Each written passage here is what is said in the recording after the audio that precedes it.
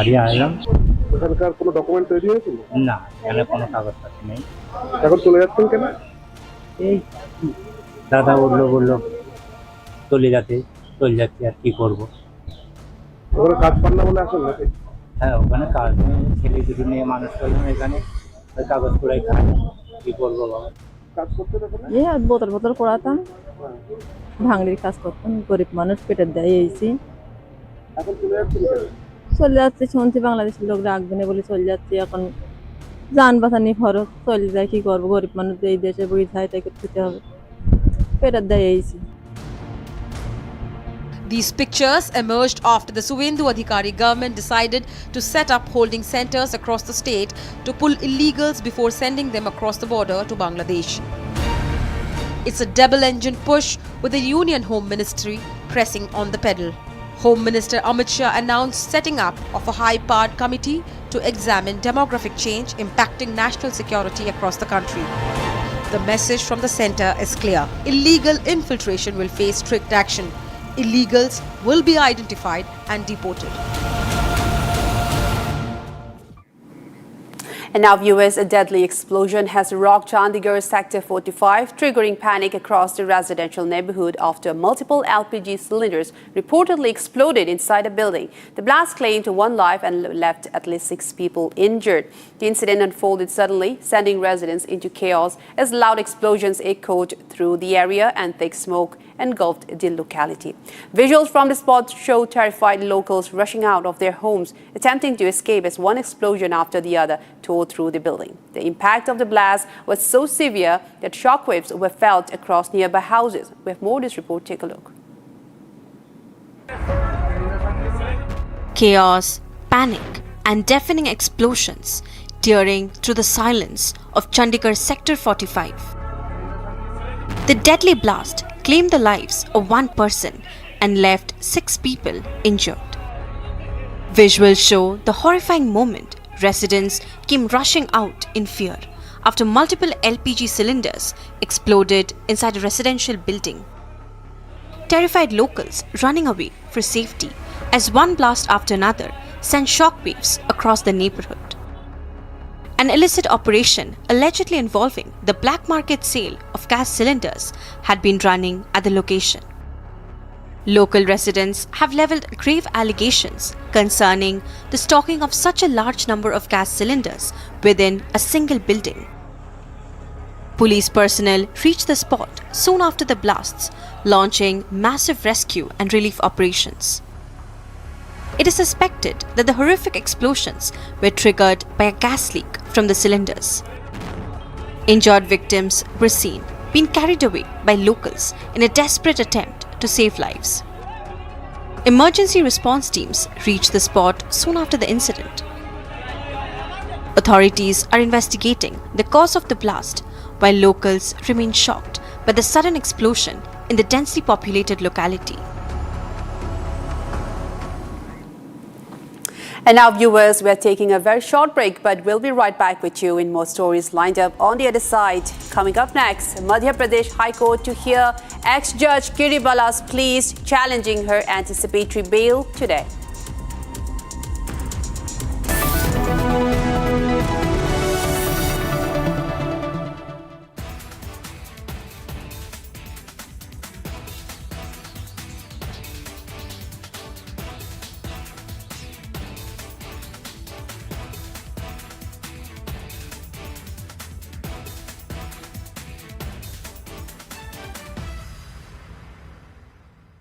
I want to start with some very disturbing pictures that have come in of a so-called right-wing leader.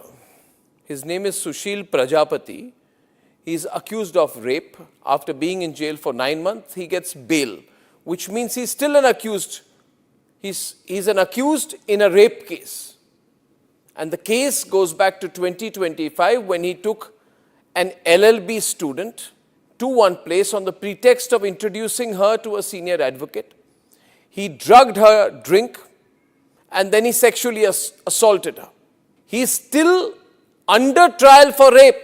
He has not been released.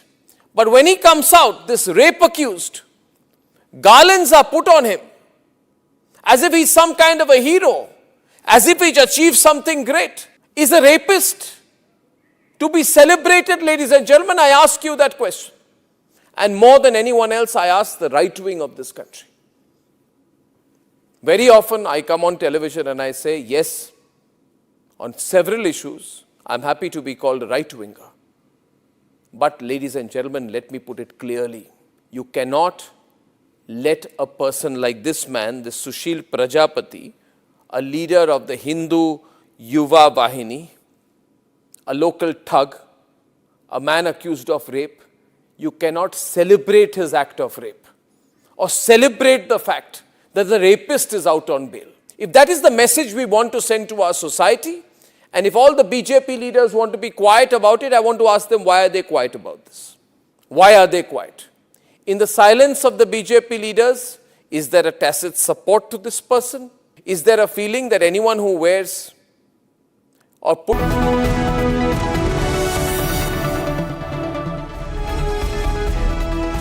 In fact, very often I believe the only way to get justice in India is a media trial. So there's no reason for the media, if it's doing a good job of a media trial, to be on the back foot. In fact, the courts should stop making these overarching remarks about media trial and contemplate about one very basic thing. With the greatest of respect to the courts, when the other institutions fail, when people get let down by the system, when even the judiciary does not seem to be listening or raising a noise about issues, like in the case of Twisha Sharma.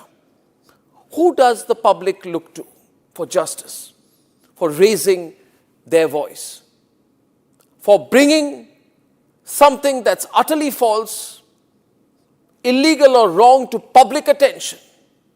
It is only and only the media. And today, therefore, we are doing a media trial in this specific case, ladies and gentlemen, of Twisha Sharma, the 33... From Asia's largest news headquarters, setting the agenda for Bharat.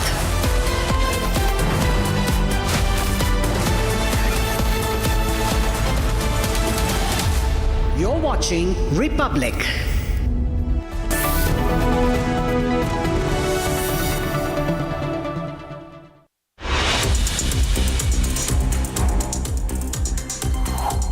You're watching live this morning. The headlines to begin. Sources indicate Siddaramaiah to step down on the 28th of May. DK Shivkumar likely to be the next Karnataka Chief Minister.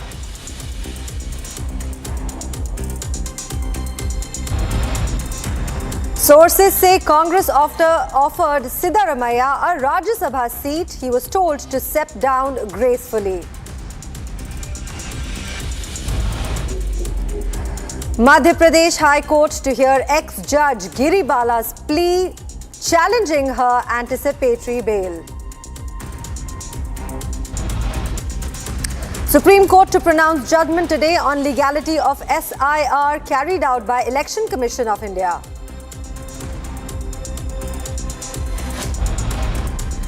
Assam Assembly to take up discussion on Uniform Civil Code Bill in the Assembly today.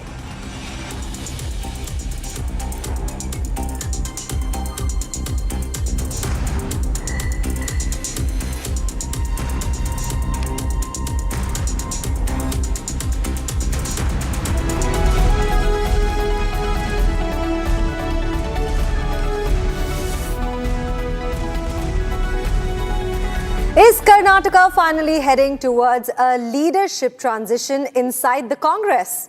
After months of speculation, closed-door meetings and mounting pressure within the state unit, fresh reports now suggest that Chief Minister Siddaramaiah may soon move to Delhi, with a possible Rajya Sabha berth being offered to him, while Deputy CM DK Shivkumar could possibly get his long-awaited shot at the top post. Even as the Congress officially dismisses all speculations, the timing of the developments after marathon meetings in Karnataka has once again intensified the buzz around the power-sharing formula that has shadowed the Karnataka government for nearly an year now. Here's a report.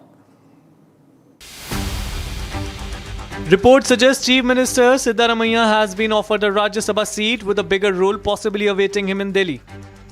Sources claim Siddaramaiah may take a final call in the next few days, though there is still no official confirmation from his camp. Congress General Secretary K.C. Venugopal, however, rubbished the speculation, saying that discussions were only about the upcoming Rajya Sabha seats. We had a detailed meeting with Honorable Congress President Mallikarjuna Kharge ji and LOP Rahul Gandhi ji. Of course, CM Siddaramaiah ji, Deputy CM D.K. Shivakumar ji and General Secretary in charge of Karnataka and myself be part of the discussion. Their discussion is only concentrated on coming Rajya Sabha elections and council elections of Karnataka. Whatever speculation you people are doing, that is only speculation, no reality at all. We discussed about the Rajya Sabha seats and the council seats of Karnataka. The party had earlier held a marathon 6-hour meeting even as questions over Karnataka's leadership continued to dominate political circles. The leadership tussle between Siddaramaiah and D.K. Shivakumar has been brewing for nearly a year now. When the government completed 2 years in power this November, the Congress High Command chose to maintain status quo, fearing a possible political backlash. But with the electoral calendar now clearer and pressure within the party growing, sources say the Congress may now be ready to implement the power-sharing formula. Is the Congress power tussle finally heading towards a resolution or not? Well, now it's time to shift our focus to another focus story where the elite Delhi Gymkhana Club is at the center of a massive controversy. Now, the centre has hiked its ground rent from 409 crore rupee in a year to nearly by 47.59 crores. Now, the alleging lease violations, encroachment and financial irregularities on the 27.3 acres of prime government land in the Lutyens, Delhi is a forensic audit that has also been flagged and of an alleged 260 crore scam. Now, while the club has challenged the government's move in the High Court and is triggering a large debate over the privilege versus the public and national interest, here's a report and everything that we know so far. A British-era elite club is now at the center of a massive storm. Delhi Gymkhana faces allegations of lease violation, financial irregularities and national security concerns. The scale is massive, 27.3 acres in the heart of Lutyens, Delhi prime government land, for which the club allegedly paid just 409 rupees a year. Now the government has revised the rent to 47.59 crore rupees, claiming years of pending dues, encroachment and breach of lease conditions. The centre says the land is in a sensitive and strategic location and is critically required for defence infrastructure and security projects.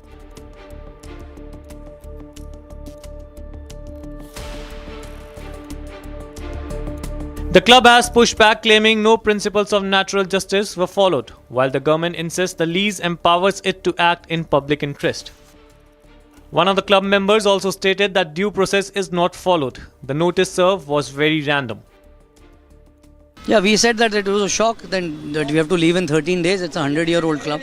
I have also followed rules. Everyone has to follow rules. I am a reciprocal member. My parents are members. My grandparents were members. I had crossed the age of 21. So I had to apply from another club to get membership. So these are rules. Everyone was following rules. Dr. Singhvi just, you can see the order. The order will be released soon. And you can see what all arguments he's made. The controversy doesn't end there. A forensic audit flagged an alleged 260 crore scam with claims of mismanagement, missing inventories and huge cost overruns.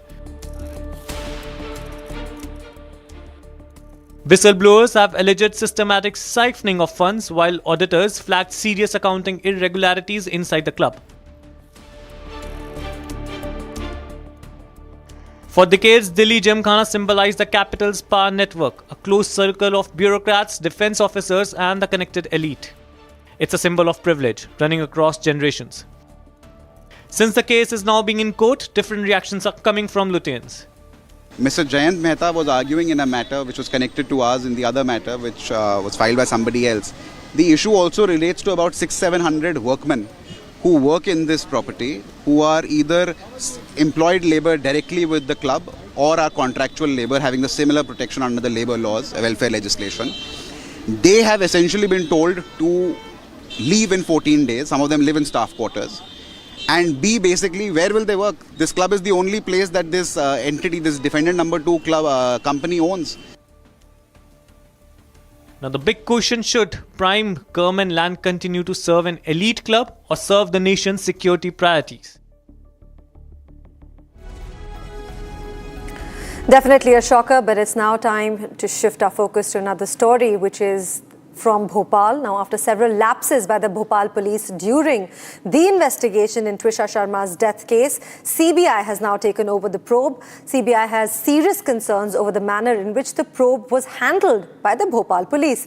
Now, as per sources, CBI has flagged major lapses in the investigation, including an incomplete case diary and critical procedural inconsistencies. Now, the investigating officer from the Bhopal police has reportedly been questioned and pulled up over the missing details in the probe.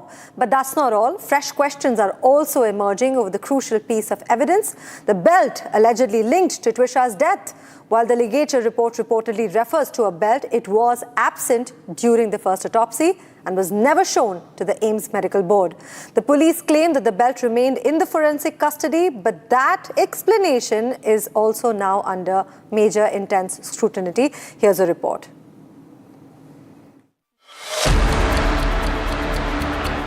The Twisha Sharma death case has now entered its most decisive phase, with the Central Bureau of Investigation taking over and beginning a fresh probe. According to sources, the CBI has expressed strong displeasure over the manner in which the probe has been conducted by the Bhopal police. CBI से मुलाकात हुई है और CBI officers ने अपनी कार्रवाई शुरू कर दी है और केस डायरी हैंडओवर की हमारी कार्रवाई चल रही है। जैसी डायरी कंप्लीट होती है बाकी पूरी चीज हैंडओवर हो जाएगी। लोकल पुलिस ने अपना इन्वेस्टिगेशन स्थगित किया है। सीबीआई ने अपने स्तर पर कार्रवाई शुरू कर दी और अपनी एफआईआर और बाकी कार्रवाई कर रहे हैं। अब इसमें थ्रू कोर्ट सीबीआई अपनी आगे की कार्रवाई करेगी, लोकल पुलिस कार्रवाई नहीं करेगी। Serious questions are now being raised over the handling of the Twisha case, and CBI has flagged major lapses in the case diary, calling it incomplete and riddled with inconsistencies. Moreover, as per sources, the Bhopal police investigating officer was also pulled up by the CBI team during questioning over crucial missing details and procedural gaps in the case. As more loopholes emerge in the investigation, the focus is now shifting from just the accused to the quality of the probe itself. Meanwhile, as the investigation is now gaining momentum, Twisha's husband and accused Samarth Singh was taken to AIIMS for medical examination and was later brought back to the Katara Hills police station. समर्थ सिंह को medical के लिए AIIMS लाया गया था और यहाँ से देखिए पुलिस की सुरक्षा में समर्थ को मेडिकल के बाद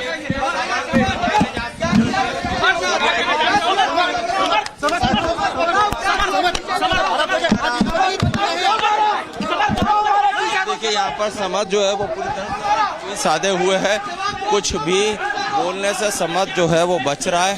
यहाँ पर एम्स में मेडिकल के लिए समर्थ को लाया गया था और पुलिस की टीम जो है अब समर्थ को देखिए यहाँ से अपने साथ ले जाएगी। अब एक संशय है कि वापस कटारा थाने या फिर कहीं और, हालांकि प्रोसेस जो है उसके मुताबिक जो है कटारा थाने में ही समर्थ को ले जाना चाहिए। The material evidence gathered so far in the case raises more questions than answers. One such evidence is the belt with which Twisha allegedly died. The belt that might unlock the mystery in Twisha's case was absent from her first autopsy, though the ligature report refers to a belt. Neither was this alleged belt presented to the second autopsy team, raising questions over why was it not shown to the AIIMS doctors. Was evidence overlooked, withheld, or introduced later purposefully? A missing belt, an incomplete case diary, and now serious questions over the investigation itself. With CBI stepping in and exposing glaring lapses in the probe, the mystery around Twisha Sharma's death is only deepening. Was crucial evidence ignored? Was the investigation compromised? And who will answer for the gaps now under the scanner of the country's top investigative agency? As CBI tightens its noose from the accused to the Bhopal police, the whole system is now under scrutiny. Definitely, there's a lot of scrutiny around the case, but it's now step into another national story. In fact, whatever is happening in the nation, we'll tell you all about that.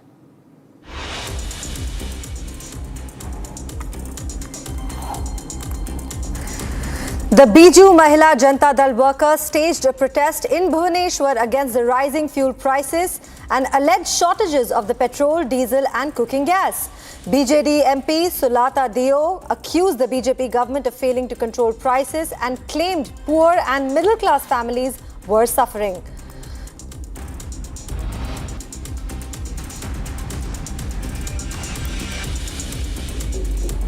A clash broke out between rival groups in Samana in Patiala district during a polling of the Punjab local body elections.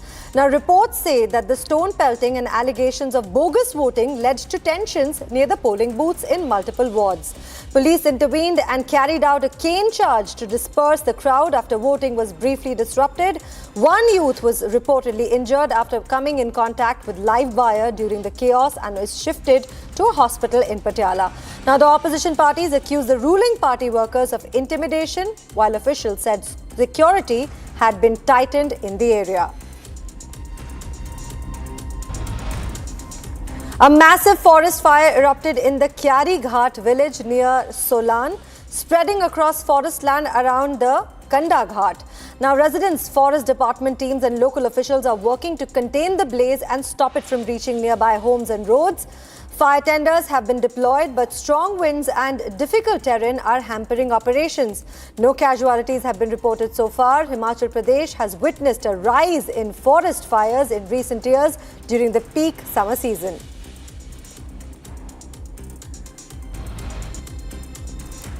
A large group of illegal Bangladeshi infiltrators gathered at the Hakimpur checkpost in the North 24 Parganas near the India-Bangladesh border amid the West Bengal's delete, detect and deport drive. Many of those assembled were reportedly seeking to cross back into Bangladesh voluntarily as verification and deportation processes intensified across the border districts. Now, the movement comes amid heightened security of identity documents and increased action against undocumented residents. Border security forces personnel are monitoring the situation at the crossing point, while biometric checks and repatriation procedures are being coordinated with Bangladesh border authorities. Officials have not yet confirmed total numbers at the site yet.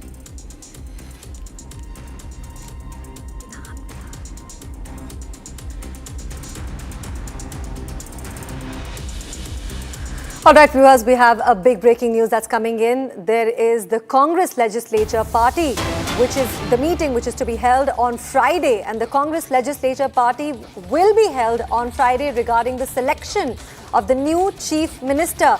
The Legislature Party is scheduled to take place at a private hotel on Friday. And the key Congress meeting will finalize Karnataka's next CM. Speculations are on Siddaramaiah to step down, and the DKS is likely to take on the next role as the Chief Minister. But we're going to give you more updates as my colleague will shortly join me on a phone call. But for now, there is a meeting that is going to take place for the selection of the next Chief Minister of Karnataka, and the meeting will be held at a private hotel on Friday.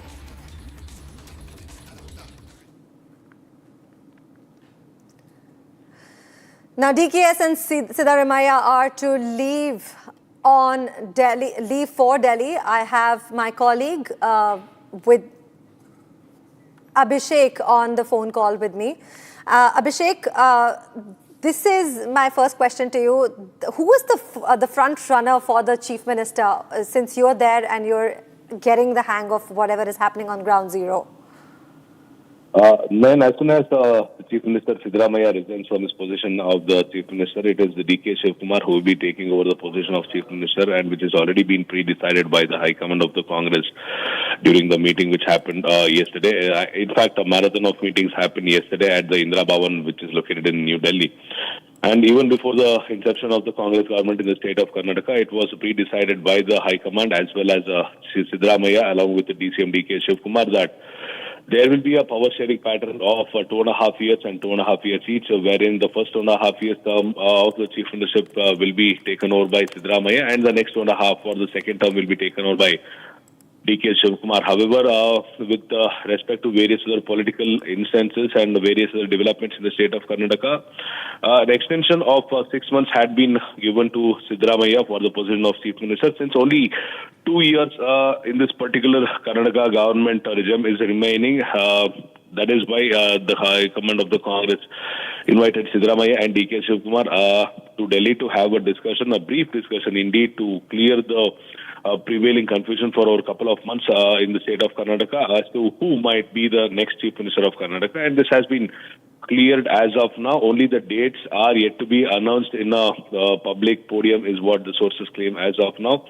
As per the information, it is on the 28th, that is tomorrow, the Chief Minister will be resigning from the position of Chief Minister. On the 29th, there will be a CLP or the Congress Legislative Party meeting in which DK Shivkumar will be made the new leader of the CLP, who will be elected as the new CLP leader, after which in the first week of June, probably by 3rd or 5th of June, both of these leaders or DK Shivkumar will be invited back to Delhi to have a final round of conversation with the High Command to make sure that DK Shivkumar follows some of the instructions laid down by the High Command of Congress Party. And within June 6th to June 10th, DK Shivkumar might take the oath as the next Chief Minister of Karnataka from the Congress Party.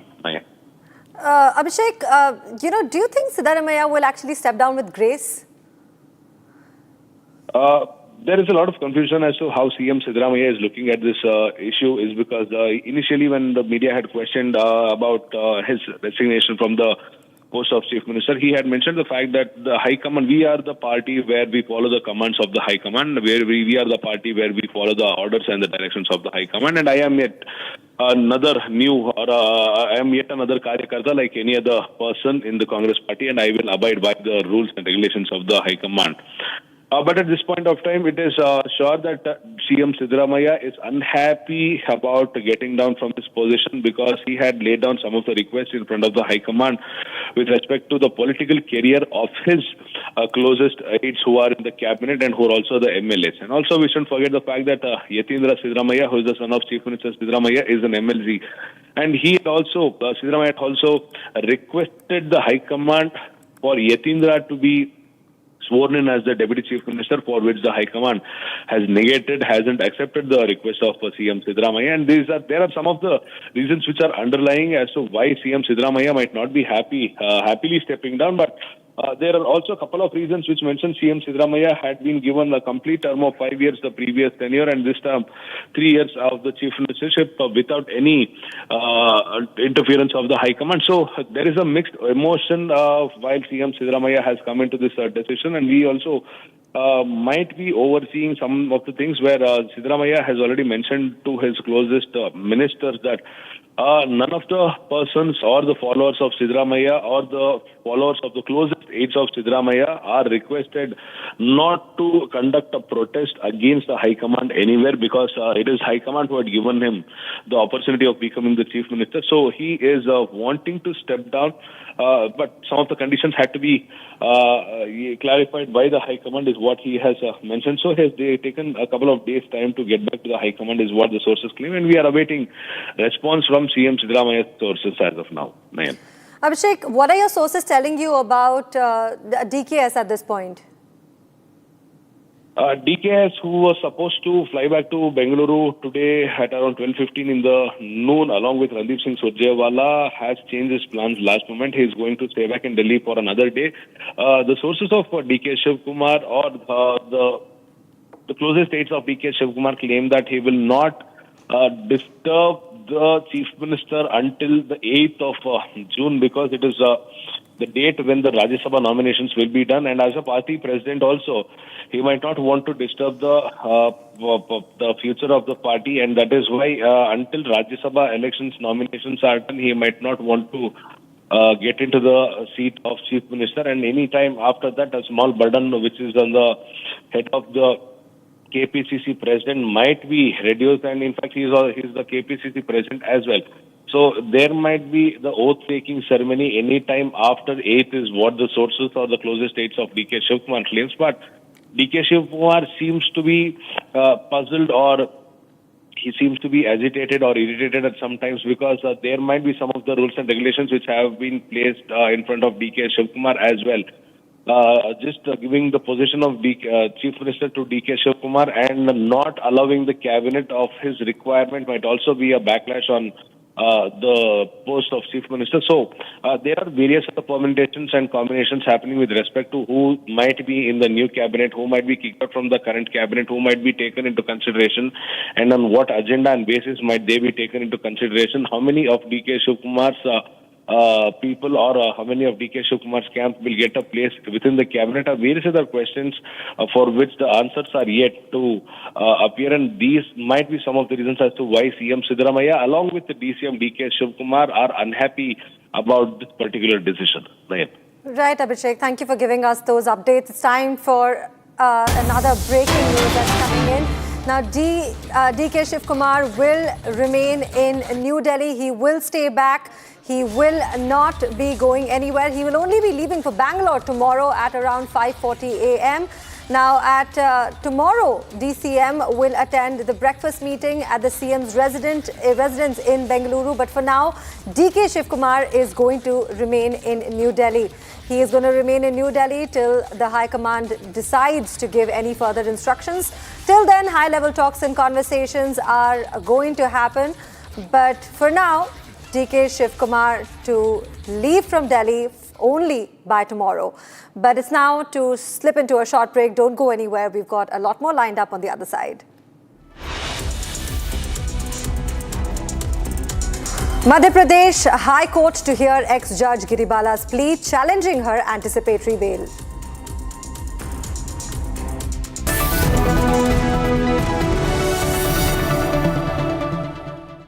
$13,000 placements last year. At Amity, we are committed to nurturing passionate, hardworking and proactive professionals. थोड़े में ज़्यादा स्वाद ये तो है इसकी खास बात। वाओ मम्मा क्या स्वाद है? अरे मेरे राजा। सबका राजा आर्थिक मसाला।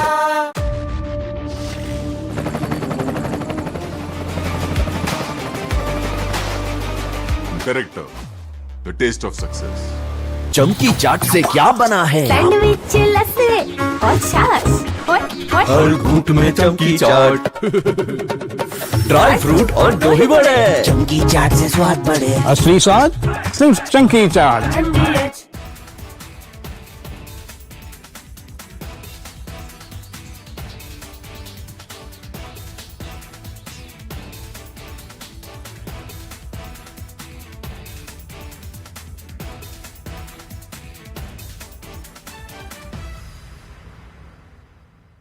I want to start with some very disturbing pictures that have come in of a so-called right-wing leader. His name is Sushil Prajapati. He is accused of rape. After being in jail for 9 months, he gets bail, which means he's still an accused. He's an accused in a rape case. And the case goes back to 2025 when he took an LLB student to one place on the pretext of introducing her to a senior advocate. He drugged her drink and then he sexually assaulted her. He is still under trial for rape. He has not been released. But when he comes out, this rape accused, garlands are put on him as if he's some kind of a hero, as if he's achieved something great. Is a rapist to be celebrated, ladies and gentlemen? I ask you that question. And more than anyone else, I ask the right wing of this country. Very often I come on television and I say, yes, on several issues, I'm happy to be called a right-winger. But ladies and gentlemen, let me put it clearly. You cannot let a person like this man...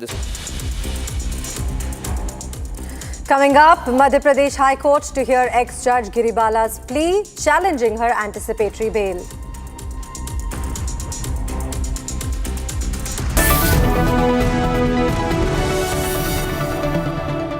$13,000 placements last year.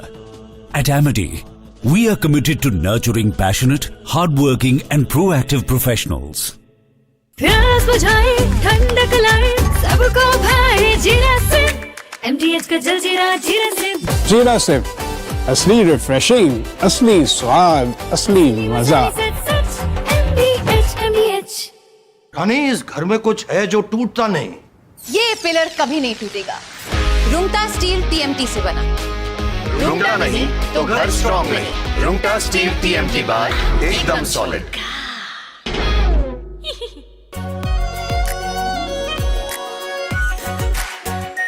Are pure shahi paneer masala, delicious, healthy every day. In fact, very often I believe the only way to get justice in India is a media trial. So there's no reason for the media, if it's doing a good job of a media trial, to be on the back foot. In fact, the courts should stop making these overarching remarks about media trial and contemplate about one very basic thing. With the greatest of respect to the courts, when the other institutions...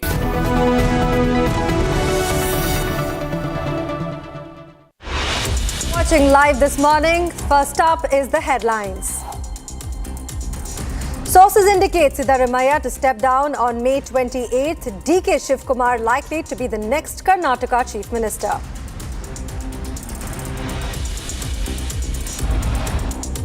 Sources say Congress offered Siddaramaiah a Rajya Sabha seat, was told to step down gracefully.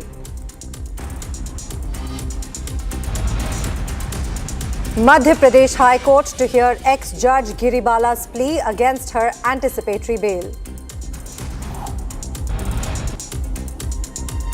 Supreme Court to pronounce judgment today on legality of SIR carried out by Election Commission of India.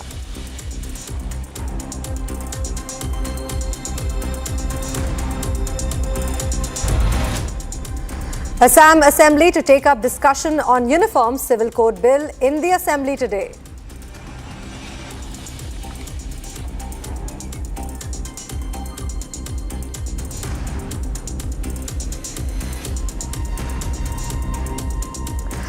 The recent US strikes inside southern Iran are now threatening to derail the fragile ceasefire between US and Iran. Now, the US Central Command says it carried out what it calls as defensive strikes targeting missile launch sites and Iranian boats allegedly laying naval missiles near the Strait of Hormuz. However, Iran has accused the United States of violating the ceasefire and acting in bad faith while warning that any aggression will be answered. The developments come as high-stakes negotiations continue over the Strait of Hormuz shipping route, Iran's nuclear program and possible border regional deal. Here's more in this story. The fragile ceasefire between the United States and Iran is once again under severe strain. The United States Central Command carried out what it called as defensive strikes in southern Iran, targeting missile launch sites and boats that were allegedly attempting to lay naval mines in the Strait of Hormuz. According to CENTCOM, the operation was launched to protect US troops and military aircraft from what the US described as immediate Iranian threats during the ongoing ceasefire. But in Iran, the strikes are being seen very differently. وزارت امور خارجه در بیانیه‌ای با محکوم کردن نقض آتش‌بس از جانب ارتش تروریستی آمریکا در هرمزگان هشدار داد. مسئولیت پیامدهای این تجاوز را متوجه رژیم آمریکا می‌داند. در این بیانیه تأکید شده است جمهوری اسلامی ایران هیچ شرارتی را بی‌پاسخ نمی‌گذارد و در دفاع از کیان وطن کمترین تردیدی به خود راه نمی‌دهد. نهاد سیاست خارجی موارد متعدد راهزنی دریایی و شرارت‌های 48 ساعت گذشته در هرمزگان را نقض فاحش بند 4 از ماده 2 منشور ملل متحد و نقض آتش‌بس دانسته است. In a sharply worded statement, the Iranian Foreign Ministry accused the United States of violating the ceasefire agreement. Iran also accused the US of maritime piracy against Iranian commercial vessels over the past 48 hours, saying that the attacks exposed America's ill intent and bad faith, even while diplomatic negotiations remain underway. Iran warned that it would not show the slightest hesitation in defending its sovereignty and territorial integrity. The IRGC later said that it had shot down an MQ-9 drone and forced another drone and a fighter jet out of Iranian airspace. For now, the ceasefire remains technically in place. But with military strikes resuming, the threats of retaliation grow louder, with the Strait of Hormuz once again emerging as a flashpoint in negotiations with path towards lasting peace appearing increasingly fragile. Now, Europe is reeling under an intense spring heat wave, with temperatures in Italy and the United Kingdom soaring to record-breaking levels, from tourists cooling off at the Rome's iconic fountains to rare tropical nights in London. Authorities are now warning of the growing health risks as the unusually early heat tightens its grip across the continent. Here's more on the story. What feels like peak summer has arrived early across parts of Europe. Italy and the United Kingdom are witnessing an intense spring heatwave, with temperatures surpassing long-standing records and forcing people to find creative ways to stay cool. Está caliente, pero no igual como va a estar en junio y julio. Entonces, está bien, está bien. Creo que en octubre sería perfecto. In Rome, tourists gathered around the iconic Trevi fountain, not just for photographs, but for relief from the scorching heat. Visitors splashed water on themselves, shaded under umbrellas, and lined up for gelato as temperatures climbed above 33 degrees Celsius. But the situation is even more drastic in the United Kingdom. London recorded temperatures of 35 degrees Celsius at both Kew Gardens and Trafalgar Square, breaking a spring record that had stood for more than a century. The capital experienced a rare tropical night where temperatures failed to dip below 20 degrees Celsius overnight. I'm from California. This is like way hotter than I was expecting. People told me that London was going to be colder, but honestly, I don't know what it is. Like, I feel like I'm dying here. I love it at the same time, don't get me wrong. But yeah, it's amazing, just way too hot for my taste.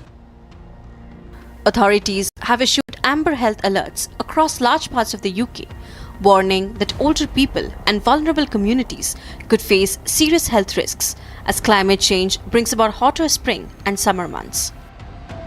Climate experts say that Europe is witnessing more frequent and intense heat waves, with unusually warm conditions are now arriving earlier in the year. Up to 40 degrees. So, over time, yeah. It's over time because of the climate change. So we've got to get used to it. And I suppose people that are working need air conditioning and all sorts of things. So I think that everything has to change to adjust. As temperatures continue to rise, officials across the continent are urging residents and tourists alike to stay hydrated, avoid direct sunlight, and remain indoors during peak afternoon hours.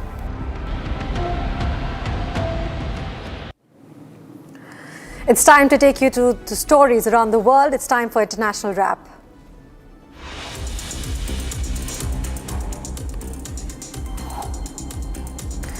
Federal officers and protesters clashed outside the Delaney Hall detention facility in Newark, New Jersey, as demonstrators protesting allegedly conditions inside the immigration center.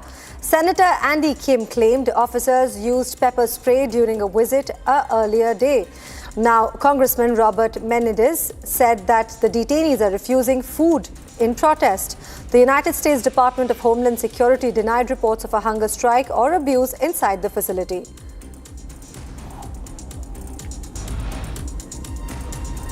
Israeli strikes targeted around in areas the Nabatea as fighting escalates across southern Lebanon despite ongoing ceasefire efforts. Israel warned residents to evacuate parts of the city and intensified attacks in north of the Litani River. Meanwhile, Hezbollah claimed responsibility for rocket, artillery and drone attacks on Israeli troops and vehicles near villages along the river. Hezbollah's Al-Manar TV said the group repealed Israeli advances as clashes continued in the area.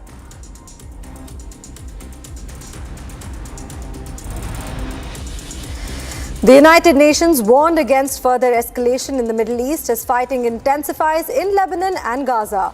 Deputy spokesperson Farhan Haq said nearly 1 million people remain displaced in Lebanon amid intensified Israeli airstrikes.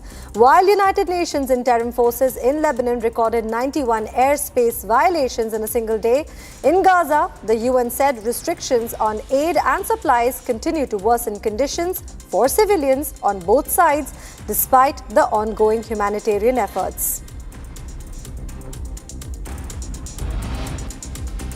Israeli Prime Minister Benjamin Netanyahu said Israel is deepening its military operation in southern Lebanon, with troops expanding control near the Litani River despite a US-brokered ceasefire. Clashes intensified as Hezbollah launched rockets, artillery and drone attacks on Israeli forces near villages in Lebanon. Now, the fighting comes ahead of the planned talks between Lebanese and Israeli delegation in Washington. Lebanese authorities say over 3,100 people have been killed since the conflict began, with thousands more wounded.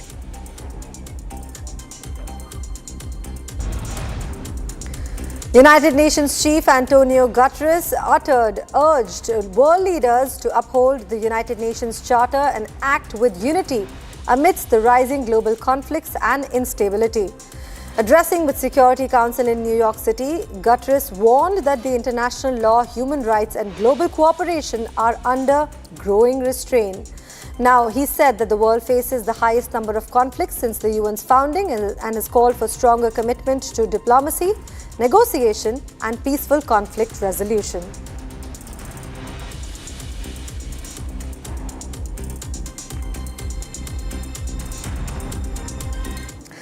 Now, a tragic tragedy has unfolded in the northern Belgium after the school minibus carrying children collided with a high-speed train at a railway crossing near Brussels.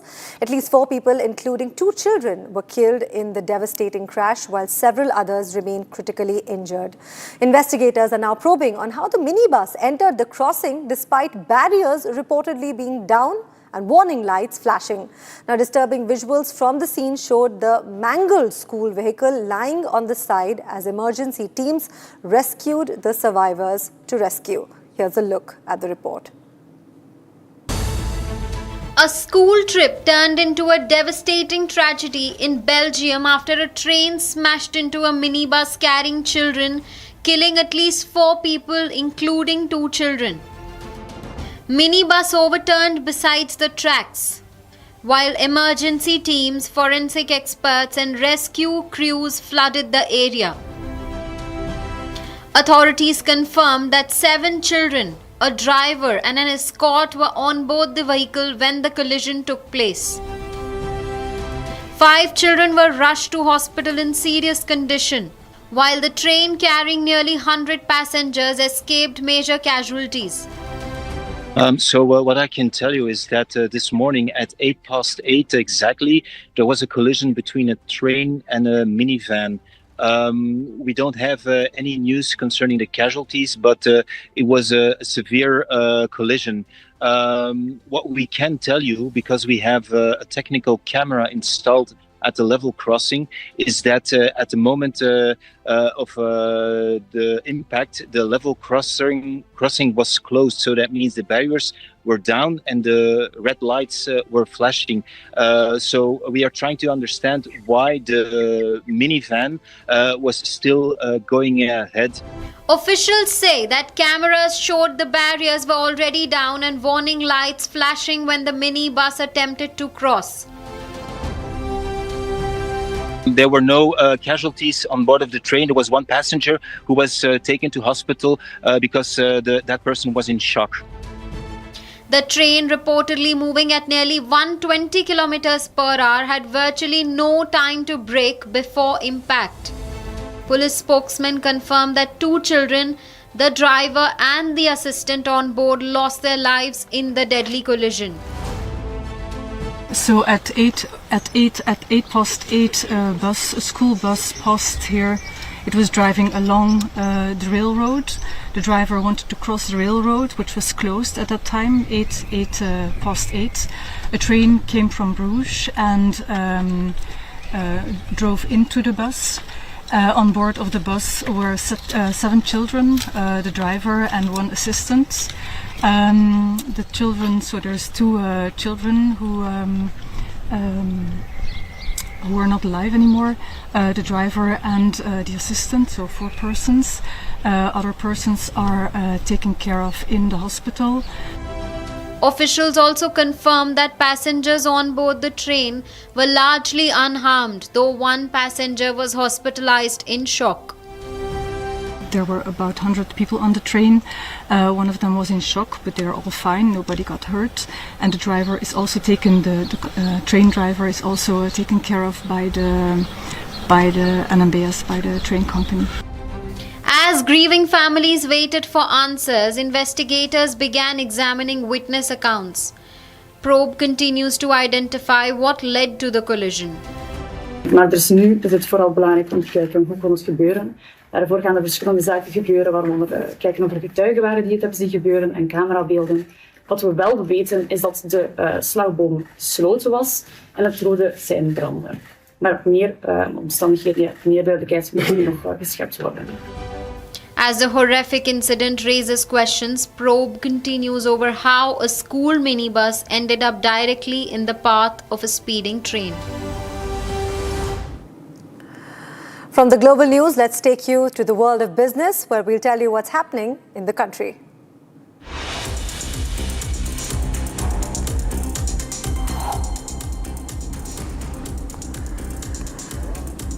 Equity markets closed in the red after a volatile trading session, with selling pressure in banking, IT and heavyweight stocks dragging indices down. In fact, the BSE Sensex fell by 479 points to close at 76,009, while the Nifty slipped 50 to 118 points to settle at 23,913.70. Now, despite the decline, broader market sentiment remained mixed, with over 2,000 shares advancing on the BSE. Analysts attributed the fall to profit booking, weak global cues and concerns over crude oil prices and foreign investor activity. Now, India is set to revamp its index of industrial production to better reflect changes in economy and manufacturing sector. The updated factory outputs gauge will now track newer products, including debit and credit cards, CCTV cameras, non-woven textile items, aircraft components, stents and vaccines. Officials say that the revision aims to capture growth in emerging sectors such as electronics, healthcare, defense, manufacturing and advanced textiles. Older products with declining relevance may see reduced weightage in the index. The IIP is a key economic indicator used to measure factory output and overall industrial growth in the country. Reliance Jio has told the Parliamentary Standing Committee on Communications and IT that 5G networks slicing services are compatible with India's net neutrality framework. Now, the company said premium consumer offerings, including priority postpaid plans, should be introduced only after consultation with the Department of Telecommunication Network. Slicing allows telecom operators to create multiple virtual networks on a single 5G infrastructure for customized services and improved efficiency. The issue has gained attention as telecom firms explore ways to monetize 5G investments while ensuring compliances with rules requiring equal treatment of internet traffic. Maruti Suzuki has asked employees to work from home wherever possible and avoid non-essential foreign travel, becoming one of the first major Indian companies to publicly respond to Prime Minister Narendra Modi's recent appeal to conserve fuel and reduce unnecessary spending. The company said employees have been encouraged to use public transport, participate in carpooling and minimize domestic travel unless necessary for business operations. Foreign travel has also been restricted to only critical business needs. Adani Green Energy commissions the world's largest single-location battery energy storage system in Gujarat. This 3.37 gigawatt hour system strengthens reliable and clean power across the access. It also marks one of the fastest utility-scale battery storage deployment with 10 months of commencement. Mr. Sagar Adani, the Executive Director of AGEL, said large-scale energy storage will play a defining role in India's clean energy transition.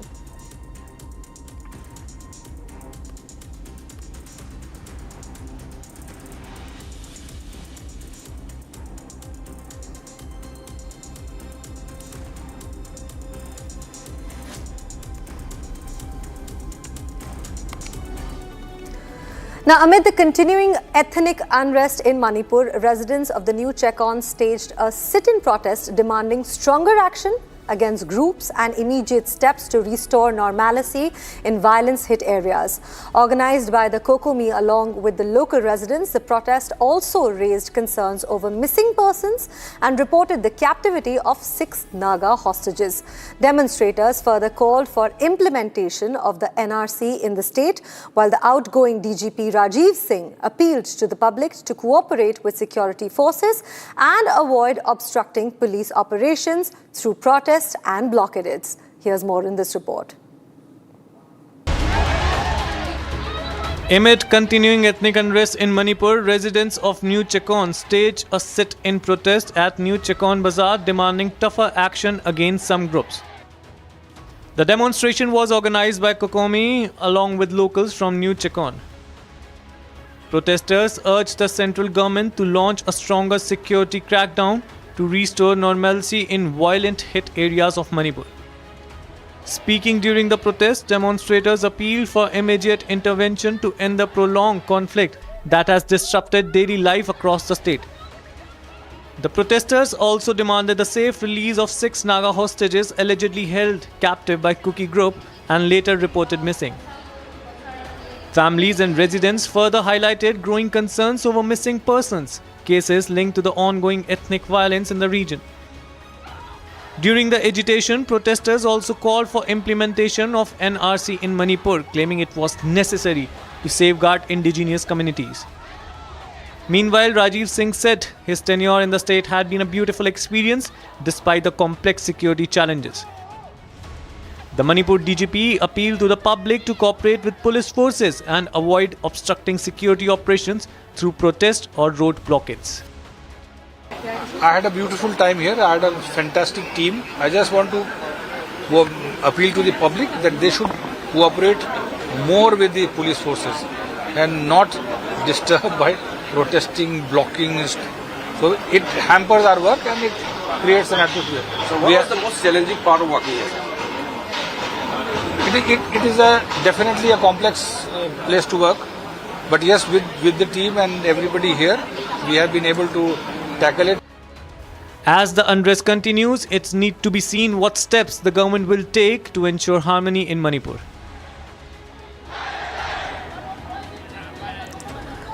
It's time to shift our focus to another story. Now, West Bengal Chief Minister Suvendu Adhikari has launched a high-level crackdown on illegal infiltration, initiating what he's calling is a detect, delete and report drive across the state. Now, he also says that the objective is to protect the state's demographic balance and the national security. The campaign is focused on identifying undocumented infiltrators and tightening border surveillance. In one of the very first orders, Suvendu's government had ratified border defencing in Bengal. Now, a decision that Mamata government has been stalling for years. Here's more in this story. With the coming to power of the BJP on the back of throughout illegals campaign in West Bengal, ये सब बांग्लादेशी है, इसको ले लेना चाहिए, लेकिन ये लोग को पुलिस को हम लोग बता दिया जेल में भेजने का जरूरत नहीं है। देश के रुपया में खाना खाएगा, कपड़ा देगा, मेडिसिन देगा, एक दामाद है ये लोग। जल्दी जल्दी भागो, जल्दी जल्दी भागो, नहीं तो जो करना है सरकार करेगा।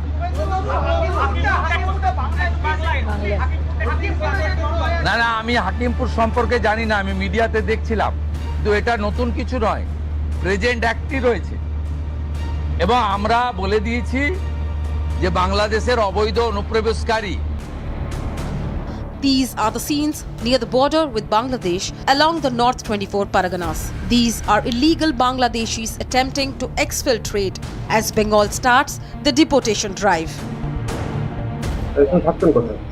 কলকাতা কাজ করতে রাজমিস্ত্রি কাজ এইভাবে যাচ্ছেন মানে কবে 1.5 বছর তো এখানে কি কাগজপত্র তৈরি আছে না অবৈধভাবে থাকছে হ্যাঁ এখন চলে যাচ্ছেন কেন এখন সুন্দর দেখা যাচ্ছে এখানে লোক রাখবে না সব তারাই যাচ্ছে এখানে 1 বছরের মতন আছে এখন কোথায় যাচ্ছে বাংলাদেশে যাচ্ছে এখানে এসেছেন কোথা দিয়ে এই সাক্ষীরাত থেকে পার হলাম এই নিচে দিয়ে আরিয়া আইলাম ওখানকার কোনো ডকুমেন্ট তৈরি হয়েছিল না এখানে কোনো কাগজপত্র নেই এখন চলে যাচ্ছেন কেন এই দাদা বললো চলে যাচ্ছি আর কি করবো ওখানে কাজ পান না বলে আসেন নাকি হ্যাঁ ওখানে কাজ ছেলে দুটো নিয়ে মানুষ করলাম এখানে কাগজ করে খাই কি করবো বাবা কাজ করতে তখন বোতল করাতাম ভাঙড়ির কাজ করতাম গরিব মানুষ পেটের দায়ে এসেছি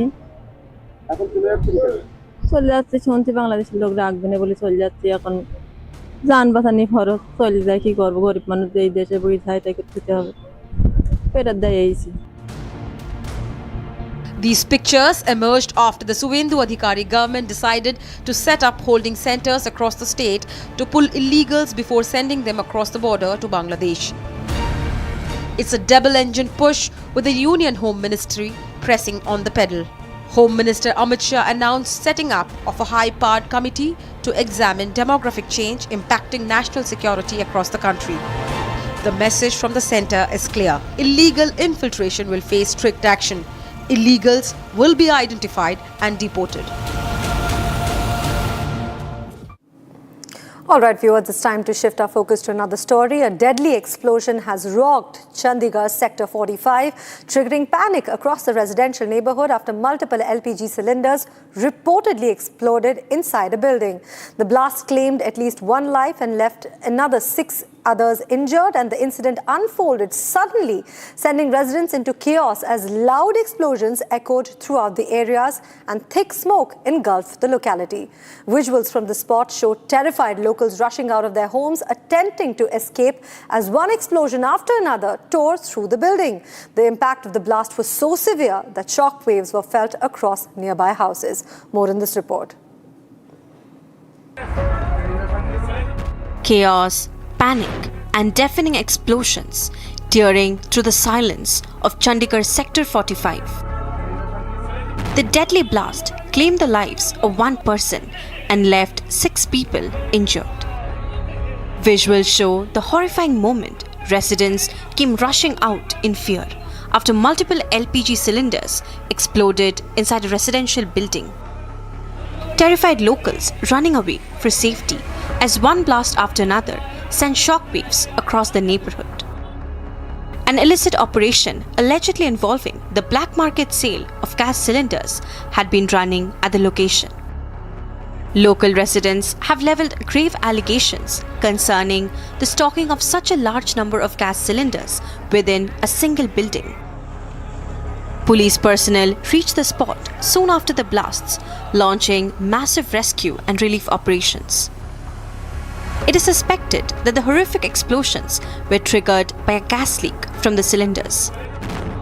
Injured victims were seen being carried away by locals in a desperate attempt to save lives. Emergency response teams reached the spot soon after the incident. Authorities are investigating the cause of the blast, while locals remain shocked by the sudden explosion in the densely populated locality. Eminent educationist and former social founder of the KIIT and KISS, Dr. Achyuta Samanta, has been conferred with an honorary doctorate by the University of Craiova, now one of the oldest public universities of Romania. Take a look at this report. An honorary doctorate was conferred on educationist Dr. Achyuta Samanta by the University of Craiova in Romania. Dr. Achyuta Samanta has been working in the field of education and social reform for 30 years. The honorary doctorate was presented in the presence of the President of the Senate of Craiova. This is the 73rd honorary doctorate conferred on Dr. Achyuta Samanta. Several academicians, students, and distinguished guests were present during the event. Dr. Samanta expressed his gratitude to the authorities of the University of Craiova for the honor.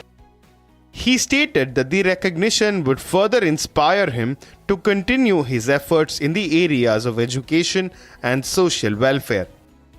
The founder of KIIT and KIIS dedicated the recognition to all the employees of the two institutions.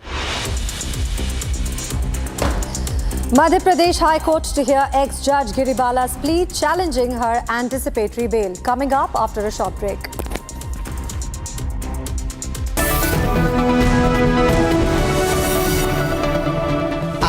Pure सूजी pasta उबालो मिलाओ और खाओ 8 minute में तैयार क्या taste है सबका राजा R pure masala AU current account के साथ मिलता है free UPI QR overdraft facility और एक ही ऐप से बैंक के सारे काम AU सोच बदलो और बैंक भी थोड़े में ज्यादा स्वाद यही तो है इसकी खास बात वाओ मामा क्या स्वाद है अरे मेरे राजा सबका राजा आर प्योर मसाला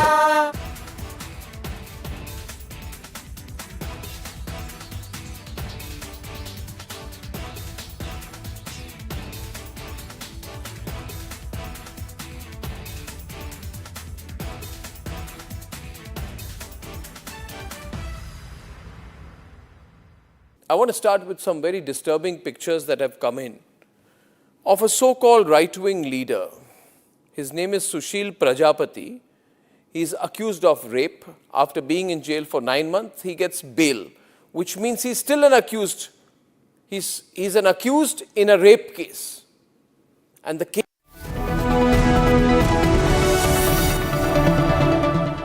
चमकी चाट से क्या बना है आलू चाट या फ्रूट चाट स्वाद बढ़ाए चमकी चाट क्या बात है स्वादिष्ट पकोड़े और फरसान अरे चमकी चाट है इसकी जान असली स्वाद सिर्फ चमकी चाट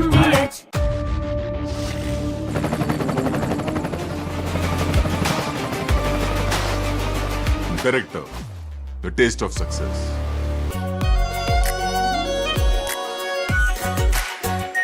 Our pure Shahi Paneer Masala. Delicious, healthy, every day. In fact, very often I believe the only way to get justice in India is a media trial. So there's no reason for the media, if it's doing a good job of a media trial, to be on the back foot. In fact, the courts should stop making these overarching remarks about media trial and contemplate about one very basic thing. With the greatest of respect to the courts, when the other institutions fail, when people get let down by the system, when even the judiciary does not seem to be listening or raising a noise about issues, like in the case of Twisha Sharma. Who does? From Asia's largest news headquarters, setting the agenda for Bharat.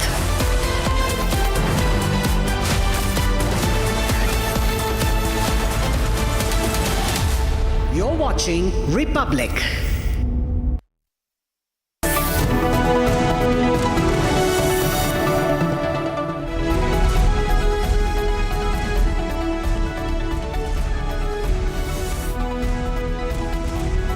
Hello viewers, a very good morning. We are live this morning. I'm Shivangi Shukla getting you the latest coming in. I have my colleague with me, Amrita. Amrita, we will be discussing many stories today, but our focus would be Karnataka because there's a big power tussle and there could be a change in leadership when we talk about the Congress government there. That's right. And in fact, the current Chief Minister, Siddaramaiah, might be offered a Rajya Sabha seat soon and may be asked to vacate his seat and be offered to Shiv Kumar. We'll get you all the details, but first take a look at the headlines.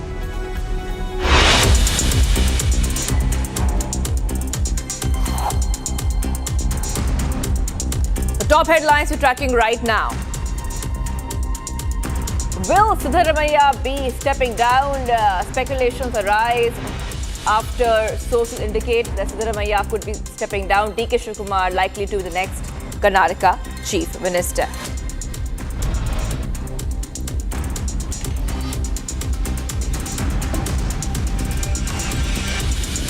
Sources say Congress offered Siddaramaiah a Rajya Sabha seat, who was told to step down gracefully.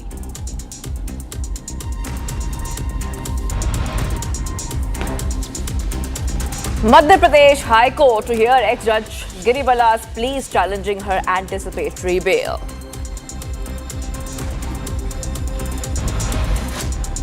Supreme Court to pronounce judgment today on legality of SIR carried out by Election Commission of India.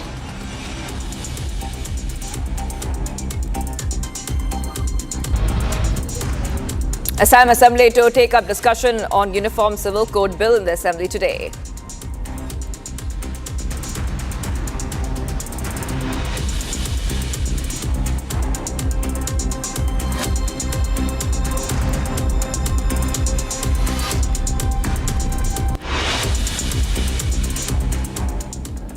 And we were starting off with some breaking news coming in this morning. Amrita, ED is raiding former CM Pinarayi Vijayan's house. A 12-member team of ED officials are holding a raid at the house of Vijayan's house at Bakery Junction in Thiruvananthapuram. Raid is being held on the basis of the money laundering case by ED against an IT firm owned by Vijayan's daughter. And we're getting reports that the CMRL have allegedly paid rupees 1.72 crores to Exalogic, the particular IT firm that's being raided during the period between 2017 to 2020. The Income Tax Interim Settlement Board also found that these payments were made on a monthly basis for no services made, and Exalogic Solutions could not give a proper answer why the amount was made. The Enforcement Directorate soon registered a case, and the probe was on and now currently being raided now at the home of former Kerala Chief Minister Pinarayi Vijayan. The Enforcement Directorate in a 12-member team, the ED officials are holding a raid at the house of the former Kerala Chief Minister Pinarayi Vijayan with regards to a money laundering case that was registered by the ED against Exalogic Solutions, which is an IT firm owned by his daughter. And according to reports, the CMRL also allegedly paid 1.72 crore rupees to Exalogic during the period between 2017 to 2020. And also, the Income Tax Interim Settlement Board also found that some of these payments that were made on a monthly basis has been done for no services have been done with regards to that, and Exalogic Solutions could not give a proper answer to that. All right, let's go straight to Shankar, who's joining us right now on Republic. Shankar, our correspondent. Shankar, there's a significant development in the controversial financial transaction case that rocked Kerala politics during the tenure of former CM Pinarayi Vijayan. The Kerala High Court has given a free hand to the ED in this case, which is linked to Vijayan's daughter. Yes, Shankar. Yes, the ED raids comes at a time of some hours after the High Court provided a go-ahead nod for the ED to begin with the probe. Actually, soon after ED registered the case, the CMRL and even Exalogic Solutions approached the Karnataka High Court and even Kerala High Court demanding to stop the ED probe. But even months ago, the Karnataka High Court rejected the plea filed by Exalogic Solutions seeking to stop the probe being conducted by ED and Serious Fraud Investigation SFIO, Serious Fraud Investigating Officer. And yesterday, the Kerala High Court as well rejected the plea filed by CMRL MD Shashidharan Karta and the officials of the other officials of CMRL demanding to stop the ED probe. But the High Court was not ready to entertain the plea, said the court has no right to intervene or interfere in the jurisdictions of ED and allow the ED to continue the probe. And the raid comes hours after, nearly a day after the High Court order came, and the raid is being conducted at the houses of houses of Pinarayi Vijayan in Kannur district, and also the newly rented house of Pinarayi Vijayan at Bakery Junction in Thiruvananthapuram, and Muhammad Riaz, son-in-law of Pinarayi Vijayan's house, is also being raided by the Enforcement Directorate, and the raid is also progressing at CMRL and other associated offices of Exalogics in Bengaluru and even in Kerala. So the raid is crucial and it's a major political setback for the CPM and Pinarayi Vijayan. You know, even though they could not even produce any proof of the reason on the ground in which the money was paid by the CMRL to the Exalogic Solutions, the company which is owned by Pinarayi Vijayan's daughter Meena. You know, from 2017 to 2020, the Exalogic, the private mineral manufacturing company CMRL paid rupees 1.72 crores to Exalogic Solutions during various intervals, and the income tax department found this out, and during questioning and even in courts during various various instances, while the police associated with the issue was being considered, the Exalogic Solutions could not provide any proof of the reason, the exact reason why the money was paid, since it is a private firm.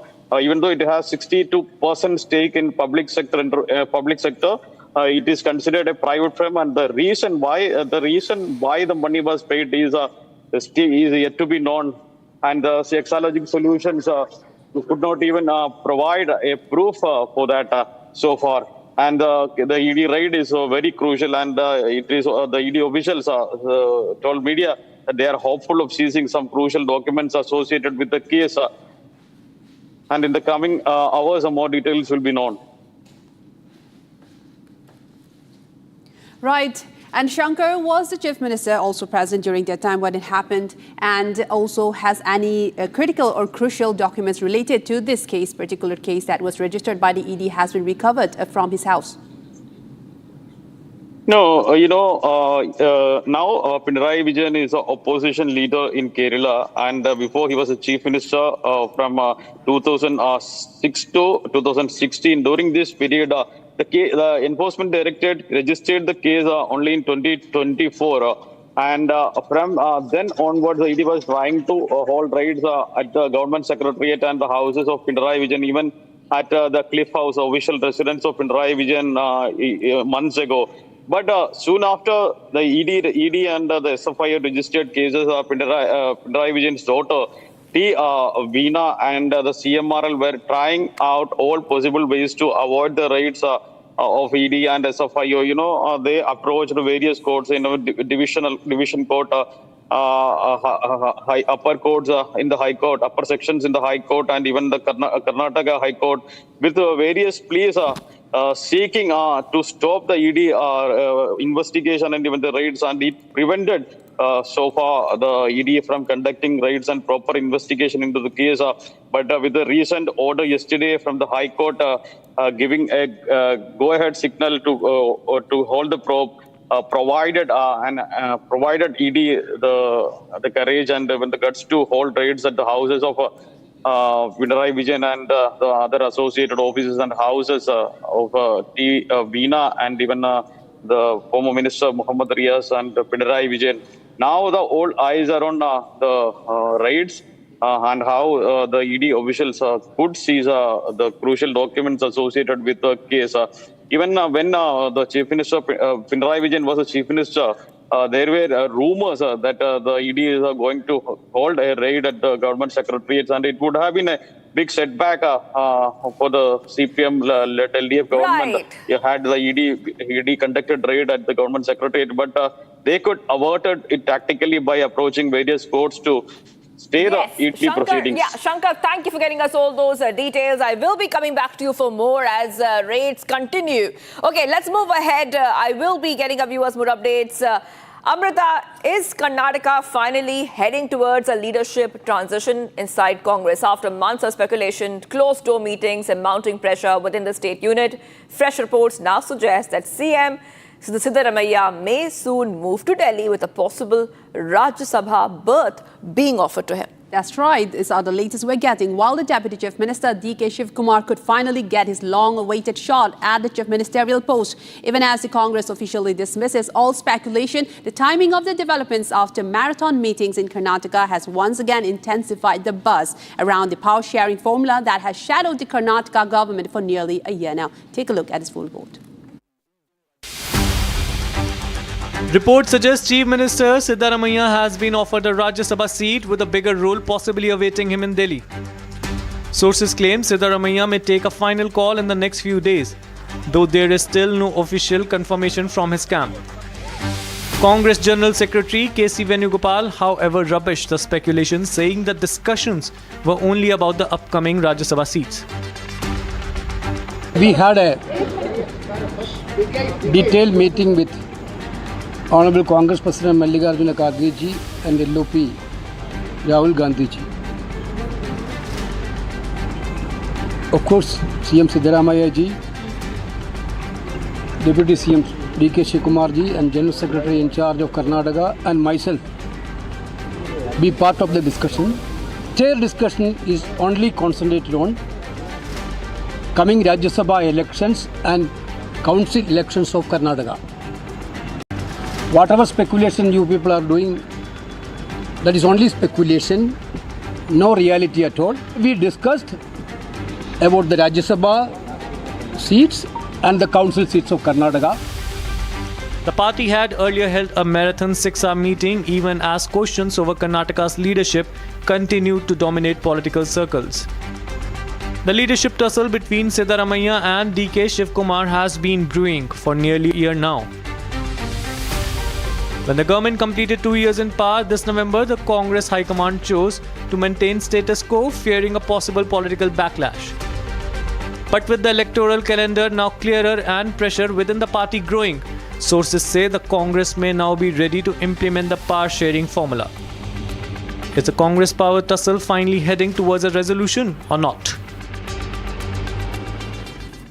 After many lapses by Bhopal police during the investigation in the Twisha Sharma death case, CBI has now taken over the probe. Now, CBI has serious concerns over the manner in which the probe was handled by the Bhopal police. As per sources, CBI has flagged major lapses in the investigation, including an incomplete case diary and critical procedural inconsistencies. Amrita. And not just that, the investigation officer from the Bhopal police has reportedly been questioned and pulled up over missing details in the probe. Now, fresh questions are also emerging about a crucial piece of evidence, the belt allegedly linked to Twisha's death. While the ligature report reportedly refers to a belt, it was absent during the first autopsy and was never shown to the AIIMS medical board as well in the second time. Now police claim that the belt remained in forensic custody, but that explanation is now under intense scrutiny. We have more news report. Take a look.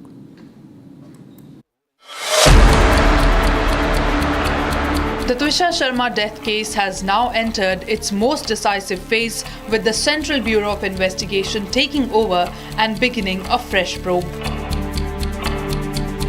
According to sources, the CBI has expressed strong displeasure over the manner in which the probe has been conducted by the Bhopal police.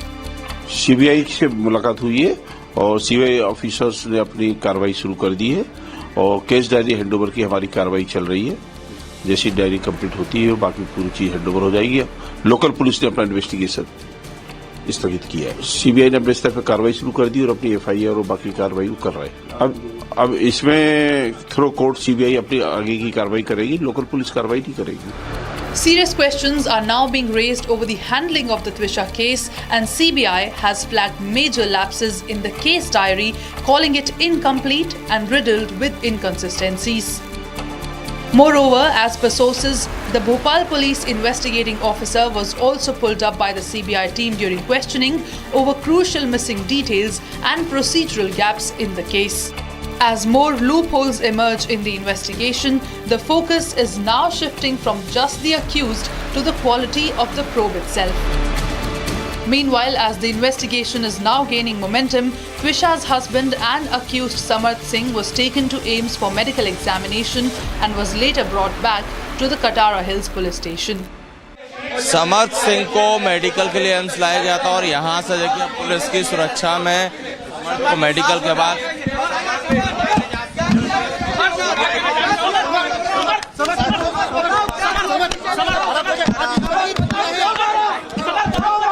देखिए यहाँ पर समझ जो है वो पूरी तरह से साधे हुए है, कुछ भी बोलने से समझ जो है वो बच रहा है।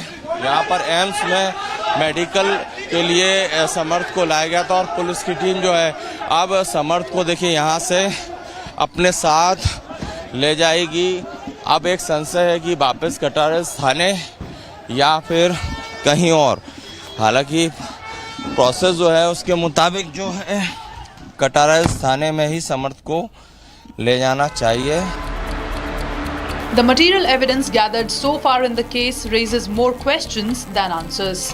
One such evidence is the belt with which Twisha allegedly died. The belt that might unlock the mystery in Twisha's case was absent from her first autopsy, though the ligature report refers to a belt. Neither was this alleged belt presented to the second autopsy team, raising questions over why was it not shown to the AIIMS doctors. Was evidence overlooked, withheld, or introduced later purposefully? A missing belt, an incomplete case diary, and now serious questions over the investigation itself.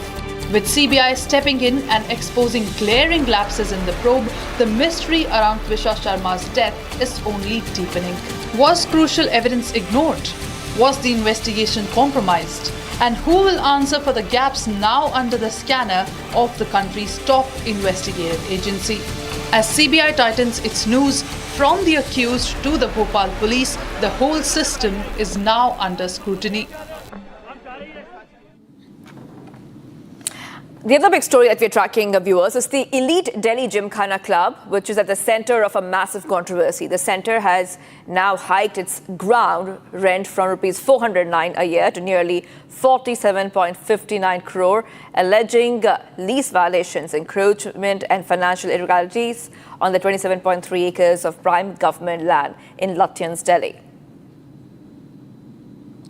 And now a forensic audit has also flagged an alleged 260 crore rupee scam, while the club has challenged the government's move in court, triggering a larger debate over privilege versus public and national interest. The question now remains after an 8-week has been given to both the parties to give their response. We'll take a look into the details, but take a look into this story for more information. A British-era elite club is now at the center of a massive storm. Delhi Gymkhana faces allegations of lease violation, financial irregularities and national security concerns. The scale is massive, 27.3 acres in the heart of Lutyens, Delhi prime government land, for which the club allegedly paid just 409 rupees a year. Now the government has revised the rent to 47.59 crore rupees, claiming years of pending dues, encroachment and breach of lease conditions. The centre says the land is in a sensitive and strategic location and is critically required for defence infrastructure and security projects.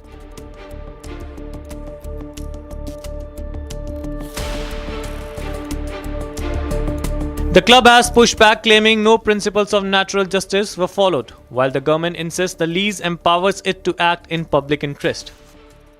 One of the club members also stated that due process is not followed. The notice served was very random.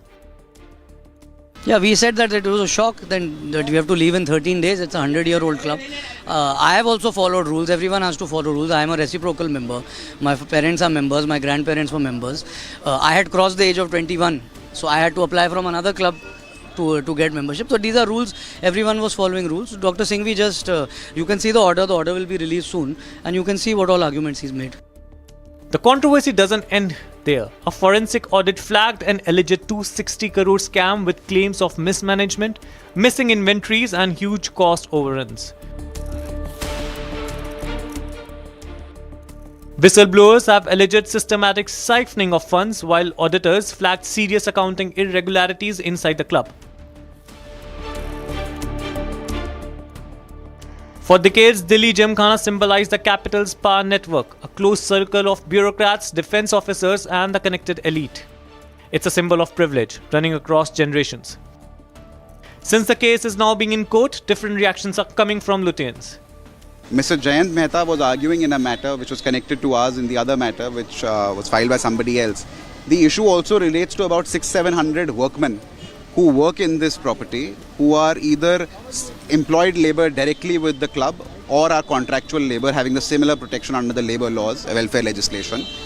They have essentially been told to leave in 14 days. Some of them live in staff quarters. And B, basically, where will they work? This club is the only place that this entity, this defendant number 2 club company owns. Now the big question, should prime government land continue to serve an elite club or serve the nation's security priorities?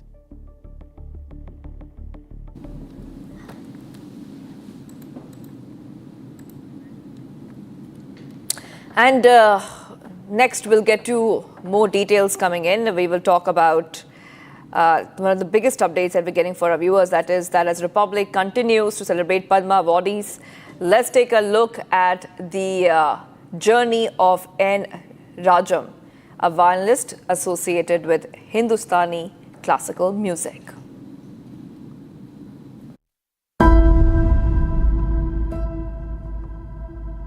She gave the violin a voice. Dr. Shrimati N. Rajam, Padma Vibhushan 2026.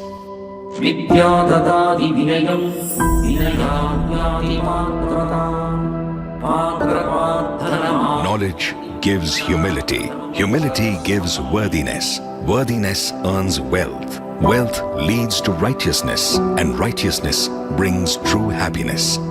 This is not just a verse. This is the story of one woman's entire life. The path to knowledge. Ernakulam, 1941. In a family of modest means, a 3-year-old girl is given a violin, trained by her father, Vidwan A. Narayan Iyer, in Carnatic music, and later guided by the great Musiri Subramanya Iyer. At 14, she accompanied Shrimati M.S. Subbalakshmi on stage.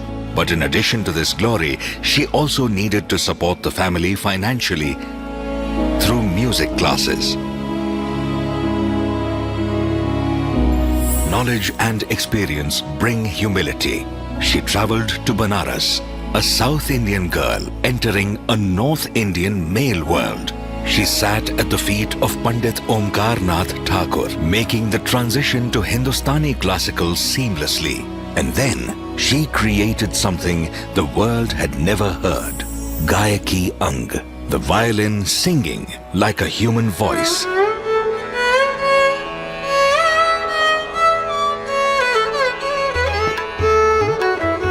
She changed Indian classical music forever.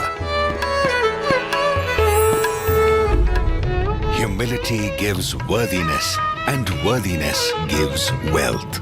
She went on to get her MA in Sanskrit and PhD in music, and became the professor and dean of performing arts at Banaras Hindu University, all the while traveling and performing for appreciative audiences across the world.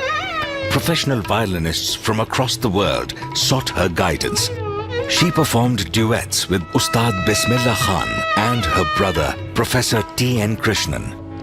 The Banarasi Thumris she learned from Pandit Mahadev Prasad Mishra regaled her audiences. The world bowed to her art. Wealth leads to righteousness. She could have rested in glory. Instead, she taught her daughter Sangeeta Shankar, granddaughters Ragini and Nandini Shankar, and innumerable students. She founded Swar Sadhana Tapovan to revive the Gurukul tradition. 87 years old, still humble, still teaching, still Rajam. When asked how she feels, she simply says, all the success is due to the blessings of my father and the Gurus and the wholehearted support of my husband and family. Dr. Shrimati N. Rajam. Koti Koti Namaskara. And taking a short break, Amrita, we have a lot more coming up. We'll put our focus on the Trisha death case investigation. CBI has taken over. That's right. What's coming up next? After the break, Madhya Pradesh High Court to hear ex-judge Giribala's pleas, challenging her anticipatory bail today.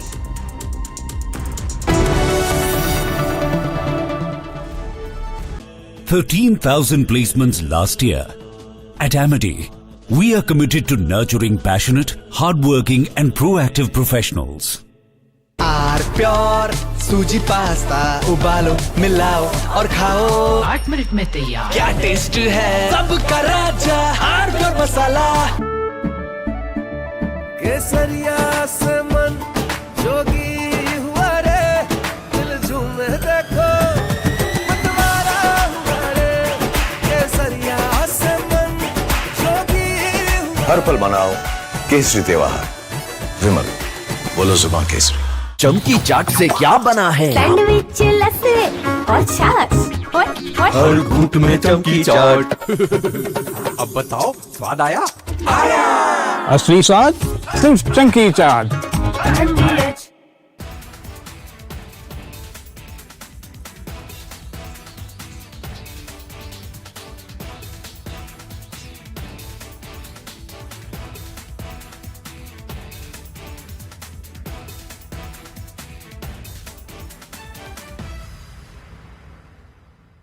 I want to start with some very disturbing pictures that have come in of a so-called right-wing leader.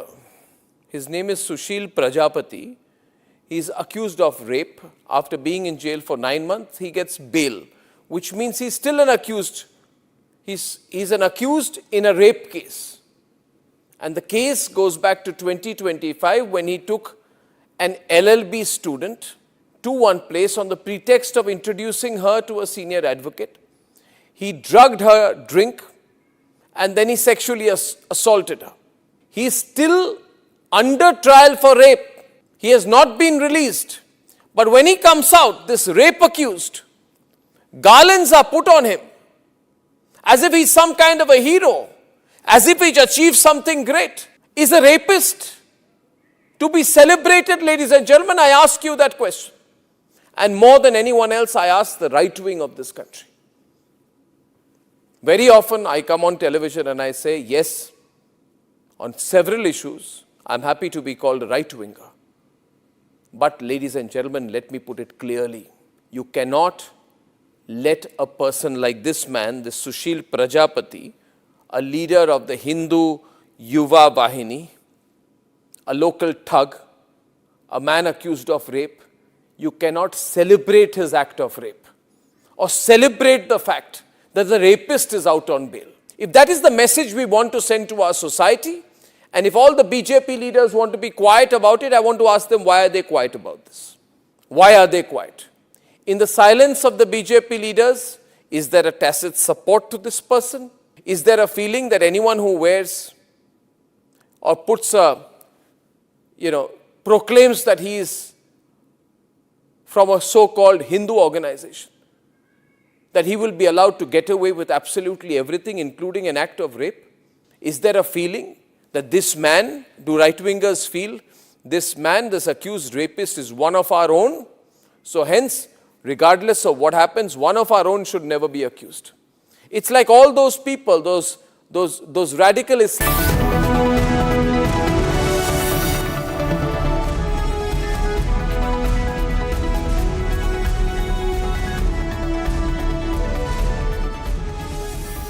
A very good morning, viewers. You're watching live this morning on Republic. I'm Chongtham Amrita and I'm joined by my colleague Shivangi Shukla with me here. And we have many stories today lined up for you, especially with regards to the Iran and US talks and the latest escalation where US has termed it as a self-defense strike and Iran has in fact vowed retaliation if there is any violation in the ceasefire. That's right. Fresh escalations between Iran and United States, which is putting question marks, like you said, about the ceasefire. That will the ceasefire sustain? We'll get our viewers all the updates and all that's happening from across the globe. Let's take a look at the headlines we're tracking as we go live this morning.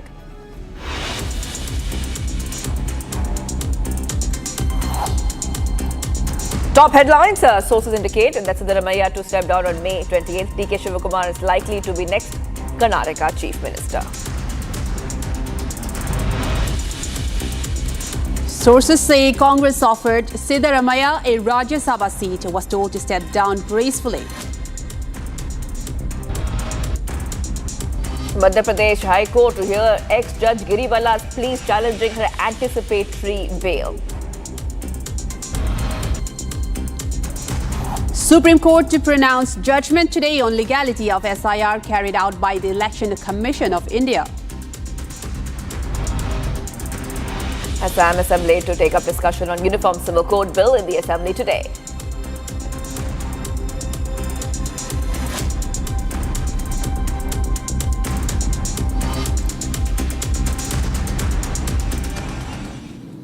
And viewers, beginning with a major focus story of the day, the recent US strikes inside southern Iran are now threatening to derail the fragile ceasefire between the US and Iran. The US Central Command has said that it carried out what it called a defensive strikes targeting missile launch sites and Iranian boats allegedly laying naval mines near the Strait of Hormuz. That's right. However, Iran has accused US of violating the ceasefire and acting in bad faith, while warning that any aggression will be answered. Developments come as high-stakes negotiation continues over Hormuz shipping route, Iran's nuclear program, and possible broader regional deal. Here's more on the story. Take a look. The fragile ceasefire between the United States and Iran is once again under severe strain. The United States Central Command carried out what it called as defensive strikes in southern Iran, targeting missile launch sites and boats that were allegedly attempting to lay naval mines in the Strait of Hormuz. According to CENTCOM, the operation was launched to protect US troops and military aircraft from what the US described as immediate Iranian threats during the ongoing ceasefire. But in Iran, the strikes are being seen very differently. وزارت امور خارجه در بیانیه‌ای با محکوم کردن نقض آتش‌بس از جانب ارتش تروریستی آمریکا در هرمزگان هشدار داد. مسئولیت پیامدهای این تجاوز را متوجه رژیم آمریکا می‌داند. در این بیانیه تأکید شده است جمهوری اسلامی ایران هیچ شرارتی را بی پاسخ نمی‌گذارد و در دفاع از کیان وطن کمترین تردیدی به خود راه نمی‌دهد. نهاد سیاست خارجی موارد متعدد راهزنی دریایی و شرارت‌های 48 ساعت گذشته در هرمزگان را نقض فاحش بند 4 از ماده 2 منشور ملل متحد و نقض آتش‌بس دانسته است. In a sharply worded statement, the Iranian Foreign Ministry accused the United States of violating the ceasefire agreement. Iran also accused the US of maritime piracy against Iranian commercial vessels over the past 48 hours, saying that the attacks exposed America's ill intent and bad faith, even while diplomatic negotiations remain underway. Iran warned that it would not show the slightest hesitation in defending its sovereignty and territorial integrity. The IRGC later said that it had shot down an MQ-9 drone and forced another drone and a fighter jet out of Iranian airspace. For now, the ceasefire remains technically in place. But with military strikes resuming, the threats of retaliation grow louder, with the Strait of Hormuz once again emerging as a flashpoint in negotiations with path towards lasting peace appearing increasingly fragile.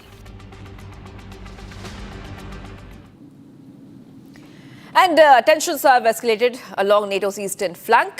Amrita, as European Union signals strong backing for the Baltic states after repeated drone-related disruptions near their airspace. That's right. And also the EU Commission President Ursula von der Leyen met leaders in Lithuania, warning that the incidents were not isolated and pointing to a wider pattern of destabilization linked to Russia. Here's more on the story. Take a look. The European Union Commission President Ursula von der Leyen met the presidents of Lithuania, Latvia and Estonia amid rising concerns over drone incursions and disruptions near NATO's eastern border. The discussions come after a series of incidents involving drones connected to the Russia-Ukraine conflict in the Baltic region. Ukrainian drones targeting sites inside Russia have on multiple occasions drifted close to NATO airspace, with some reportedly crossing into Lithuania, Latvia and Estonia before crashing. Officials say electronic interference may be behind some of the incidents, with Russia suspected of using jamming systems to disrupt drone navigations. Ursula von der Leyen termed the incidents part of what she described as a deliberate strategy to destabilize democratic societies in Europe. People in the Baltic countries have been experiencing what many believed belonged to another era. Air raid alerts, families sheltering, schools closing, transport interrupted. This is the reality on Europe's eastern border in 2026. Today it's here. Tomorrow it will be elsewhere along the eastern border. And we must be clear about what it means. These are not isolated incidents. This is a deliberate strategy from Russia, trying to destabilize our democratic societies. But very much like on the battlefields of Ukraine, Russia is failing. The European Commission also raised concerns over the frequency and spillover risk of such cross-border incidents. These incidents have exposed vulnerabilities. Preparedness must be the organizing principle for the resilience of our societies, our economic policies, and of course for our security architecture. And the Eastern member states will set the standards, because what you are experiencing today, the rest of Europe could face tomorrow. So we will bridge the gaps systematically, starting with more unified alert systems and improved cross-border coordination. Russia, however, has warned that it will retaliate if Ukrainian drones are launched from Baltic territories or if NATO members are found complicit in attacks on Russian territory. With both sides hardening their positions, the Baltic region remains on alert amid growing fears of escalation along NATO's eastern frontier. And Shivangi, we're moving ahead to another tragic incident that happened in Belgium after a school minibus carrying children collided with a high-speed train at a railway crossing near Brussels. At least 4 people, including 2 children, were killed in the devastating crash, while several others remained critically injured. Investigators are now probing how the minibus entered the crossing despite barriers reportedly being down and warning lights flashing. Disturbing visuals from the scene showed the mangled school vehicle lying on its side as emergency teams rushed to rescue survivors. Take a look.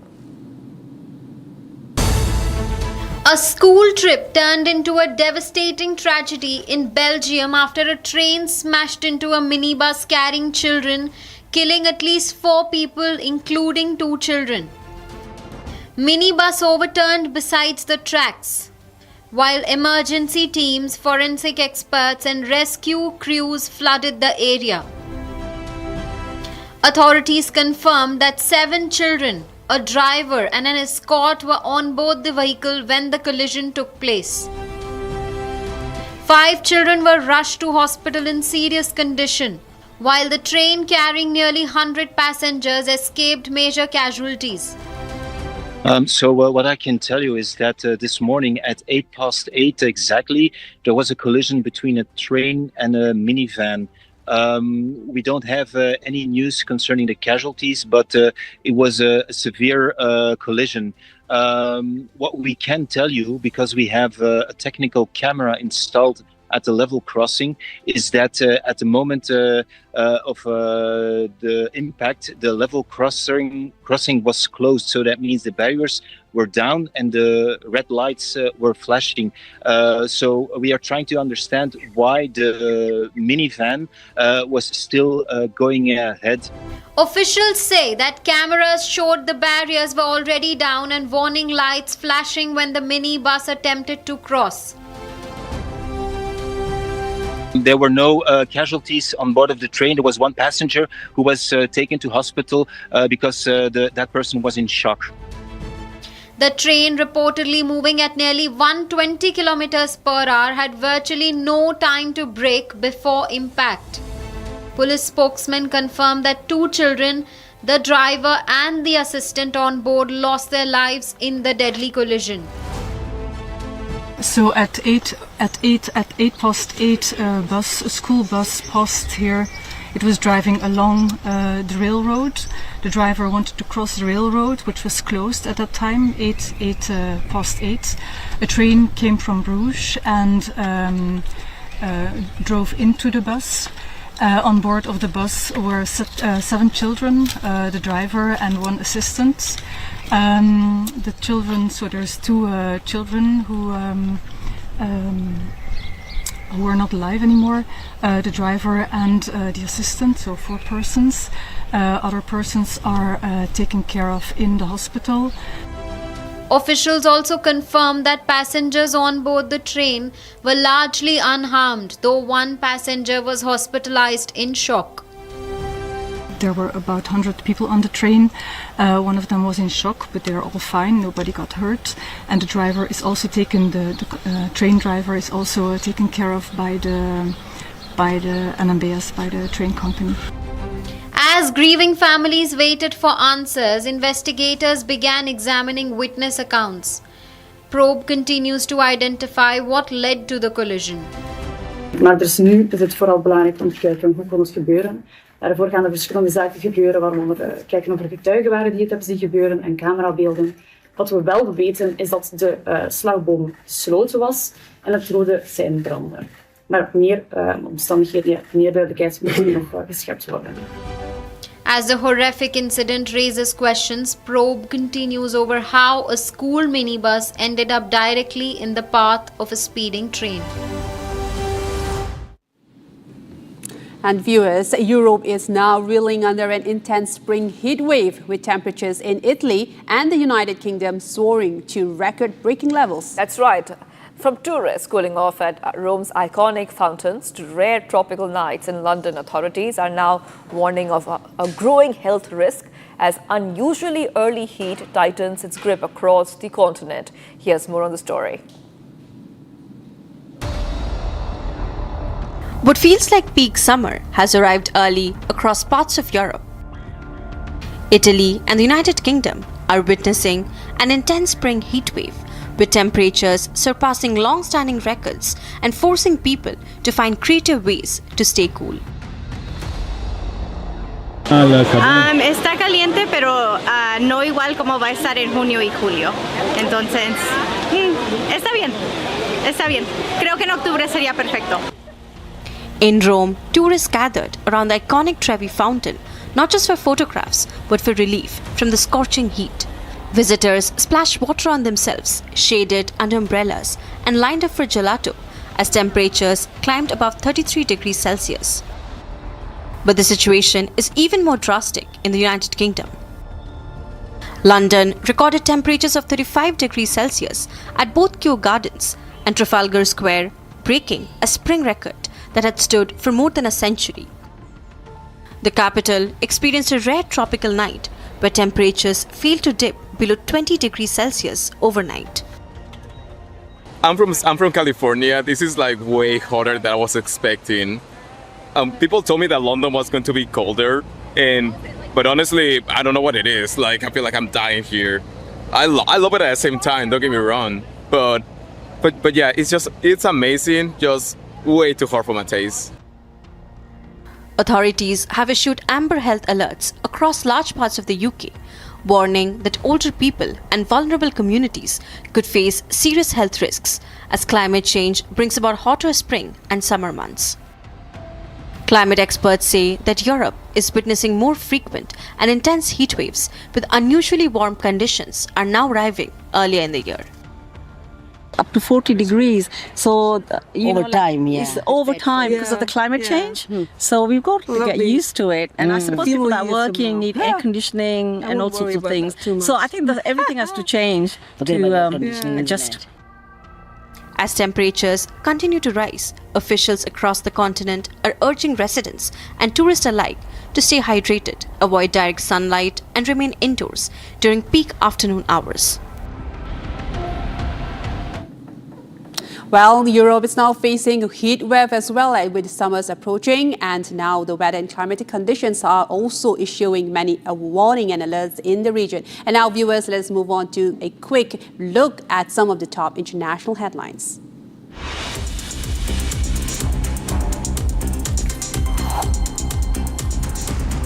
Federal officers and protesters clash outside the Delaney Hall detention facility in New Jersey as demonstrators protested alleged conditions inside the immigration center. Senator Andy Kim claimed officers used pepper spray during a visit a day earlier, while Congressman Robert Menendez said some detainees were refusing food in protest. The United States Department of Homeland Security denied reports of a hunger strike or abuse inside the facility.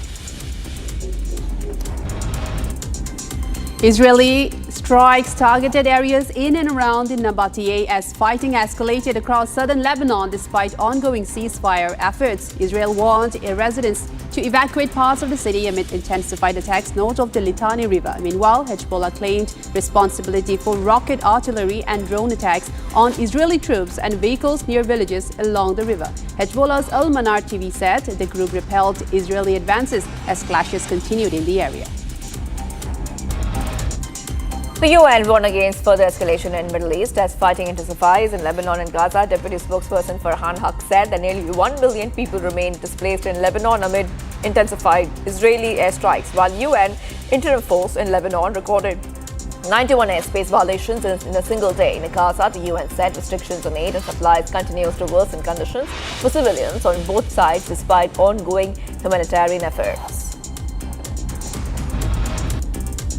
Israeli Prime Minister Benjamin Netanyahu said Israel is deepening its military operation in southern Lebanon with troops expanding control near the Litani River despite a US-brokered ceasefire. Clashes intensified as Hezbollah launched rockets, artillery and drone attacks on Israeli forces near villages in Lebanon. The fighting comes ahead of planned talks between Lebanese and Israeli delegations in Washington. Lebanese authorities say over 3,100 people have been killed since the conflict began, with thousands more wounded.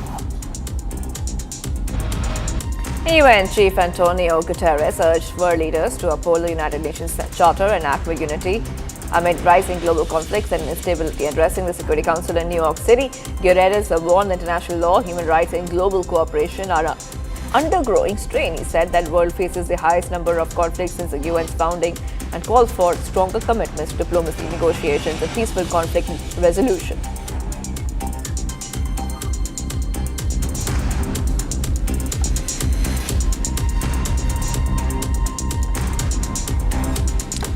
And now, viewers, Sonam Wangchuk has taken part in the latest round of talks with the Centre and Ladakh administration as part of the ongoing dialogue process in the region's political future. That's right, Amrita. Now, the discussions focused on long-standing demands and including constitutional safeguards, land protection and greater autonomy for Ladakh. Here's a full report. Take a look.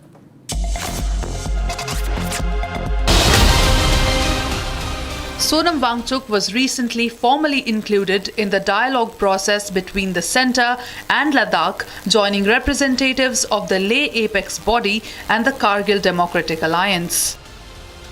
The talks centred around key demands raised for Ladakh over the past years, with inclusion under the 6th schedule of the constitution or an alternative safeguard mechanism, along with calls for statehood and a stronger autonomous structure. Issues such as land protection and job reservation for locals remain central to these negotiations between Ladakh and the centre. Wangchuk has described the ongoing engagement as a positive step, however also saying that these discussions still continue amid what he calls a trust deficit. Though no final agreement has been reached so far, discussions between Ladakh and centre are still ongoing.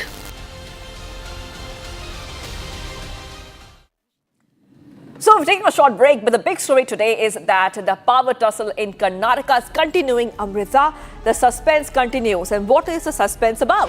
That's right. Coming up next, we're getting you all the details on who the Karnataka Chief Minister will be. A key Congress meeting has been set aside for Friday to decide on the Karnataka Chief Minister. Giving you the latest coming up next.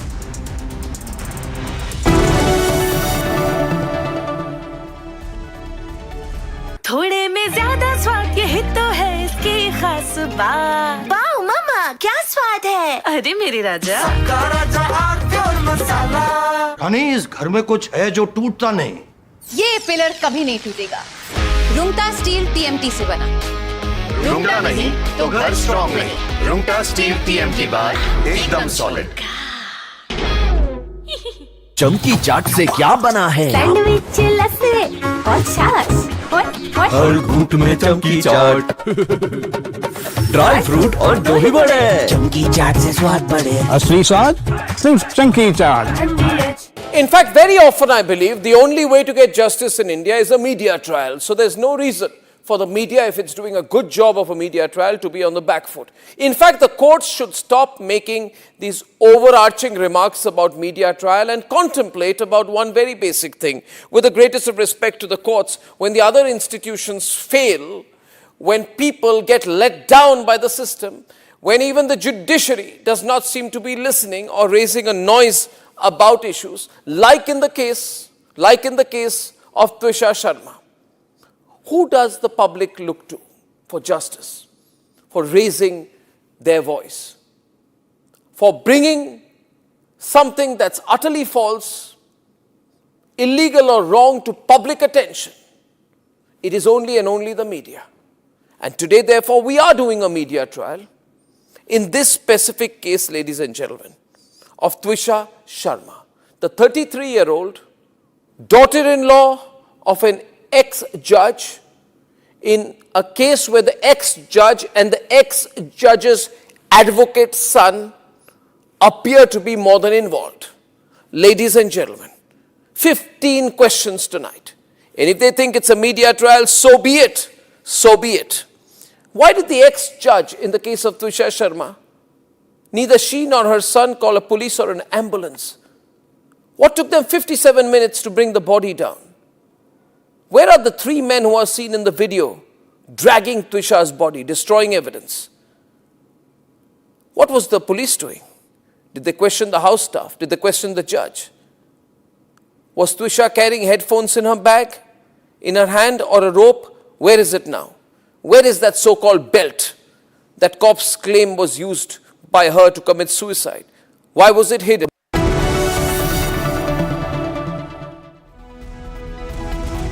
13,000 placements last year. At Amity, we are committed to nurturing passionate, hardworking and proactive professionals.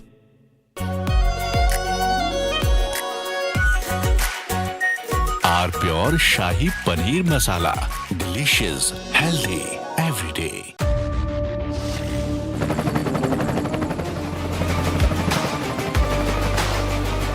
Director, the taste of success. प्यास बुझाए ठंडक लाए सबको भाए जीरा से MTH का जल जीरा से जीरा से असली रिफ्रेशिंग, असली स्वाद, असली मजा। MTH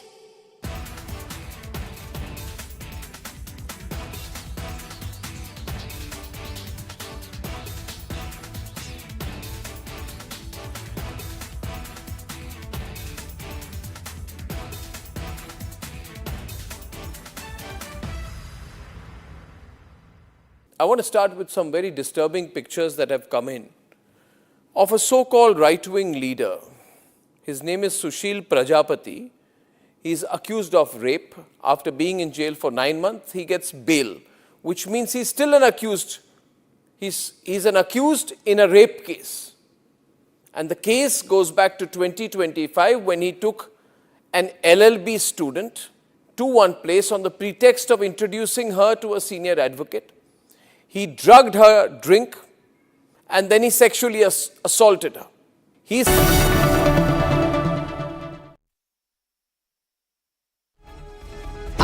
प्योर सूजी पास्ता उबालो मिलाओ और खाओ 8 मिनट में तैयार क्या टेस्ट है सबका राजा pure masala AU savings account में मिलते हैं amazing benefits, paperless banking and higher interest, वो भी हर महीने। Money money money money every month. सोच बदलो और बैंक भी।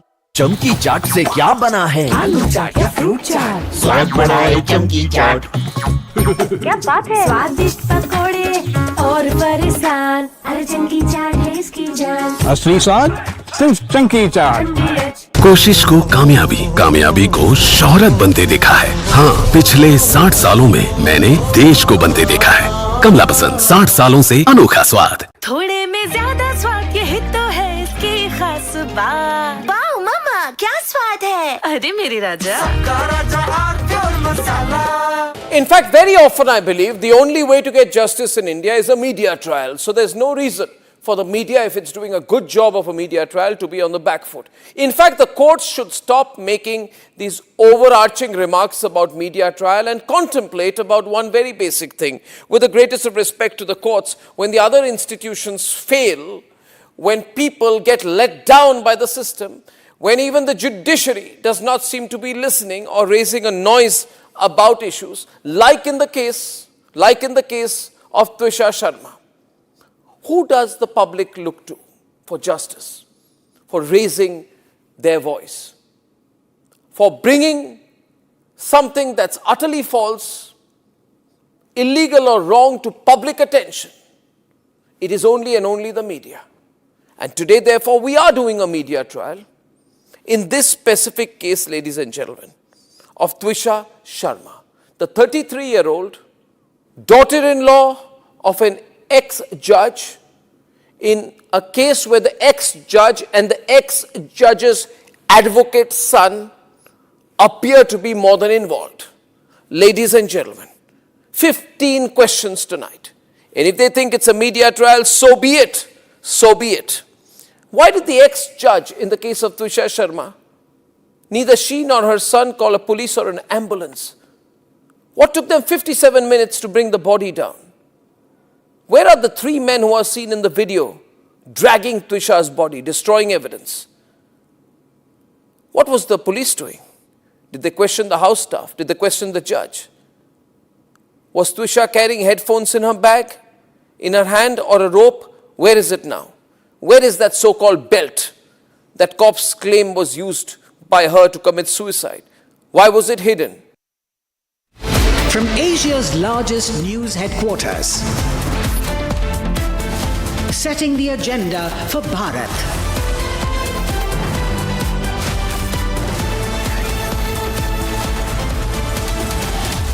You're watching Republic.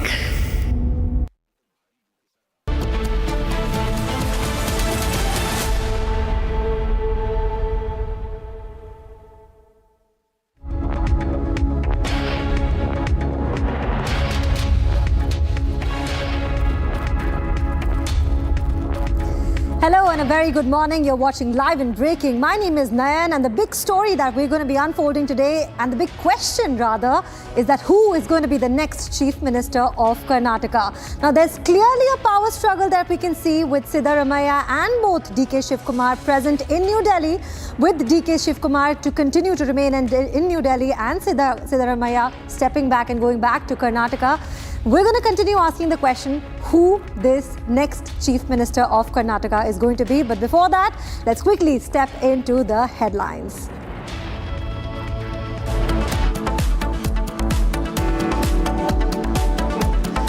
Sources indicate Siddaramaiah could be told to step down gracefully on the 28th of May. However, suspense over the next CM of Karnataka continues.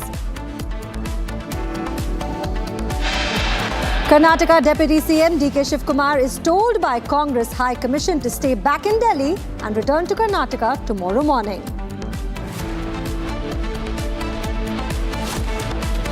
Pinayari Vijayan's properties raided by the Enforcement Directorate officials in connection with the money laundering case. 12-member team searching Vijaya's Tirapuram house now.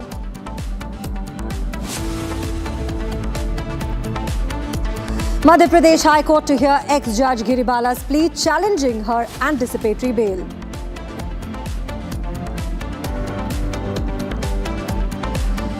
Supreme Court to pronounce judgment today on the legality of SIR carried out by Election Commission of India. Assam Assembly to take up discussion on Uniform Civil Code Bill in the Assembly today.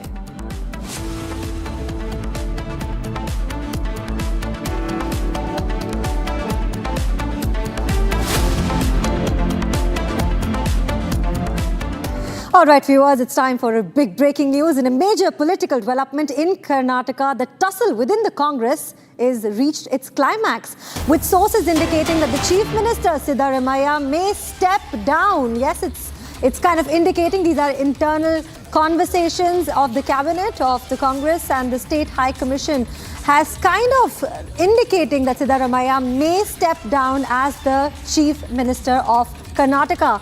Now, according to sources, Chief Minister Siddaramaiah has been offered a Rajya Sabha seat along with larger national role based out of New Delhi. He is likely to be stepped down by the 28th of May, and the sources add that Siddaramaiah has sought some time before taking a final call. Now, he would, in fact, has been told that he will step down gracefully.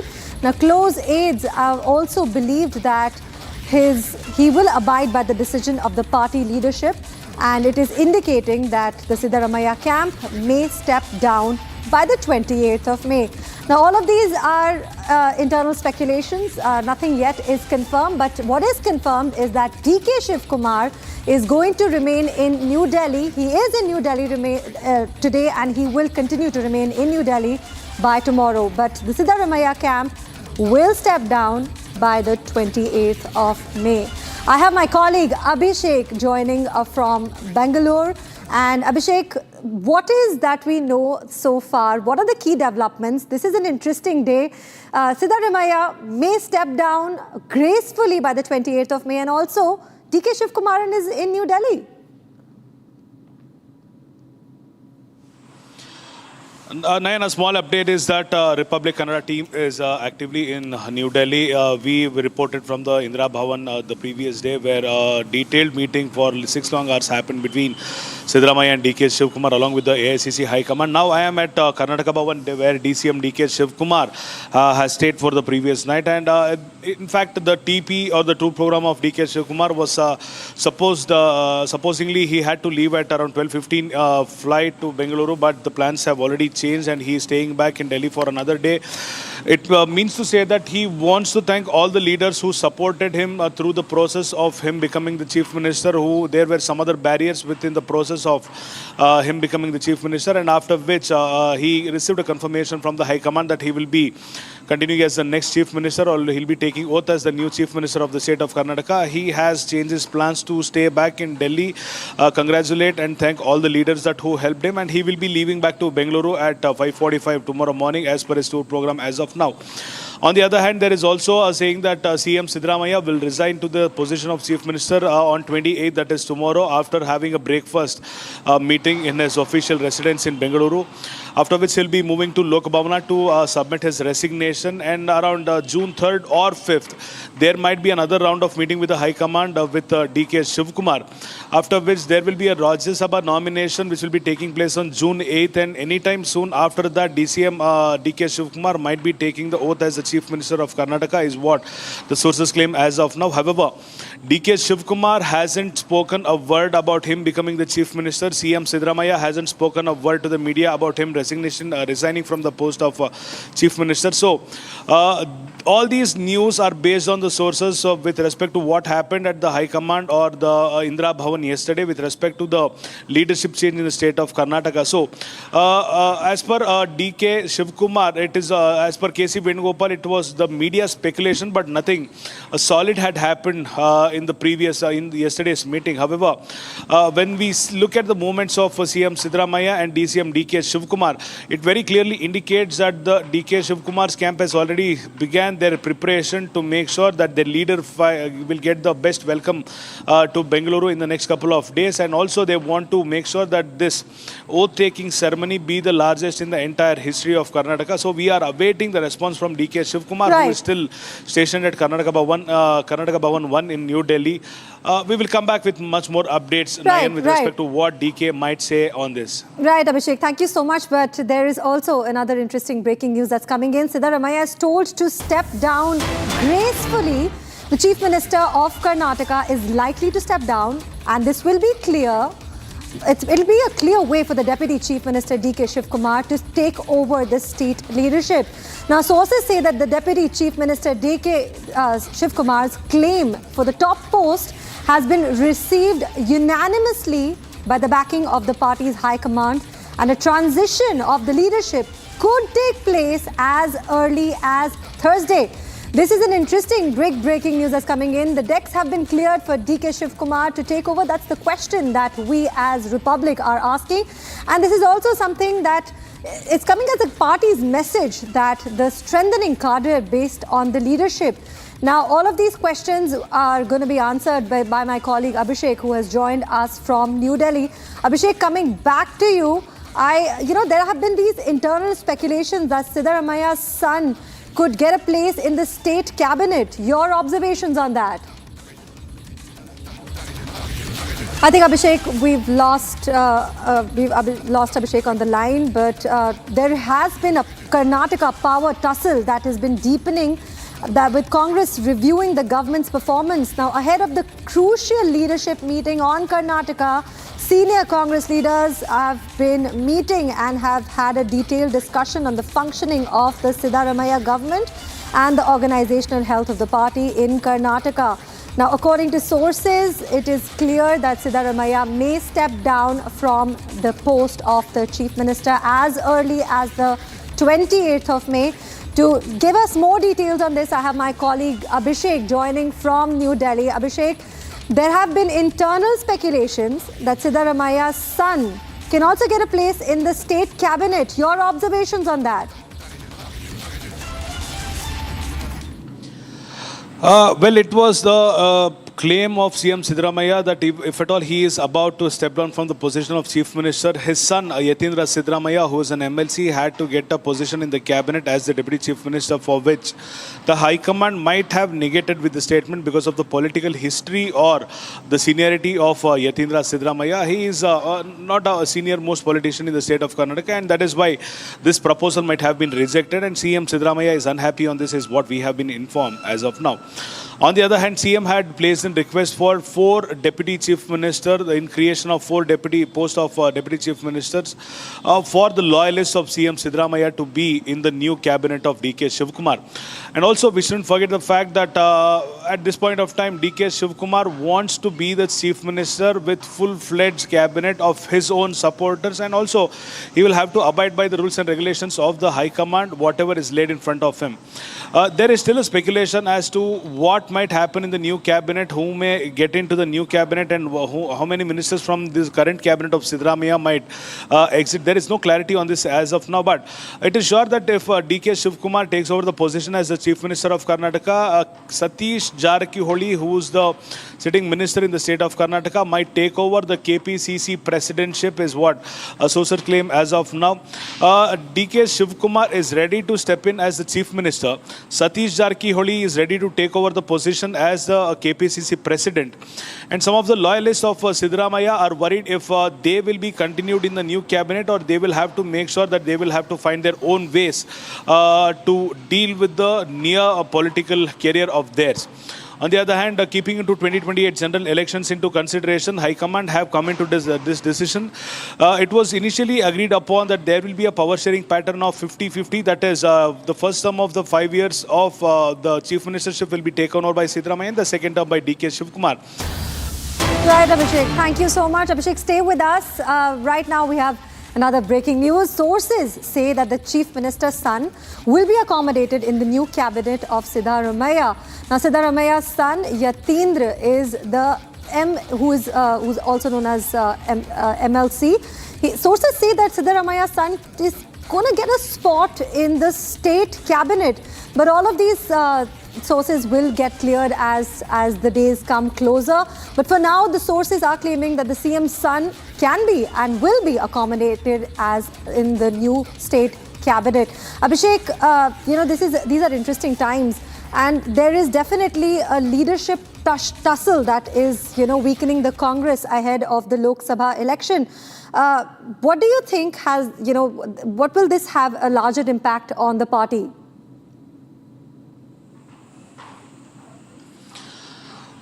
Definitely, D.K. Shivkumar and CM Siddaramaiah are undoubtedly the mass leaders of the state in the state Karnataka. And not to forget, CM Siddaramaiah has his own following, his own fan base. There are chances, if at all Yatindra Siddaramaiah isn't given a chance in the new cabinet, there are chances of Congress facing the backlash of the supporters of Siddaramaiah in the 2028 elections. To make sure that the Kurba votes aren't getting away from the Congress party, the High Command of the Congress will have to make way for Yatindra. But the demand of CM Siddaramaiah is that he wanted his son to be the deputy.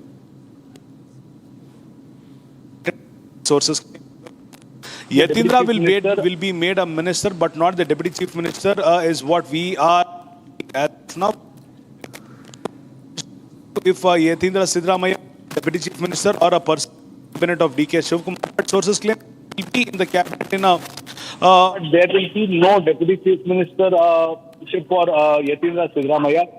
On the other hand, we've also anticipated some of the DCMs, at least 3 or 4 deputy chief minister posts might be created for the betterment of CM Siddaramaiah and his political calculation. On the other hand, we've also been informed that DCM D.K. Shivkumar is completely unhappy about creation of 4 deputy chief ministers because it is of no use if there is one single chief minister and more than 3 or 4 deputy chief ministers, and there will be no power vested with him, or there will be no weightage on the position of chief minister. So we are awaiting the response of D.K. Shivkumar because he hasn't spoken a word after the meeting yesterday. In multiple occasions, multiple times, we tried to have a conversation with him. We also tried to make sure that he speaks at least a word, but he hasn't spoken a word until now. We are at Karnataka bound to see if D.K. Shivkumar might make a statement in the next couple of minutes. Right. Abhishek, we have another breaking news that's coming in. Now, in Karnataka, with the leadership transition eminently visible, sources say Chief Minister Siddaramaiah is expected to meet his cabinet one final time over breakfast tomorrow. Now, before he's headed back to the Raj Bhavan to submit his resignation, now Siddaramaiah will fare well after a breakfast. And this is a big breaking news that's coming in now. There is diplomacy that's going to happen over breakfast as the CM is likely to meet his cabinet one last time. Abhishek, Karnataka is headed for a leadership reset as clearly as it's visible. There is a tussle climax of the Karnataka government. Now, is this a power transition, Abhishek, or is this political pressure?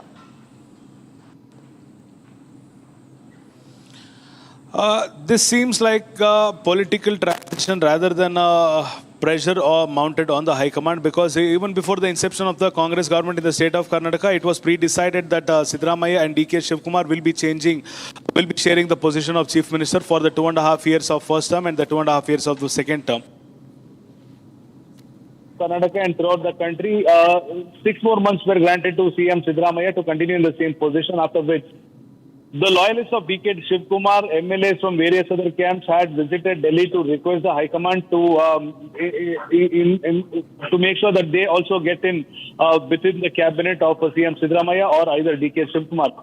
And at this point of time, the High Command had promised to CM Siddaramaiah that he will be invited to expand or reshuffle the cabinet once the election in the 5 states are completed and the vote taking in the state of Kerala is completed. After which, Siddaramaiah received a call from the High Command, from the KC Venugopal's office. After CM Siddaramaiah received the call, DK Shivkumar in the next couple of hours also received the same call, and he was invited to Delhi. And when questioned about the calls to DK Shivkumar and CM Siddaramaiah, both of them claimed that the agenda was unknown to them. The High Command has just invited them, and there might be discussions about Rajya Sabha and the upcoming Parishad elections. On the other hand, we'd also been noticing that there are some of the camps which have been working off the record, be it on the CM side, be it on the DCM side. So some of the politicians have been regularly visiting, even without the notice of the media, to Delhi to make sure that their leaders' political career is safe and sound. And after a 6-hour meeting which happened at Indira Bhavana yesterday, when KC Venugopal mentioned the fact that the discussion was only pertaining to Rajya Sabha and council elections, and there was no other talk which happened, and the media is only speculating. Reading in between the lines of KC Venugopal, one should clearly understand the fact that it was only related to the leadership change, and the major agenda of the entire meeting was leadership change. However, the media didn't want to know the fact is what KC Venugopal claims. However, KC Venugopal's statements might have been politically oriented, and he didn't want the media to probably speculate or probably expose the fact even before the High Command informed that there will be a CM change in the state of Karnataka. At this point of time, it is not a political pressure, but the pre-arranged setup which had been agreed upon even before the Congress government took its birth in the state of Karnataka. So we are awaiting to see if CM's camp will have a react on this, because CM will be meeting the cabinet of ministers tomorrow morning at his official residence in Bengaluru. That will be a final meeting of CM Siddaramaiah along with his cabinet, and after which he will be leaving to Lok Bhavan to submit his resignation. And until Rajya Sabha nominations are done, DK Shivkumar will not take the oath as the Chief Minister, is what the sources, the close aides of DK Shivkumar have claimed, and we will have to see what DK Shivkumar has to say on this, and we will also have to see what the camp of CM Siddaramaiah along with the CM Siddaramaiah has to say on this. Right, Abhishek. We also have another breaking news that's coming in. Republic scoop on Karnataka. DK Shivkumar is expected to step down as Karnataka Chief Minister following the leadership transition in the state. Now, senior Congress leader Satish Jarikoli has been emerging as the front runner to take over the new KPCC president. And the move is being seen as a part of a broader organizational reshuffle aimed at balancing the government and its partly responsibilities within the Karnataka Congress. Now, this is an interesting moment for the Karnataka state, because there is a big question that who the next chief minister is going to be. Abhishek, now there is clearly a larger battle that is, there is mass leadership, the battle between the mass leadership and also organizational leadership within the Congress party. Now, who really controls Karnataka? Is it New Delhi or Bengaluru?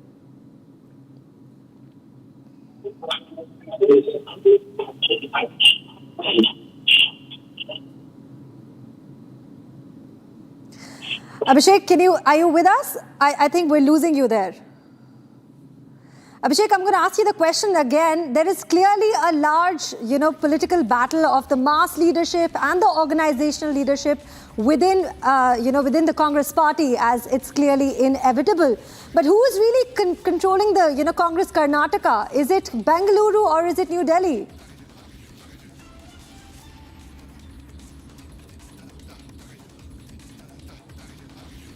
I think we lost Abhishek. But it's time that it's evident and it's clear that there is clearly a larger battle that has been seen inside the Congress party, where there is mass leadership versus the organizational leadership. And the big question remains that who's really controlling the Karnataka Congress? Is it Bengaluru or is it New Delhi? But one thing is certain, that Siddaramaiah is stepping down as the Chief Minister of Karnataka by the 28th of May, and DK Shivkumar is likely to take on as the new Chief Minister. We'll get back to you on all of this, but we're going to figure out this as the days of 28th May come closer. But clearly there is a Congress leadership crisis that has been seen in the state of Karnataka.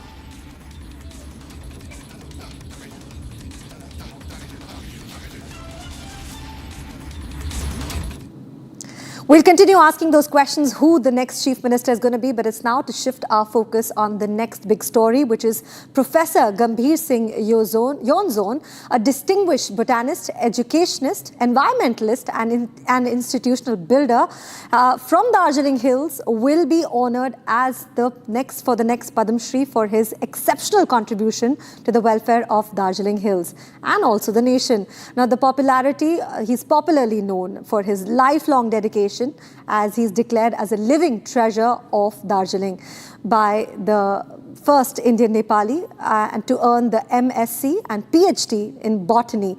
He has received numerous honours and local, national and international levels. Take a look at this report to know about his life.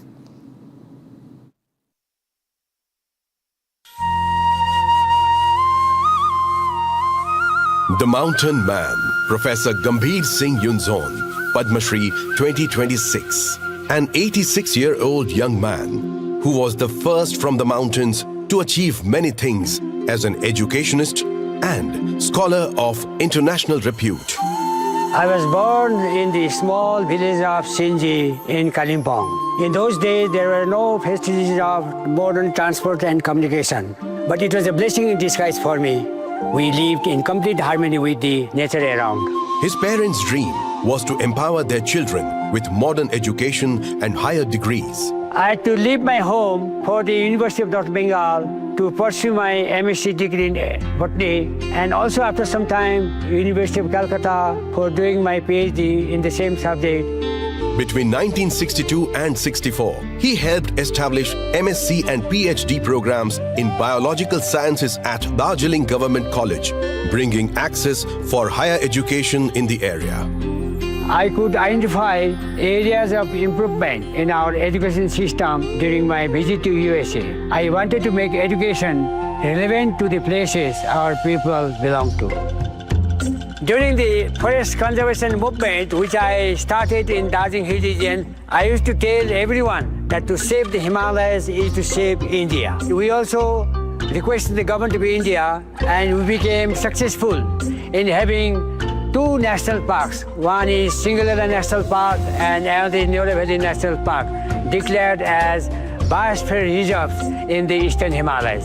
In 1985, his father donated land in Sangepong, Kalimpong, to build the village's first primary school, upgrading to a higher secondary school in 2014, naming it Chandramaya after his mother.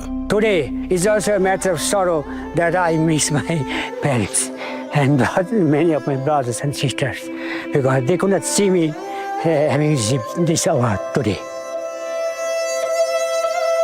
Books motivate me very much. I always get news, insights, new knowledge and information from the books. I also get a lot of inspiration from my wife and my family members. His timber economics model in Kalimpong created sustainable, low-maintenance and eco-friendly livelihoods. A firm believer in turning ideas into infrastructure, he founded the Himalayan Scientific Institute in 1981 to promote science-based learning. All these trees around us, the environment itself is a contribution of Professor G.S. Yonzon. Professor Yonzon would study until 12 o'clock and then rest 3 hours and then travel to Kalimpong, a 3-hour journey to study at Kalimpong Sumi. My biggest joy in life lies in seeing the children learning from environment and also protecting the habitat they're living at. All that I have to say to them is, even if there is nobody besides you, you move on and move on alone. Ekla chalo re, ekla chalo re.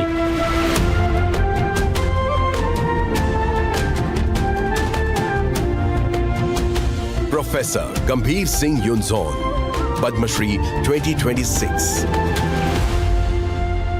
Koti koti namaskara.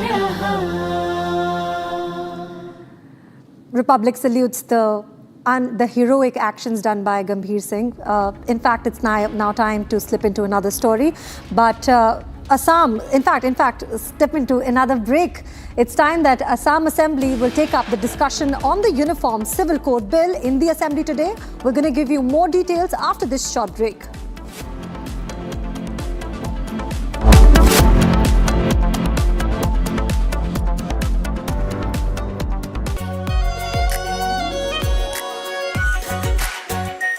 Are pure shahi paneer masala, delicious, healthy everyday. केसरिया से मन जोगी हुआ रे, दिल झूमे देखो मतवारा हुआ रे। केसरिया से मन जोगी हुआ। हर पल मनाओ केसरी त्योहार। विमल, बोलो जुबान केसरी। चमकी चाट से क्या बना है? सैंडविच, लस्सी और छाछ और हर घूंट में चमकी चाट। अब बताओ स्वाद आया? असली स्वाद सिर्फ चंकी चाट।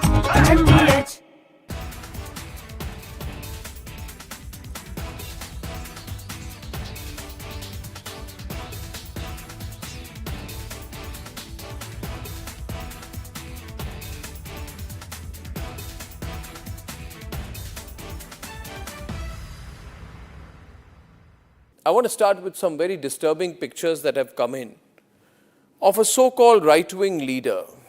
His name is Sushil Prajapati. He is accused of rape. After being in jail for 9 months, he gets bail, which means he's still an accused. He's an accused in a rape case. And the case goes back to 2025 when he took an LLB student to one place on the pretext of introducing her to a senior advocate. He drugged her drink and then he sexually assaulted her. He is still under trial for rape. He has not been released. But when he comes out, this rape accused, garlands are put on him as if he's some kind of a hero, as if he's achieved something great. Is a rapist to be celebrated, ladies and gentlemen? I ask you that question. And more than anyone else, I ask the right wing of this country. Very often I come on television and I say, yes, on several issues, I'm happy to be called a right-winger. But ladies and gentlemen, let me put it clearly.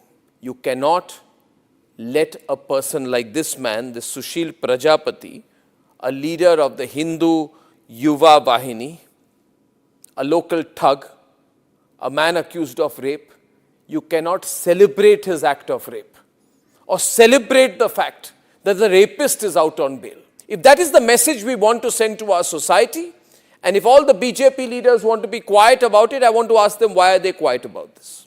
Why are they quiet? In the silence of the BJP leaders, is there a tacit support to this person? Is there a feeling?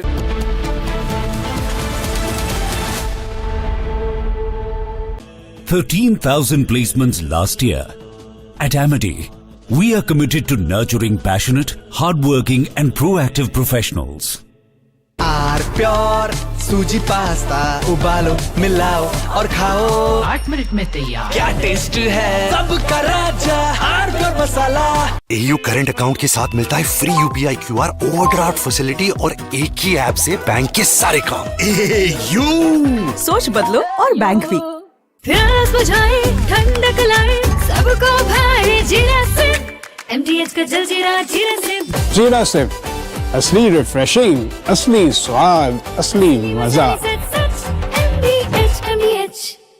In fact, very often I believe the only way to get justice in India is a media trial. So there's no reason for the media, if it's doing a good job of a media trial, to be on the back foot. In fact, the courts should stop making these overarching remarks about media trial and contemplate about one very basic thing. With the greatest of respect to the courts, when the other institutions fail, when people get let down by the system, when even the judiciary does not seem to be listening or raising a noise about issues, like in the case of Twisha Sharma, who does the public look to for justice, for raising their voice, for bringing something that's utterly false, illegal or wrong to public attention?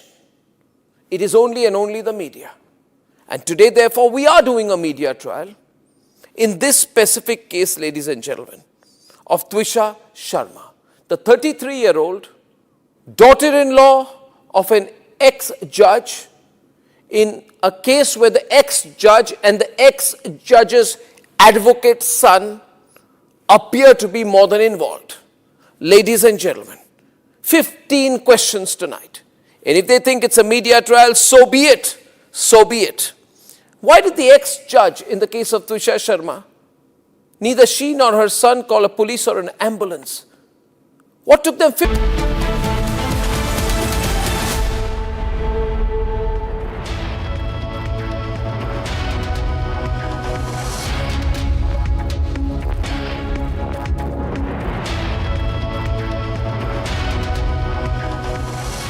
Hello everyone, welcome. You're watching Live and Breaking on Republic TV with me, Ishita Mitra. Now viewers, Karnataka CM fight could reach its climax with the CM Siddaramaiah likely to now step down to give way to DK Shivkumar. Getting you all the updates on that. But first up, a quick check at the top headlines this morning.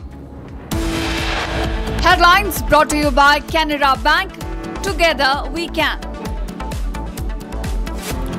Sources now indicate Siddaramaiah was told to step down gracefully on May 28th. However, suspense over the next CM in Karnataka continues.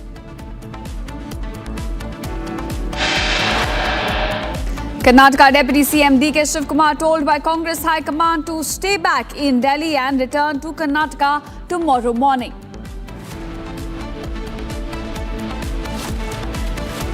Ex-Chief Minister Pinarayi Vijayan's property is raided by ED officials in connection with the money laundering case. 12-member team searching Vijayan's Thiruvananthapuram home.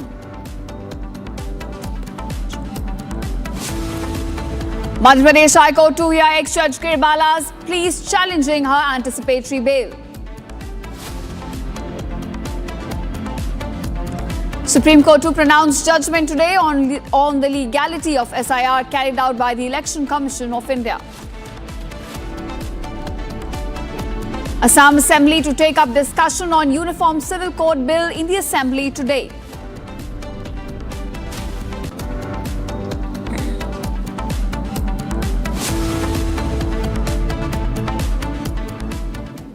All right, welcome viewers. Our top focus this morning now. Madhya Pradesh High Court is all set to hear the petition filed by the accused mother-in-law Giribala Singh regarding her anticipatory bail plea.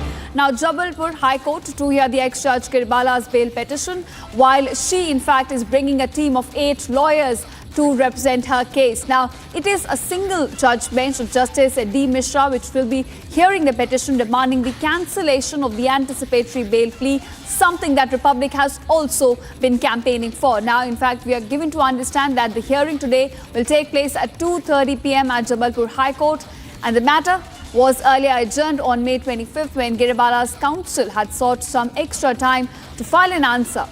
Now, in this hearing today, Solicitor General Tushar Mehta is expected to join virtually, while Advocate General Prashant Singh is also likely to appear physically in the court. Both the senior advocates are representing the government of Madhya Pradesh, which is in fact arguing for the cancellation of Giribala's bail. Twisha's family is also now expected to join the hearing virtually. Now, as of Giribala's presence, there has been no confirmation whether or not she will be appearing at the court physically or not. But the big takeaway is that she has been sending a big team of lawyers, about 8 lawyers in fact, which will come in to represent the accused mother-in-law Giribala Singh. Now, the crucial hearing will be today at about 2:30 p.m. All eyes will be on Jabalpur High Court, which will be giving its decision on whether or not her anticipatory bail will be cancelled in this case. Now, remember, the last time this matter came up in the court was on May 25th, when Giribala's counsel had asked for some extra time to file her response. And today, at about 2:30 p.m., all eyes will be on the court when it pronounces its order in the Giribala Singh case. This comes in as CBI has already deepened its investigation in the case. Yesterday only, it visited Giribala's residence to scan the crime spot and collect evidence. Meanwhile, Samath Singh, the accused husband, also remains in custody and the questioning is underway. So those are the fresh developments coming to light in this case. In fact, my colleague Harsh also joins me. Harsh, now you have been tracking this case ever since it began, and today the big cancellation bail plea will be taken up at Jabalpur High Court. What are we expecting? What is the timeline going to look like? Right, Ishita. Now, in fact, we are standing right in front of the High Court premises in Jabalpur, and in a short while from now, this is later in the afternoon, when Justice Dev Narayan Mishra's bench will be hearing the cancellation petition of the anticipatory bail that has been given to Giribala Singh by a sessions court in Bhopal. Now, representing government of Madhya Pradesh in this regard is Senior Advocate Solicitor General Tushar Mehta, joined by Prasad Singh, who is the Advocate General representing the government of Madhya Pradesh. Now, both of these senior advocates, in fact, will be representing the government of Madhya Pradesh when the government is now seeking the cancellation of the anticipatory bail that has been given to Giribala Singh. Now, earlier, a hearing was scheduled to take place on May 25th, and in this hearing, the counsel that was representing Giribala Singh sought extra time to file a reply, and then they were awarded 2 extra days, and hence now the matter will be heard at 2:30 p.m. at the Jabalpur High Court, that is later in the afternoon, when Justice Dev Narayan Mishra, in fact a single judge bench of Justice Dev Narayan Mishra, will be hearing this bail cancellation petition that has been filed by the government of Madhya Pradesh, also by Navnidhi Sharma, who is the father of Twisha Sharma. Now, this comes as Republic continues to campaign seeking justice for Twisha Sharma, and this also comes as a big day for the entire nation that is now seeking the justice to be served for Twisha Sharma. Now all eyes are on the hearing that is scheduled to take place at the Jabalpur High Court at 2:30 p.m. where Dev Narayan Mishra's bench will in fact be hearing the bail cancellation petition that has been given to Giribala Singh, the mother-in-law, the retired judge who has been accused of incooperating in the investigation that has now officially been handed over to the Central Bureau of Investigation. But this is a big day because we are looking ahead that whether the bail that has been given to Giribala Singh will be cancelled today at the Jabalpur High Court or not. Ishita. Right, of course, Harsh, all eyes will be on the court. Now we understand that Madhya Pradesh government will be arguing for the cancellation of the bail plea, which the Republic has also been campaigning for. But what details do we know about this team of 8 lawyers that Giribala is bringing to the court today?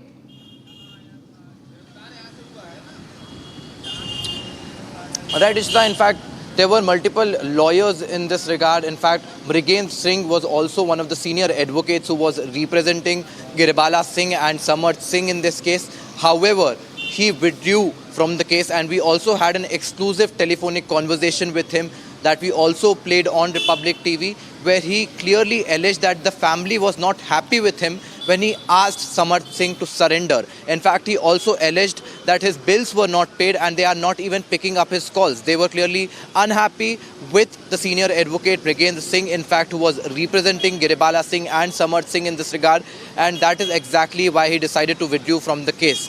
Now, Rajendra Singh also tells us in this telephonic conversation that we have with us, in fact, we also played it on Republic TV multiple times.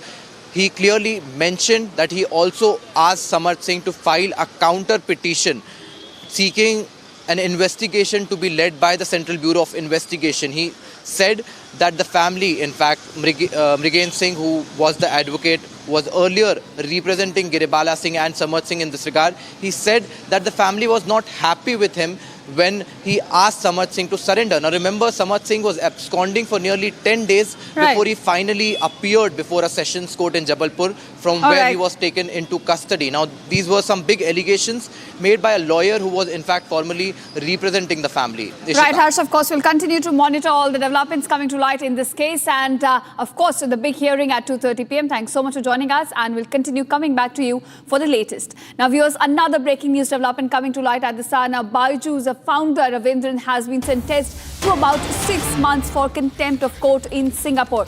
Now this is a case linked to failure to comply with court orders in the ongoing disputes with the lenders and creditors. In fact, court action comes amid escalating global legal battles and investor pressure mounting on the EdTech firm. Now, Byju founder Ravindran has been sentenced to about 6 months for the contempt of court in Singapore. In this case, in fact, the court noted that he had violated multiple orders related to his assets dating back to April 2024. In fact, This comes as he's now been sentenced to 6 months in jail by Singapore court in the contempt case, latest blow. In fact, as there has been a series of legal setbacks that the founder has been facing, including the contempt rulings and billion-dollar claims. All right, my colleague Pranav also joins you in more details on this. Pranav, it looks like a big setback and in fact, not just the first one, it's a series of jolts that Byju's founder has been witnessing, but this time it is police action, like 6 months in jail for contempt of court. So break it down for us, what exactly unfolded in this case? Well, absolutely. In fact, this is just an early report that we're getting at the moment. Agencies are citing that the Singapore court, as you rightly said, has asked Byju to surrender and in fact serve jail time after he reportedly multiple times disobeyed court orders pertaining to his assets. Now, these assets actually date back to about the case actually dates back to about April 2024. Now, this also comes at a time when he has already been surrounding, or Byju's, in fact, which was one of the early startups to take off and in fact raise huge capital from global investors, has already been shrouded in a controversy because the global investors are already struggling to recover the losses over the 1.2 billion that they had given to Byju. So yes, this is one of just an additional pressure or additional angle to the case that is now developing. We do not know where Byju Ravindran is right now. We are waiting for a response from Byju Ravindran. We are waiting for his whereabouts, and also in addition, he has been asked to pay 70,000 USD. That's about 90,000 Singaporean dollars. We need to actually see how this translates, whether he contests this further or whether he actually surrenders and makes the payments as well. You're right, but looking at this case, when he has been sentenced to about 6 months for the contempt of court, what are legal remedies? What are the options that he still has at the moment? Well, one, we do not know whether Byju Ravindran is currently in Singapore. He is yet to respond, so that is the second thing. As far as the legal remedies are concerned, we will have to wait and see as to whether he contests this further. Remember, there are already a number of cases that have been going on against Byju Ravindran, wherein the lenders have dragged him to court for one, recovery, and also questioning the kind of returns that about 1.2 billion in investments have generated over the years of operations of this company. So we need to wait and see as to what legal remedy could be exploited by the company or Byju himself going forward. All right, Pranav, thanks so much for joining us. And viewers, moving on to another breaking news we're getting at this moment from international politics. Now, Senator close to Donald Trump, the US president, is now going after Pakistan. Lindsey Graham calls Pakistan's role as problematic. Now, this friction, in fact, is out in the open between the two sides, as now Lindsey Graham, which is a very close senator to the US president Donald Trump, has come out calling out Pakistan. In fact, it has called out its role as a mediator in the ongoing tensions between Iran and the US as problematic. Now, remember, viewers, this comes on the heels of the fact that the war has been going on for nearly 3 months now, and there is certainly no breakthrough in sight.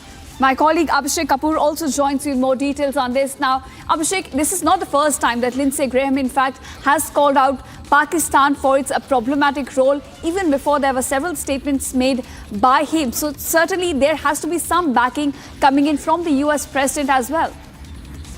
Well, yes, you have to see it as some kind of course correction, even if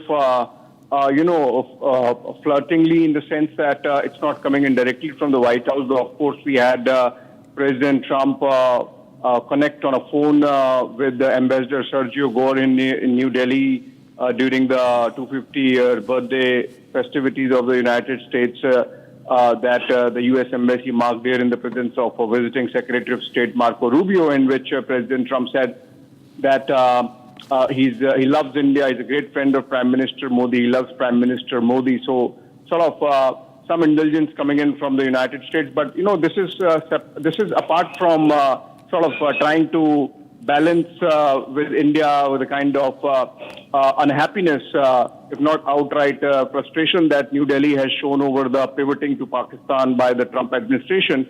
if you look at it independent of that, also Ishita and the watchers of geopolitics of this region would understand this, that there is a history of Pakistan double-crossing and backstabbing the United States. The fact that Osama bin Laden was found there, and in the latest instance, Pakistan essentially, as they say, running with the hounds and hunting with the hare. While on the one hand, Pakistan has promised a nuclear umbrella to Iran against Israel, and on the other, they are sending in troops to the Saudi Arabia to guard them or protect them against Iranian drones and missiles. So, if you look at all these nations, everyone would have one reason or the other to mistrust the Pakistanis, and the Americans, of course, understand better than anyone else. It's just that perhaps they were transactional. It was a tactical arrangement, and it's coming undone given the fact that the peace talks have not headed anywhere, and the Iranians have, or Tehran has dug in its heels. I think that's the reason why Lindsey Graham is being used as a sounding post to tell that general who's otherwise the favorite of Trump that he has to deliver, and he's failing. Right, of course. Pakistan's double game is all exposed now, and US, in fact, also seems to be calling it. Thanks, Abhishek, for joining us and giving us all those details. And now we're moving on to another big development that we're fetching at this hour. Now, what is the truth behind the internet's latest political sensation, the Cockroach Janta Party? Now, while the movement claims to be an organic one, Gen Z satire platform highlighting youth unemployment, its true motivation raises a lot of questions. Is the Cockroach Janta Party a genuine citizen expression, or is it part of a deeper political strategy?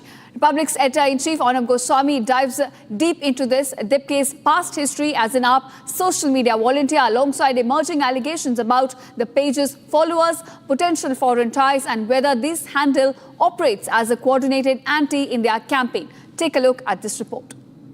I have a very important point to make on the nation's sharpest opinion today, because we've done some research and done some investigations, and it comes out that this fellow who's been behind this Cockroach Janta Party phenomenon is in fact a very controversial person. And he's done things and he's trying to explain, he's done U-turns, he doesn't know what to do, he's put himself in a mess right now. So I want to tell you the truth about this fellow, Abhijit Dipke. He says now that, my account has been hacked. He says someone's hacked into my account, I don't control it anymore. What rubbish, Dipke. What rubbish. You planned it out and now you say you don't control it? You say you lost control about it? Don't we know what the truth is, Dipke? The fact is, people are asking you questions about where your followers are. Somebody actually alleged that a lot of your followers are from Pakistan. I don't know. But if there are, we would ask you why. Your response to that situation cannot be that I've lost control over my account. I don't know. No, you know. And it's your claim that your account was hacked. Where's the truth about it? It's very convenient to say my Instagram page is hacked, my Instagram is hacked, my Twitter is hacked, my backup account is hacked. What's the proof? These are all your claims. Claims without any evidence. But we have some harsh truths about you, including emerging facts that which are very strange. For example, there are about 8.6 lakh followers. 8.6 lakh followers for this CJP from a place called Topeka in Kansas in the United States of America. Now, you know what the strange thing is? The population of that town is only 1.26 lakh. But Deep State Dipke has got 8.6 lakh followers, 7 times more than the actual population. We know all about these inorganic bot campaigns. Isn't this proof of it? Now, let it go deeper. Deep State Dipke has 8.9 lakh followers from Palestine. Why? Why are Palestinians interested? It goes worse. He has exactly 8.9 lakh followers in the Ivory Coast, in Africa. Another 8.9 exactly in Malaysia. And another 8.9 lakh exactly in Brazil. This can only happen if somebody's done a paid campaign. This can only happen if it's a bot and bot campaign. BOUGHT and BOT. Bot and bot campaign.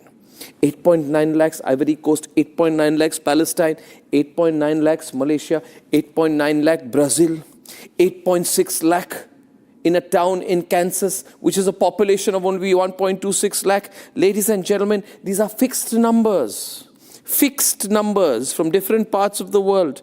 This can only happen if someone's got deep pockets, a lot of money. You can buy this then. It's all available for a price. How is a person in the Ivory Coast interested in Indian politics? How are people in Pakistan interested? This man, Dipke, it now comes, has been taking a very strong pro-Pakistan line, so be very careful about it. Because if you look historically, after the abrogation of Article 370, he says, need to stand with Kashmir. Today it's Kashmir, tomorrow it could be your state. It's a Pakistani line. After the abrogation, he was spreading fake news about Kashmir after the abrogation of 370. He said, people are living in constant fear of death. I had this chat with one of my friends last night. Hashtag Kashmir bleeds. When Umar Khalid, who was behind the riots, the Delhi riots, the anti-Hindu riots, he started fighting for Umar Khalid, who takes this pro-Pakistan line. He says, Umar Khalid is in jail without a trial. Why is he being treated differently? Exactly a separatist line. Ladies and gentlemen, Abhijit Dipke is a supporter of Umar Khalid, the 2020 anti-Hindu Delhi riots accused. And he's been fighting for Umar Khalid. And he's suggesting that the Indian system does not work. Which system works? Dipke? The one in America where you're living. And where did you get the money for all this? Followers in Ivory Coast and all? Now, I don't know where he's got the investment from. I'm not speculating, but he should explain. But the fact is that he also wants to make a quick buck right now. He started a corporate merchandising campaign. And despite framing the movement as just a accidental, amateurish phenomenon, a joke that became a campaign, don't get carried away with that. He started a merchandising campaign. You can buy his badges, corporate merchandise by paying money. He started that, which means he'll now set up contracts for merchandising. He's gone into the platform algorithmic mode. So he's looking at a very clean, very clear monetization opportunity from this. All this makes this fellow look very dodgy, very shady, very unclear. And you know, his engagement is also going down. People have seen through it. So if you look at the engagement graphs right now, it peaked and it's now down. Because in the last couple of days, we are telling you the truth about Dipke. The bubble activity has gone down. Thank God for that. I'm not doing a counter campaign. I'm just saying that the pages traffic, the traffic on his pages displays what we call a pump and dump pattern, which is it explodes exponentially when you pump the money over a 48-hour window, and it then completely collapses once the contracts lapse. In this case, he did it exactly around the time Marco Rubio was in India. Marco Rubio goes, the pressure on India to buy Venezuelan oil is over for now, and the campaign goes. You know, viewers, this could be a sign of a multi-pronged attack against India. This could very well be a coordinated foreign amplification of selective domestic narratives. But I would say to Dipke, see, come clean. Come clean. Explain what your real game is. The nation needs to know.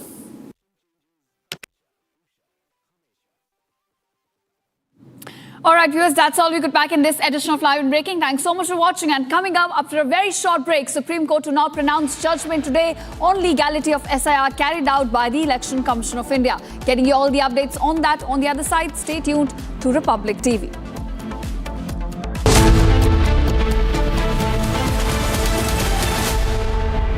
थोड़े में ज्यादा स्वाद ये तो है इसकी खास बात। वाओ मामा, क्या स्वाद है? अरे मेरे राजा, राजा और मसाला, केसरिया से मन जोगी हुआ रे, दिल झूमे देखो मतवारा हुआ रे, केसरिया से मन जोगी हुआ। हर पल मनाओ केसरी त्योहार। विमल, बोलो जुबान केसरी। प्यास बुझाए, ठंडक लाए, सबको भाए जीरा से, MTH का जलजीरा जीरा से। जीरा सिप असली रिफ्रेशिंग, असली स्वाद, असली मजा।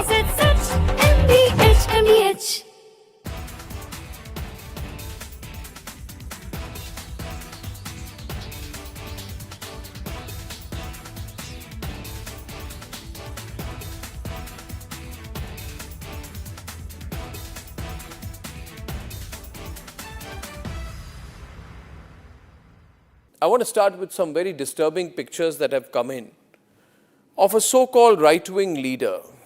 His name is Sushil Prajapati. He's accused of rape. After being in jail for 9 months, he gets bail, which means he's still an accused. He's an accused in a rape case. And the case goes back to 2025 when he took an LLB student to one place on the pretext of introducing her to a senior advocate. He drugged her drink and then he sexually assaulted her. He is still under trial for rape. He has not been released. But when he comes out, this rape accused, garlands are put on him as if he's some kind of a hero, as if he's achieved something great. Is a rapist to be celebrated, ladies and gentlemen? I ask you that question. And more than anyone else, I ask the right wing of this country.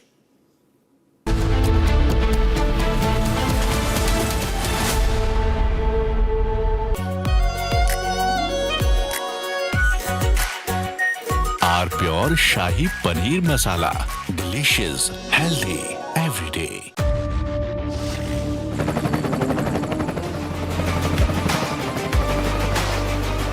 Character, the taste of success.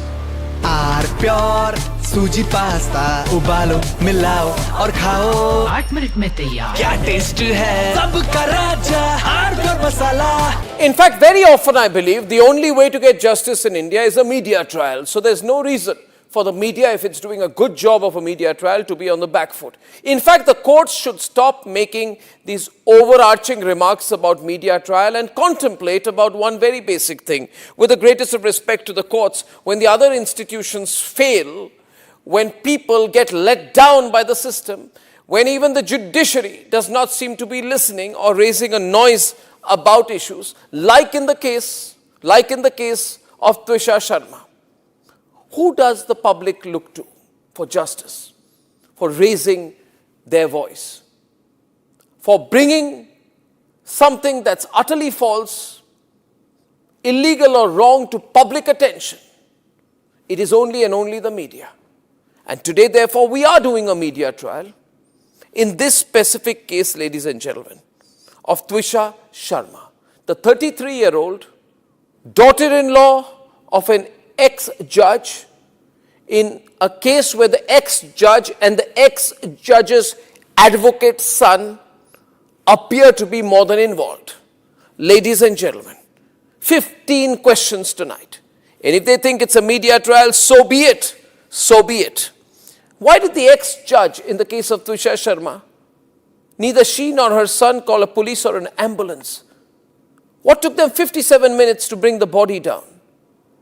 Where are the 3 men who are seen in the video dragging Twisha's body, destroying evidence? What was the police doing? Did they question the house staff? Did they question the judge? Was Twisha carrying headphones in her bag, in her hand, or a rope? Where is it now? Where is that so-called belt that cops claim was used by her to commit suicide? Why was it hidden? The mother-in-law, the ex-judge, walks up calmly while the body is being dragged down and evidence is being destroyed before the judge's eyes. Is that normal? Why don't the judges raise a hue and cry about it? Why don't the appellate courts take up this case suo motu? So people don't start believing that when an ex-judge is concerned, the victim will never get justice. Ladies and gentlemen, what was the ex-judge carrying in her hand when she went down? Where is all the CCTV footage? Did the police collect it? Why did the ex-judge's son Samarth Singh escape after breaking? From Asia's largest news headquarters,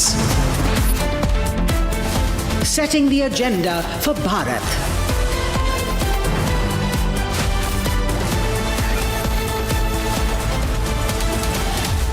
You're watching Republic.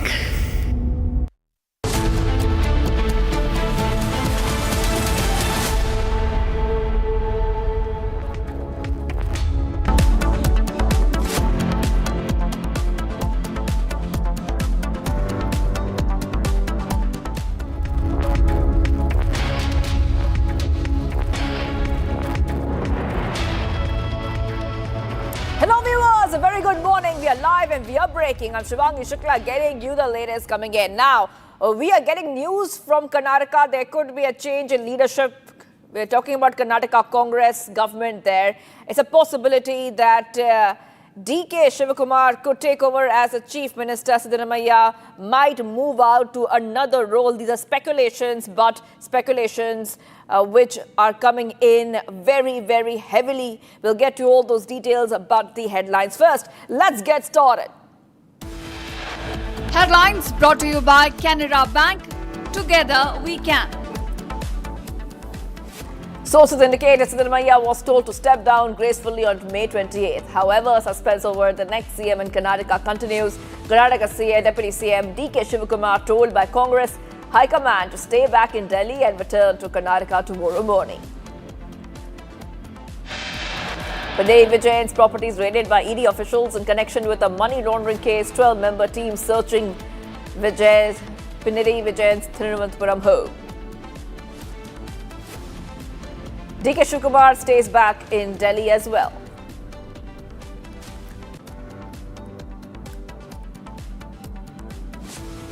Vijay's properties have been raided by ED officials in connection with money laundering case.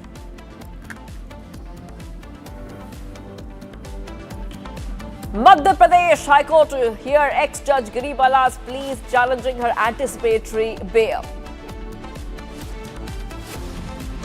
Supreme Court to pronounce judgment today on legality of SIR carried out by Election Commission of India. Assam Assembly to take up discussion on Uniform Civil Code bill in the Assembly today.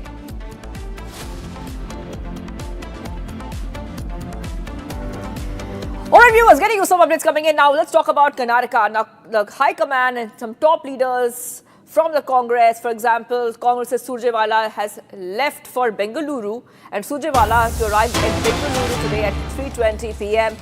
Surjewala will be attending the KPCC meet in Bengaluru. So there's a lot happening here. We talk about what's happening in the Karnataka Congress. We have been talking about the power tussle, and there could be a resolution coming in soon when we talk about the power tussle, viewers. That is right. Now, let's tell you exactly what is happening. There are big speculations that Siddaramaiah could be stepping down and moving to a different role, and DK Shivakumar could become the next chief minister of Karnataka. This is what is happening. So a lot of meetings are taking place. Back-to-back meetings are taking place, viewers. We saw that both Siddaramaiah and DK Shivakumar have met the Congress High Command yesterday, and now Congress's Surjewala is leaving for Bengaluru to attend a high-level meeting within the Karnataka Congress. We're getting you a Republic scoop as well on Karnataka. DK Shivakumar is expected to step down as the Karnataka Congress chief following the leadership transition in the state. Senior Congress leader Satish Jarkiholi has emerged as a front-runner to take over as the new KPCC president. The move is being seen as part of a broader organizational reshuffle amid a balancing government and party responsibilities within the Karnataka Congress. So what exactly is happening there? A lot of speculation about a leadership change, and a lot of speculation about who really could be in the cabinet, who is going to be the chief minister. Will Siddaramaiah be the chief minister or be moved to a larger role? But according to latest coming in, Jarkiholi could become the next KPCC chief. Getting you some more updates coming in. Let's go straight across to some more updates. MLAs are arriving at Siddaramaiah's residence. MLAs arriving at Siddaramaiah's residence. MLAs from Siddaramaiah camp huddle in Bengaluru. So there are many of these MLAs who have just arrived. We'll put out these updates back to back. So these are the MLAs which have just arrived.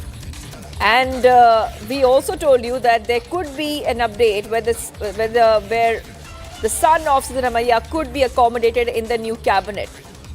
So we are definitely, the updates are pointing towards a big shake-up within the Karnataka Congress. As we speak, we see that there's a huddle in Bengaluru where the MLAs from Siddaramaiah's camp are arriving at the residence. We'll try to go across to reporters as well because everything is moving so fast here. So we will try to go across to our reporters to help us understand what is really happening there. But these, by the way, are likely scenarios that we are talking about. These are likely scenarios. Nothing has been really confirmed yet, but speculation and a buzz is so that there is a power shift and there is a rejig within the Karnataka Congress government. Okay, now, so the question we're asking is Karnataka finally heading towards a leadership transition inside the Congress after months of speculation, closed-door meetings and mounting pressure within the state unit? Fresh reports now suggest that Chief Minister Siddaramaiah may soon move to Delhi with a possible Rajya Sabha berth being offered to him, while Deputy CM D.K. Shivakumar could get his long-awaited shot at the top post, even as the Congress officially dismisses all speculations. A timing of the developments after marathon meetings in Karnataka has once again intensified the buzz around the power-sharing formula that has shadowed the Karnataka government for nearly an year now. Take a look. Reports suggest Chief Minister Siddaramaiah has been offered a Rajya Sabha seat with a bigger role possibly awaiting him in Delhi. Sources claim Siddaramaiah may take a final call in the next few days, though there is still no official confirmation from his camp. Congress General Secretary K.C. Venugopal, however, rubbished the speculation, saying that discussions were only about the upcoming Rajya Sabha seats. We had a detailed meeting with Honorable Congress President Mallikarjuna Kharge ji and LOP Rahul Gandhi ji. Of course, CM Siddaramaiah ji, Deputy CM D.K. Shivakumar ji and General Secretary in charge of Karnataka and myself be part of the discussion. Their discussion is only concentrated on coming Rajya Sabha elections and council elections of Karnataka. Whatever speculation you people are doing, that is only speculation, no reality at all. We discussed about the Rajya Sabha seats and the council seats of Karnataka. The party had earlier held a marathon 6-hour meeting even as questions over Karnataka's leadership continued to dominate political circles. The leadership tussle between Siddaramaiah and D.K. Shivakumar has been brewing for nearly a year now. When the government completed 2 years in power this November, the Congress High Command chose to maintain status quo, fearing a possible political backlash.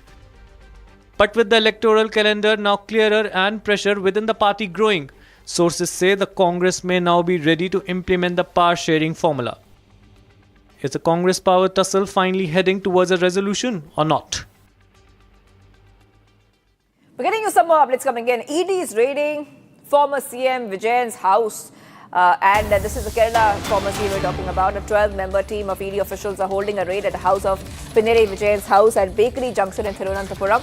The ED is being held on the basis of, this raid is being held by the ED on the basis of the money laundering case registered by ED against Exalogic Solutions, which is an IT firm owned by Vijayan's daughter T. Meena. CMRL allegedly paid rupees 1.72 crore to Exalogic during period between 2017 to 2020. The Income Tax Interim Settlement Board found that these payments were made on a monthly basis for no services made, and Exalogic Solutions could not give a proper answer why the amount was made. Now, ED soon registered a case and the probe was on. All right, let's go straight across to my colleague who's joining us. I'm being joined by Shankar. Shankar, we see that this is a corruption case which is tied to Pinnerai Vijayan's daughter. And we understand the court has also given a free hand to the ED to investigate this case and conduct these raids. Yes.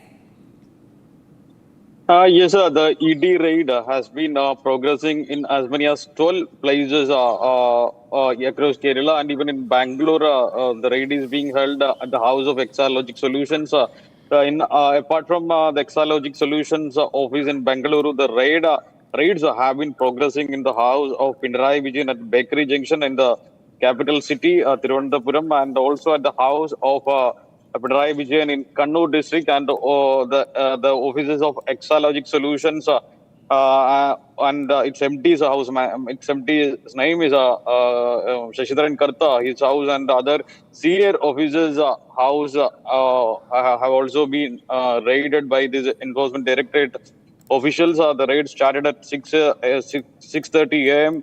and it still continues. And however, in the meantime, the supporters of CPM have been thronging to the houses of Pinarayi Vijayan in the state capital and even in Kannur.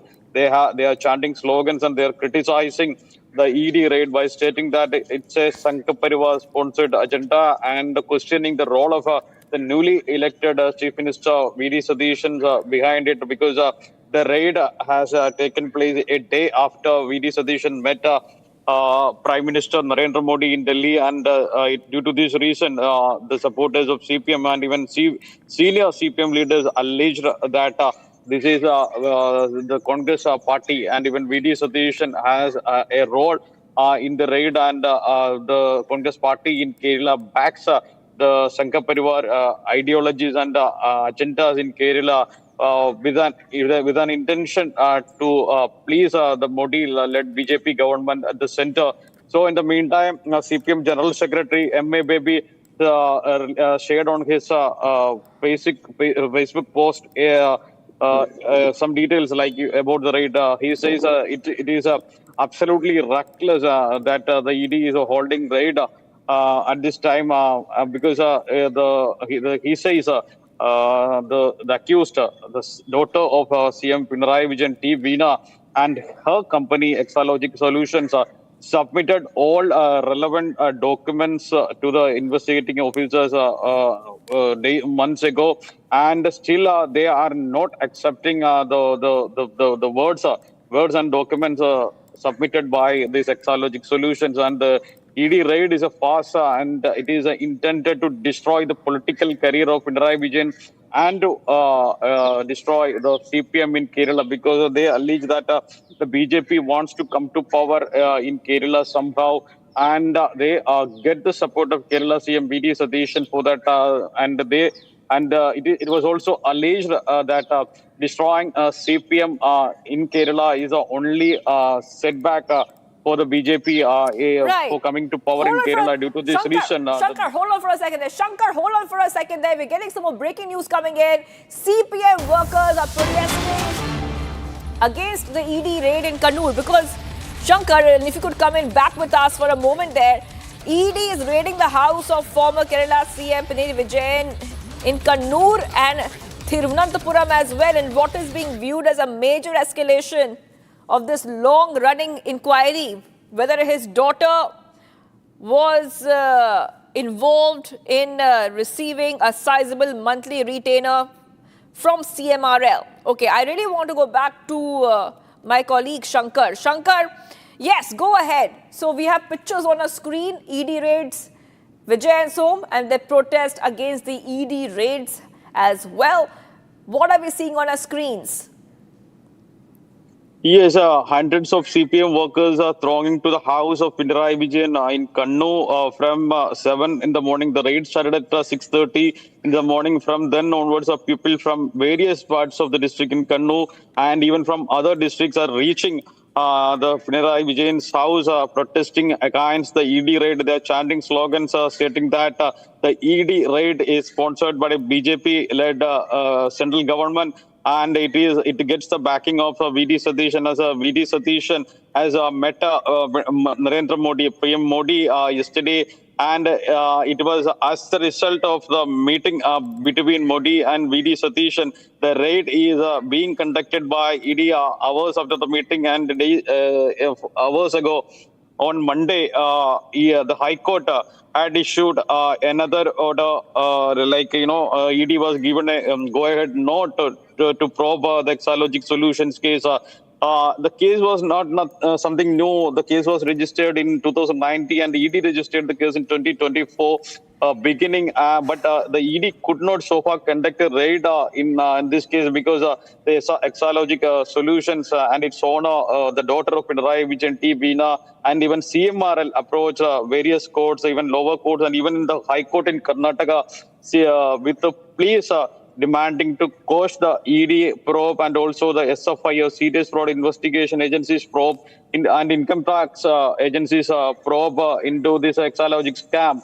However, due to this, because of this matter being impending with the court, the ED and the Income Tax Department and SFIO could not do any raids at the houses of Pinarayi Vijayan and even the Exalogic Solutions offices in Bangalore and even in Kerala and also on CMRL offices. But with the recent order of the High Court giving a go-ahead note for the ED to continue the probe, all of a sudden ED officials reached Kerala from Delhi and started conducting raids across 12 different places associated with the scam, and now the raid is progressing in the house of Pinarayi Vijayan in Kannur, and the raid, the ED officials raid the house of the son-in-laws, the former minister Muhammad Riaz's house in Calicut district as well, and the CPM supporters are thronging in large numbers to the houses of Pinarayi Vijayan and the Muhammad Riaz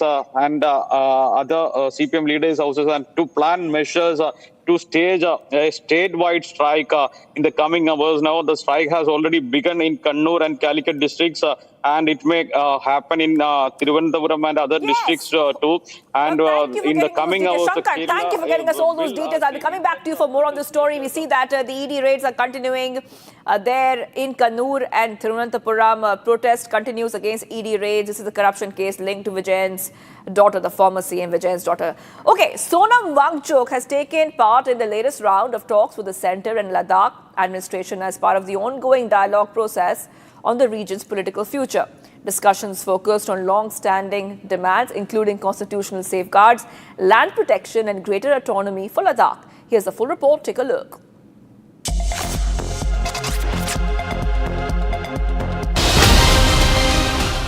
Sonam Wangchuk was recently formally included in the dialogue process between the centre and Ladakh, joining representatives of the Leh apex body and the Kargil Democratic Alliance.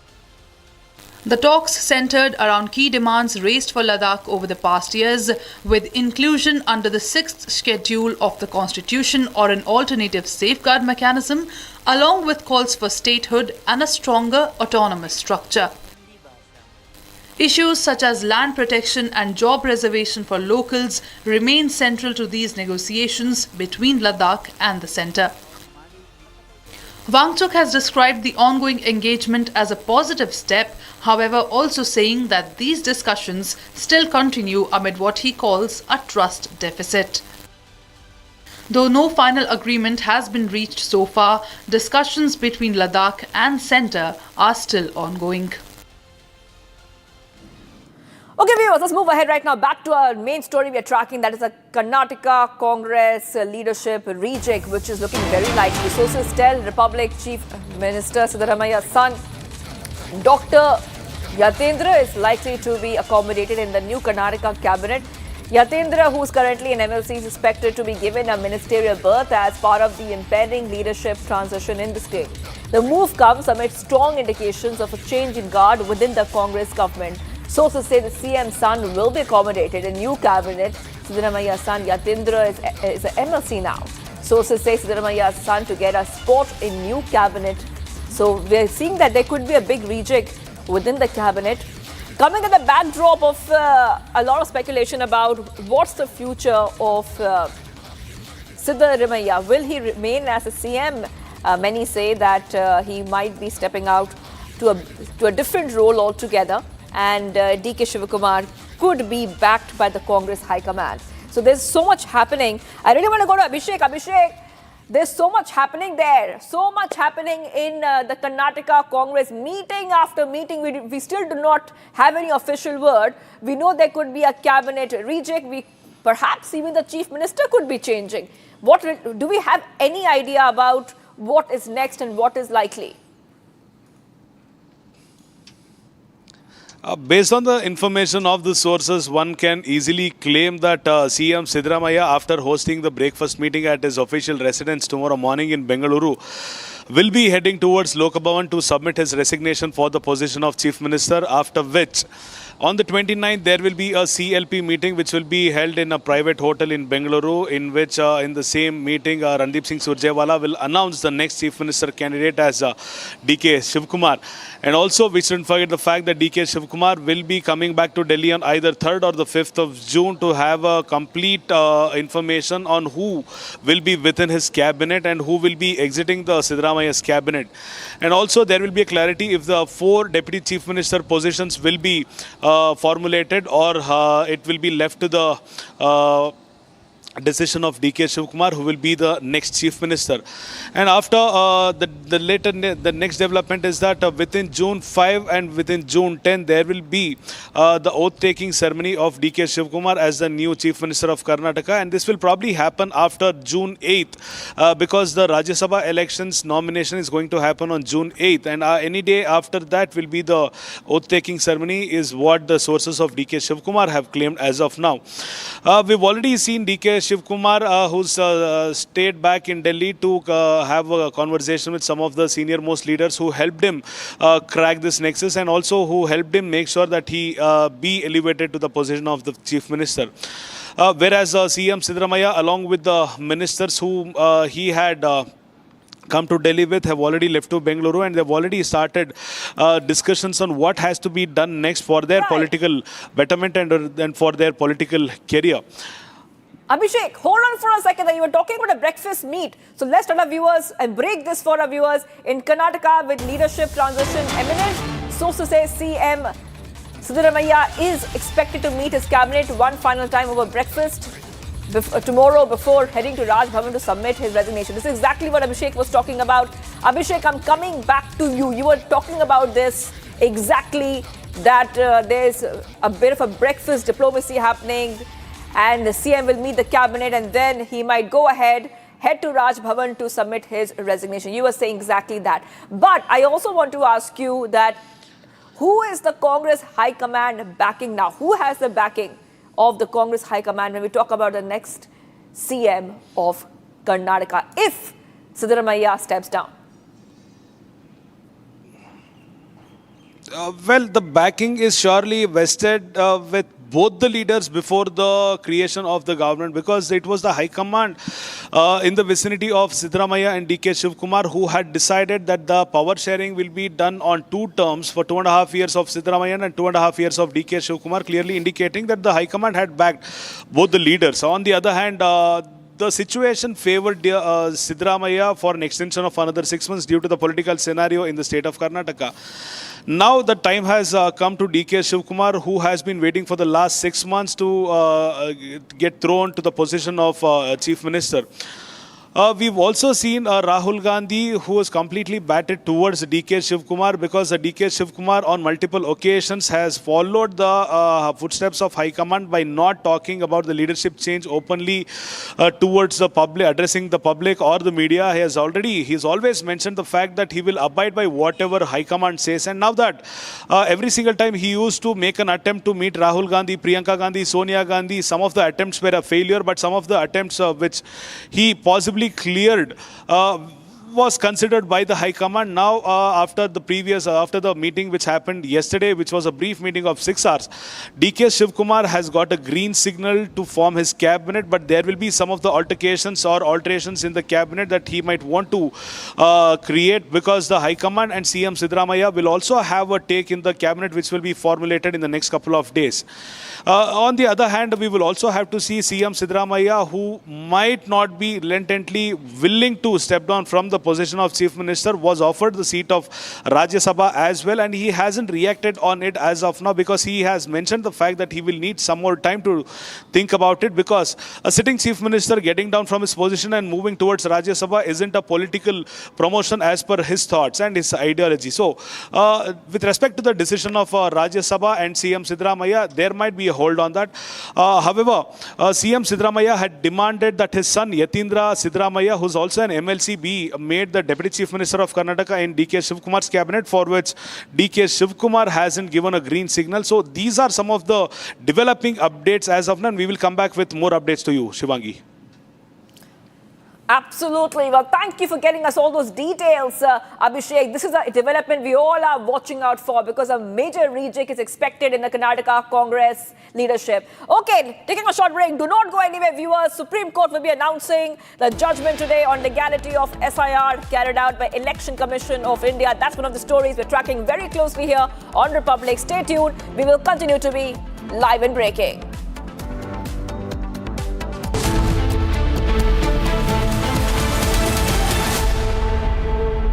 थोड़े में ज्यादा स्वाद यही तो है इसकी खास बात। वाओ मामा क्या स्वाद है। अरे मेरे राजा सबका राजा और मसाला केसरिया से मन जोगी हुआ रे दिल झूमे देखो मतवारा हुआ रे केसरिया से मन जोगी हुआ। हर पल मनाओ केसरी त्योहार। विमल बोलो जुबान केसरी। चमकी चाट से क्या बना है। सैंडविच लस्सी और छाछ हर घूंट में चमकी चाट ड्राई फ्रूट और दही बड़े। चमकी चाट से स्वाद बढ़े। असली स्वाद सिर्फ चंकी चाट।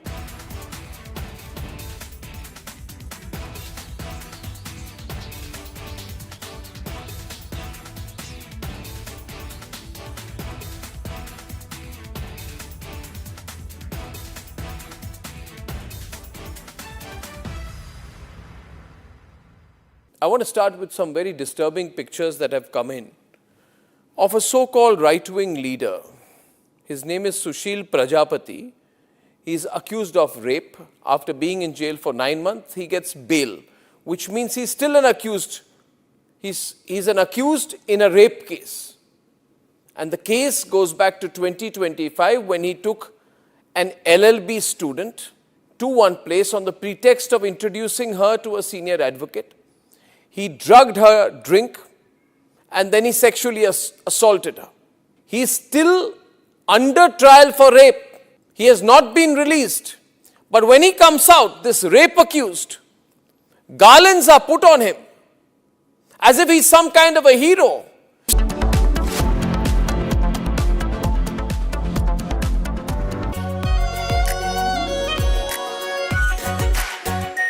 Are pure shahi paneer masala, delicious, healthy everyday.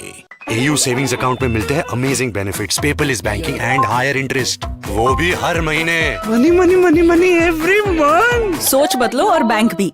चमकी चाट से क्या बना है। आलू चाट या फ्रूट चाट स्वाद बढ़ाए चमकी चाट। क्या बात है। स्वादिष्ट पकोड़े और फरसान, अरे चमकी चाट है इसकी जान। असली स्वाद सिर्फ चंकी चाट। जब तक लाजवाब न बन जाए उसे नहीं इत्मीनान है। तभी तो रिचमंड बनना नहीं आसान है। आर प्योर सूजी पास्ता उबालो मिलाओ और खाओ 8 मिनट में तैयार। क्या टेस्ट है सबका राजा R pure masala. In fact, very often I believe the only way to get justice in India is a media trial. So there's no reason for the media, if it's doing a good job of a media trial, to be on the back foot. In fact, the courts should stop making these overarching remarks about media trial and contemplate about one very basic thing. With the greatest of respect to the courts, when the other institutions fail, when people get let down by the system, when even the judiciary does not seem to be listening or raising a noise about issues, like in the case of Twisha Sharma. Who does?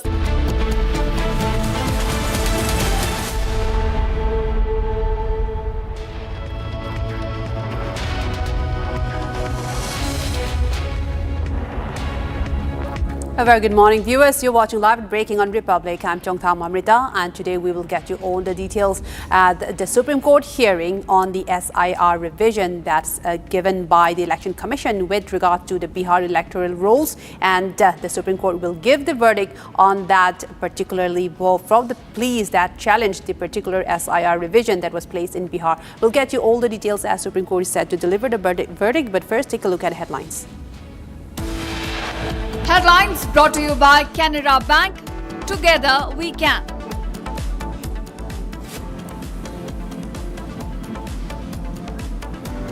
Sources indicate Siddaramaiah was told to step down gracefully on May 28. However, suspense over the next chief minister in Karnataka continues. Karnataka Deputy Chief Minister D.K. Shivakumar told by Congress High Command to stay back in Delhi and return to Karnataka tomorrow.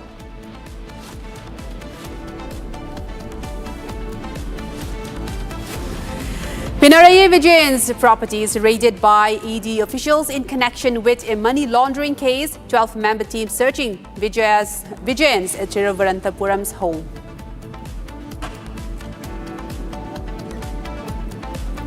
Madhya Pradesh High Court to hear ex-judge Giribala's pleas challenging her anticipatory bail.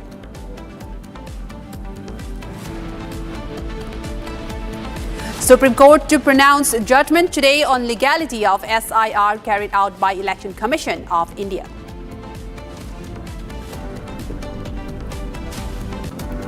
Assam Assembly to take up discussion on Uniform Civil Code bill in the Assembly today.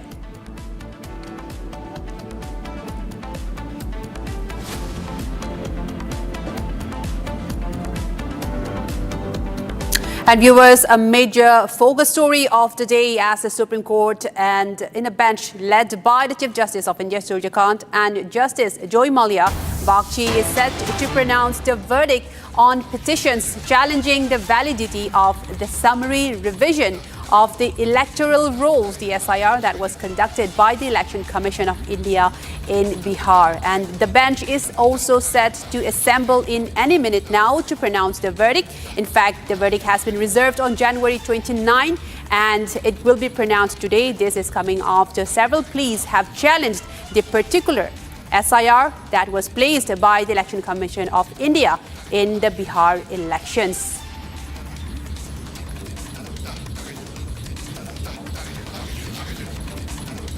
Right. I'm now joined by my senior editor, Rhythm Bhardwaj, who is joining us to give us more details in this latest judgment that's to be pronounced very shortly. A very good morning to you. And Rhythm, can you break us down the details, as this was reserved earlier on January and now the Supreme Court, led by the Chief Justice, is set to pronounce the verdict anytime soon. Can you break it down for our viewers? Yes, a very good morning to everyone joining us today. An important verdict coming in the Supreme Court of India, where the Supreme Court is going to be pronouncing its verdict on the batch of petitions that are challenging the Election Commission's special intensive revision, that's the SIR of electoral rolls in Bihar and in other places after that possibly. Now viewers, remember, this is coming after this case triggered one of the most consequential constitutional debates on voting rights, ECI's rights, citizenship verification and electoral integrity in recent years. Let me also tell our viewers, during the hearings, petitioners alleged the process could exclude genuine voters through onerous documentation requirements, while the ECI had defended the exercise as necessary to cleanse the voter rolls and verify citizenship claims. The judgment is also going to have far-reaching implications. This is not just about Bihar, but for the future contours of electoral roll revision exercise across India. And I also want to tell you, any moment now the bench is going to be pronouncing the verdict. It's crucial to see what the case is. The case is listed for pronouncement before the bench of Chief Justice of India, Justice Surya Kant, Justice Joy Mallya Bagchi, and also Justice Vipul M. Pancholi. Now also, when this case is coming up, I remember what had been stated in the courts at that time by Prasad Bhushan. Today, a batch of petitions that challenge the constitutional validity of SIR and the electoral rolls that's been conducted in various states is under challenge. We're going to see this verdict, and the top court is going to decide whether the Election Commission has the power to conduct the SIR exercises in its present form under Article 326 of the Constitution, also the Representation of Peoples Act 1950 and related rules. The batch of petitions were filed in June in 2025. They followed the ECI's direction, I remember, to conduct the SIR exercises in Bihar and other states. There were NGOs pleased by ADR, that's Association for Democratic Reforms, for which many times we have seen appears Prashant Bhushan. Also, there were petitions that were filed by Manoj Jha, by Mahua Moitra, by K.C. Venugopal, by Supriya Sule, and the National Federation for Indian Women also. Last year, the ECI had directed the conduct on SIR exercises in Bihar and several other states following the batch of pleas.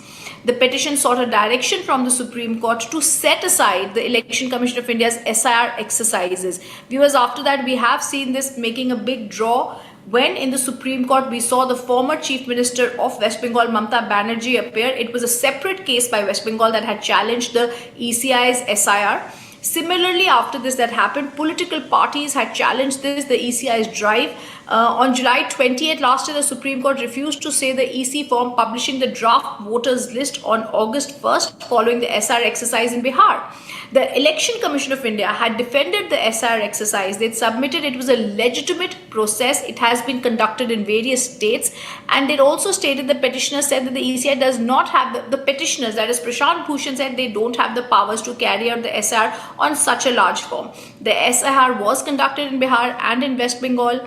They said that this process was NRC-like process. The poll body was verifying citizenship, etc., had been said. We have to see what the top court does. The Supreme Court had therefore said what they have to determine is if the Election Commission has powers to conduct the SIR. That's the simple point. Does the Election Commission have the powers to conduct the SIR? That is the special intensive revision. The last hearing was challenging the Election Commission's power to conduct this. It happened also in August. I want to go across to see whether in fact the bench has already assembled, which we are still waiting to see from my colleagues inside the courtroom. And at the moment we get news of that and what's happening inside the courtroom, I'll tell our viewers that the Supreme Court had judgment is expected to have far-reaching implications. Absolutely. All right. Let's tell our viewers the breaking news coming in. Senior advocates Rakesh Dwivedi, Abhishek Manu Singhvi are already logged in virtually. Rakesh Dwivedi, who is the Election Commission of India's senior advocate who appeared for them, had spoken to Republic TV also. He's present in this case. Dr. Abhishek Manu Singhvi is also lodged in virtually. We have Solicitor General Tushar Mehta, Advocate Vrinda Grover, who are already sitting in the Supreme Court in the first row. The judgment is to be out shortly, and let's break this for our viewers. We're already seeing the main lawyers who contested in this case are already inside the courtroom. So this is the big news that's coming in right now. And as we are speaking with this, let's also say any moment now we're going to hear this case pronouncement that's going to begin. And meanwhile, viewers, I'm going to go back to what has been happening in this case. A very critical hearing was happening in this case room. In this case, as we were speaking, effectively, the judicial intervention was also there to include Aadhaar as the 12th in the list of 11 indicative documents. But the hearing saw that the court was reminded, the ECI said we have to have a degree of, that the petitioner said, which is Dr. Abhishek Manu Singhvi and others said, that there has to be a degree of transparency and access to information, which is the hallmarks of an open democracy. This is something that had been said, and we're also critically trying to understand as to when the case verdict is going to be out, which is any moment now. All right, let's tell you there's more news that's coming in right now. The bench is already sitting, and we're also now being told by my colleagues that the Election Commission's special intensive role of electoral rolls in Bihar is what that had triggered this massive consequential constitutional debate. They're all logged in. All right, we're still waiting. Solicitor General who appeared in this case for the Election Commission, for the government, for the states, really trying to see what has to happen. For the Election Commission, I beg your pardon, it was Rakesh Dwivedi who had appeared senior advocate. He'd spoken to us about this case. We have the top law officer, Solicitor General, appear in this case. We've got Advocate Vrinda Grover, who's already appearing in this case. So lots of people who are logged in critically to understand what the judgment says today. And it's going to be very important because the apex court, the final list in Bihar, had shown the total tally of eligible voters in the state as 7.42 crore. Then what had happened is the court had directed the Election Commission of India to publish the district-wise booth-level searches list of nearly 65 lakh voters who were purged from the draft roll, along with the exact reasons for their deletion from the roll. Now, incidentally, remember the second phase had also covered 51 crore voters in 12 states. Union territories had commenced even as Bihar challenged the question of constitutionality of the SIR, which was still pending before them. Now, viewers, I'll give you some more details as we wait for this verdict to come. The Supreme Court is going to, let me make it out very clearly, any moment now deliver its verdict on the SIR case. It was there. The court is going to decide whether they have the power to conduct the SIR, whether the Election Commission of India has the power to conduct SIR in its present form. under Article 326 of the Constitution and the Representation of People's Act and the related rules. I'll also go back to the hearing that's going to start in the Supreme Court. 10:30 is when they have to give the order. That's why all the batch of petitions and all these people who represented the different political parties are present there. We have Prashant Bhushan, the Association of Democratic Reforms was represented by him in this case. We also have others, Yogendra Yadav, MPs Bahua Moitra, Manoj Jha, KC Venugopal, Supriya Sule, all of them had challenged it. And this was a batch of petitions. What is crucial to understand is whether the constitutional validity of the entire exercise of SIR is going to be upheld or not. The petitioners had stated Article 14, 19, 21 had been challenged in this. Then Representations of People's Act was also brought in. The court had impleted the political parties in this matter. That's why all of them are importantly here to see what's going to happen in this critical verdict today. I've given you the background, viewers. We're also seeing that they're all present in the courtroom right now. The bench has not yet assembled to hear and to give the judgment, the petitions against the Election Commission. The hearing had happened at that time, and I'm also going across to the petitioners, what the petitioners had alleged. They had said it's an NRC-like process wherein the poll body was verifying citizenship. They have alleged that this power to verify citizenship is only with the central government and not the Election Commission of India. Now, let me also tell our viewers, S.G. Tushar Mehta, present in the courtroom, Advocate Prashant Bhushan had earlier appeared for the ADR, questioned the timeline for completion of the exercise and the data of 65 lakh voters who were declared dead or migrated or registered in other constituencies. Critical to see what's going to happen today during the hearing, the bench led by Chief Justice had to determine if the Election Commission of India has powers to conduct the special intensive revision. So as I'm waiting for updates, alright, S.T. Tushar Mehta, yes, is present. Let me also hand it back to my anchor, and once it's there, I will let you know what else has to happen. I'm just looking into the court hearings. Right, Rhythm, thank you so much for all of the breakdown as we wait and stand by for the Supreme Court verdict. And we are also joined by my colleague Sarthak outside of the Supreme Court, who has more in this story. Sarthak, a very good morning to you. Can you just give... Greg, the bench has already assembled. Right. Okay. Coming back to you, Rhythm. This is going to happen to be pronounced anytime soon, and there are many legalities being challenged as well. And can you? Okay. So let me tell you that as we are speaking, the bench is already assembled, is what we are being told. Though we've not seen this yet. They're in the front. Okay, right. The bench assembled. So let's break it down. Any moment now that critical verdict is going to come by the Election Commission of India. The bench is already assembled, and we're going to see what has to happen now. Now the bench is assembled. Breaking it down. Let's put that on our ticker also, and the breaking news BBG that now the bench has assembled. Any moment now we are going to see the crucial verdict in this case. That's going to be coming any moment now. We're also going to be seeing the pronouncement, far-reaching implications of this judgment, not just in one state of Bihar, but in all the states, the future contours of electoral roll revision exercise across India.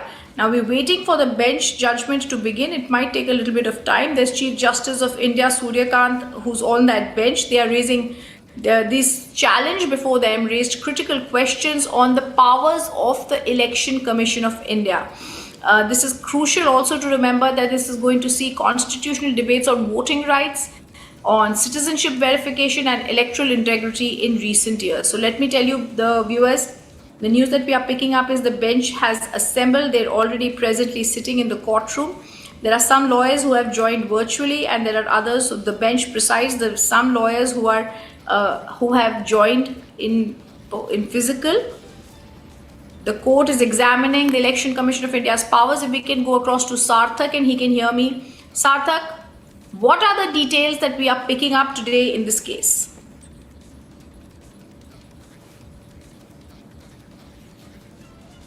Well, Rhythm, the latest that we are getting is the bench is seated. They would at any moment pronounce the judgment. Senior advocates like Abhishek, Manu Singhvi, Prashant Bhushan was present in the last date of hearing. SG Tushar Mehta, they have also joined the hearing today. It's an important judgment. The three main questions that have been raised in the hearing so far, and Supreme Court is likely to address those issues and pronounce an order on that, is that first, that who has the power to determine the voter list, till what extent Election Commission of India has the power to decide that who comes within the ambit of being eligible of that voter list. And second, can citizenship link scrutiny built into voter roll revision? These are the certain questions that were raised in the court in the hearings that have taken place so far in this particular case. Third, how far can the Election Commission of India go in the name of electoral purity? Time and again, questions have been raised against Election Commission and the power that has been granted to Election Commission under the Constitution.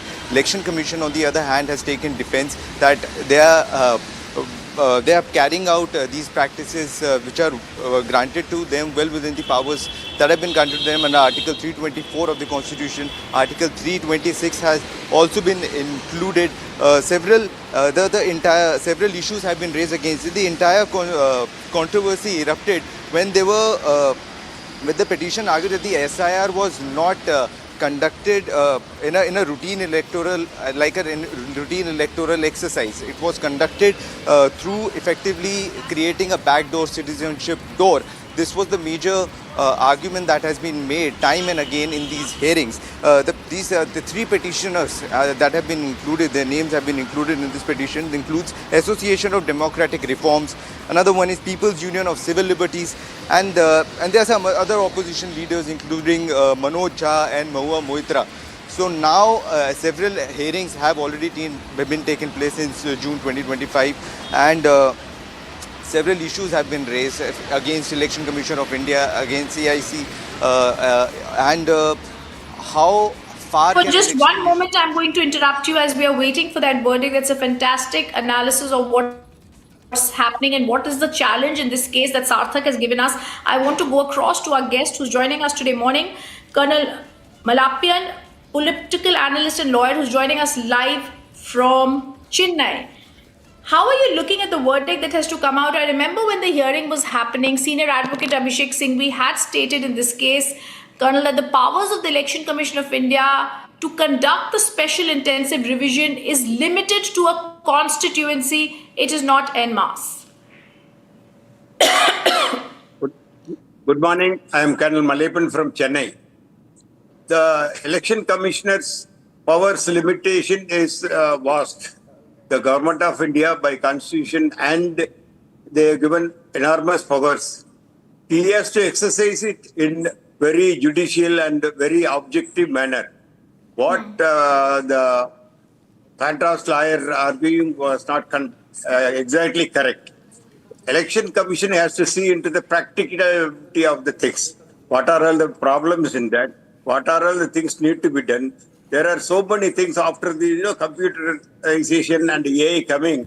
So many illegalities can be removed. That is, personal debt, person has moved out, person has displays duplicacy, and in political system, lot of fraud. They make so many votes in one place, maybe 300, 400 votes. So election commissioner is the full power, and he has got very practical, objective knowledge. He is not an individual person. He acts with the number of people, number of states. So what he does it will be 95% correct. But the opposition parties always will allege that ruling party is manipulating this and that.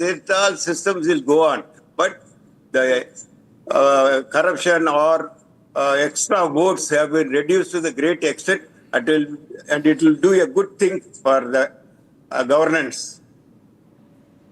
Truly, we are waiting for this verdict, and I'm just waiting to see the first words that happen in this case. The bench is assembled, all right. So that's the latest bit of information that we've got.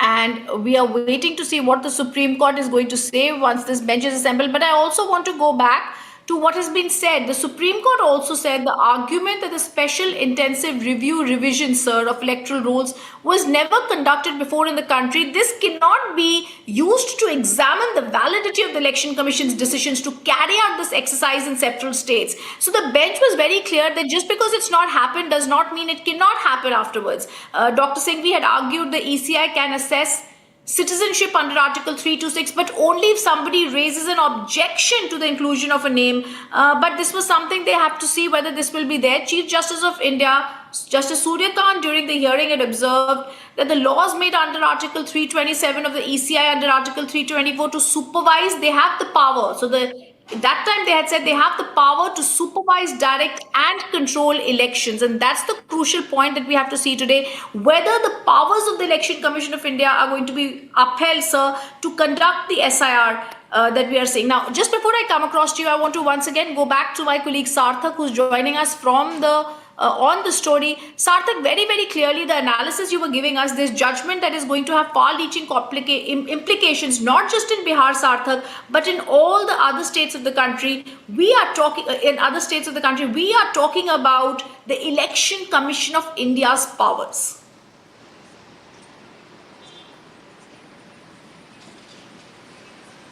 Well, absolutely, Rhythm. Today's hearing is going to be an important one because it would set an example. It would determine what all powers does Election Commission actually have, to what extent Election Commission can go and carry out these exercises. And carry out these exercises to determine who all is included in the voter list. How far can it go? Because any time in the future, Election Commission of India will exercise the SIR roles revision. It would this particular hearing would set a precedent for that. A certain argument repeatedly that has been made is the Aadhaar controversy, because this was the most contentious issues that was raised repeatedly in the previous hearings. The petition argued that if the Aadhaar is accepted for multiple state purposes and excluding it from the voter verification was very arbitrary, especially for this special intensive revision. If Aadhaar is excluded, that is very arbitrary. And it has also been pointed out that Aadhaar is not a very essential piece of document to determine someone happens to be a citizen or not, because we all know how many times in the past Aadhaar card has been forged. So to include that in SIR would not make any sense, or would not simplify the process as such. So that has been a major contention, that has been a major controversy that has erupted. Abhishek Manu Singhvi has repeatedly questioned the powers of Election Commission of India, and they do not have arbitrary powers, so they cannot carry out these arbitrary exercises. And if they do, then who do they reach out to? If they carry out thinking that they have absolute power, who do they reach out to? This is something that they have constantly repeatedly pressed upon. On the other hand, the defense that has been taken by Election Commission of India, that we are functioning under the powers granted to us under Article 324, Article 326 has also been included, Article 327 has also been included. So a lot has been going on, but certainly this Bihar SIR will set an example for all the SIR roles division exercises that will be taking place in the future, and this is going to be an important verdict. We are still waiting for details, what exact order will be passed, but there are certain questions that have been repeatedly been raised in previous hearings. Those questions will likely be answered in today's order, Rhythm. All right, so before I go across to that, we're also going to give you some other breaking news in this, in another case, but I'm also telling our viewers we continue to see what's happening in this case. We're waiting for the orders to be pronounced. All right, but we are going across to the breaking news that's just coming in, viewers, and I'm shocked to explain and tell our viewers how we are feeling in this matter, where it was we who had campaigned in this case. Out on bail, the Pune posh accused throws a lavish party. Yes, so let's tell our viewers that the accused has been seen dancing with garlands of currency note, viewers, and I want to go across to that picture that we've seen. This is ridiculous, as out on bail, the Pune posh accused throws a lavish party. The accused is seen dancing, and you can see that. We're going to show you the sound of that if we can.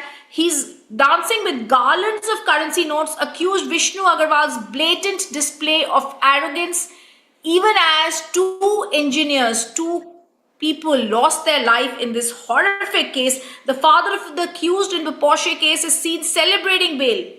The accused is also seen, he is the person in this with the long hair. The videos emerged showing the accused Vishal Agarwal with his family. He was granted bail. The family is seen dancing with currency notes. And this is what Republic TV was talking about.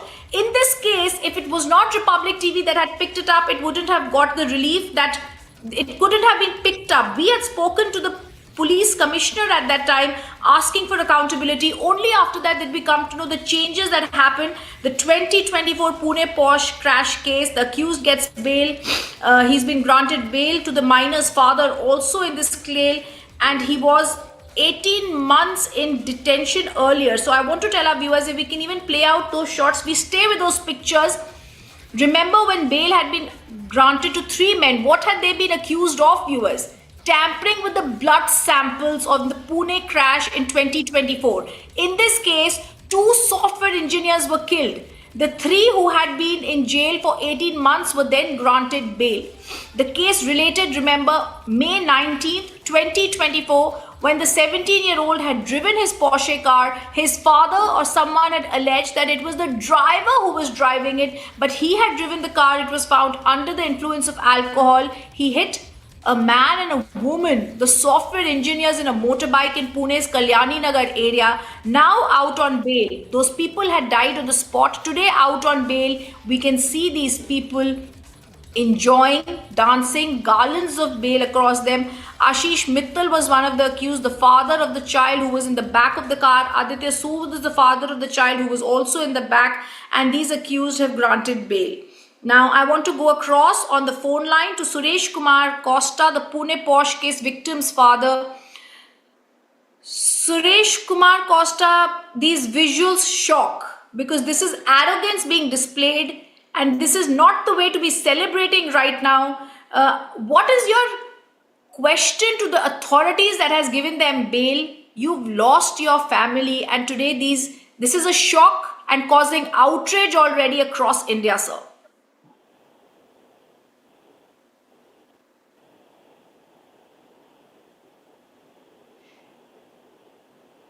Hello. Yes, sir. अगर आप देख सकते हैं the pictures on the screen, there is a party after getting bail. There is arrogance, display of money. It is shocking. What are you feeling, sir, here?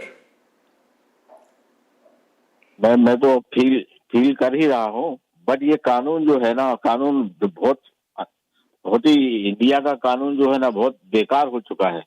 इसको क्या है, किसी की फीलिंग नहीं है और किसी की जान लेने की किसी को कोई चिंता नहीं है. और अब इसके बारे में क्या किया जाए.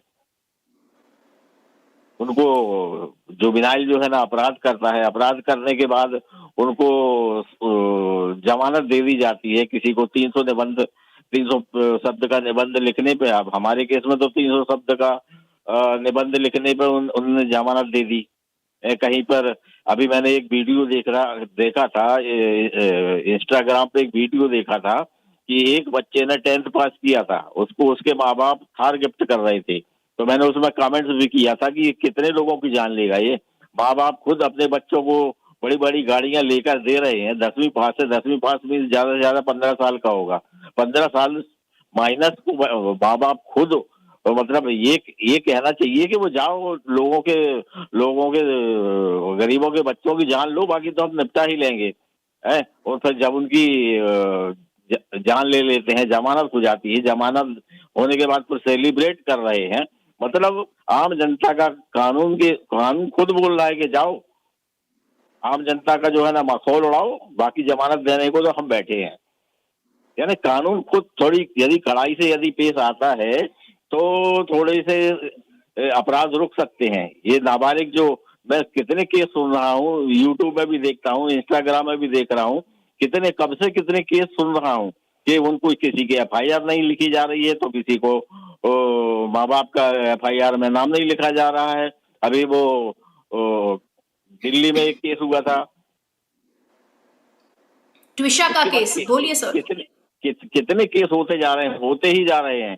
और सुप्रीम कोर्ट को जरा सी बातों में तो सुप्रीम कोर्ट अपना संज्ञान लेकर अपना काम शुरू कर देती है। बट ये कितना गंभीर मुद्दा है आज की डेट में, एक्सीडेंट जो है ना, कितना गंभीर मुद्दा है। शासन प्रशासन और कम से कम माननीय उच्चतम न्यायालय को तो कम से कम इस बात पर संज्ञान लेना चाहिए, संज्ञान लेना ही चाहिए। और सारी स्टेटों को सारे जितने भी उनके गृह मंत्रालय है और जब ट्रैफिक विभाग है, इनकी क्लास सुप्रीम कोर्ट को लगाना चाहिए, जिससे कम से कम अपराध रुक सके। अपराध रोकने की दिशा में कुछ नहीं हो रहा है, कुछ भी कोई कुछ नहीं कर रहा है। जबकि माननीय सुप्रीम कोर्ट को ये अथॉरिटी है कि वो किसी भी विषय पर संज्ञान लेकर कार्रवाई कर सकती है, परंतु वो भी कुछ नहीं ले रहे हैं। हमारे केस में, जब पुणे से केस में वो लड़के के जुवेनाइल है, उसके पिताजी को जब जमानत दी जा रही थी, तब उनके द्वारा 2-3 पॉइंट बोले गए। पहला पॉइंट ये बोला गया कि कार का इंश्योरेंस था कि नहीं, कार का इंश्योरेंस है, हाँ बोले ठीक है। अरे कार का इंश्योरेंस है, इसका क्या मतलब है? कार का इंश्योरेंस है, हम तो बोलते हैं कि भाई हाँ ठीक है, हमको पैसा नहीं चाहिए, हमको पैसा नहीं चाहिए। सुरेश कुमार जी, मैं आपसे विनती करूंगी कि जब हम ये आज पूरा दिन जब हम कहानी खेलें, आप हमारे साथ बने रहिए। मुझे आपका दुख समझ आ रहा है, और जो भी इंडिया में ये वर्जन देखेगा, जो भी देखेगा, उन सबको समझ आएगा कि हम सब एक ही बात कर रहे हैं। What about the common man? What about the person, the father who says I don't want money but I want justice for the death of my child. I'm going to switch back, viewers, for a moment from these visuals to the Supreme Court, where we are seeing that verdict coming in from the crucial verdict from the top court of the country. The Supreme Court order that's being dictated in the Election Commission of India's case, and the Supreme Court is saying they back the Election Commission of India's SIR exercise. Lots of words coming from the Chief Justice of India, who's reading out that order being dictated by him. He says we have to see whether the Election Commission of India has the power to conduct the exercise such as the SIR.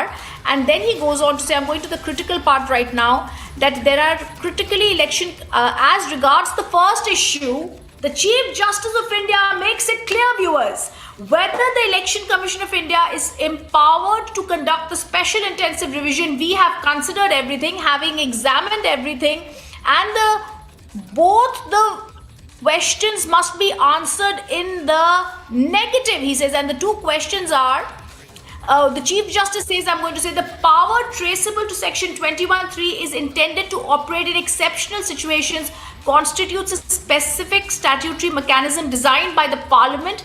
This is distinct from the original ordinary regime of revision contemplated, when the statute itself authorizes a special revision anytime, and in such manner as the Election Commission may deem fit. The impugned exercise cannot be invalidated merely because it does not conform to ordinary modalities. I think what the Supreme Court is doing is they're upholding the Election Commission of India's powers. They are saying we are satisfied the object sought to be achieved by the SIR bears a direct nexus to the constitutional goals of free and fair elections. That's the breaking news coming in.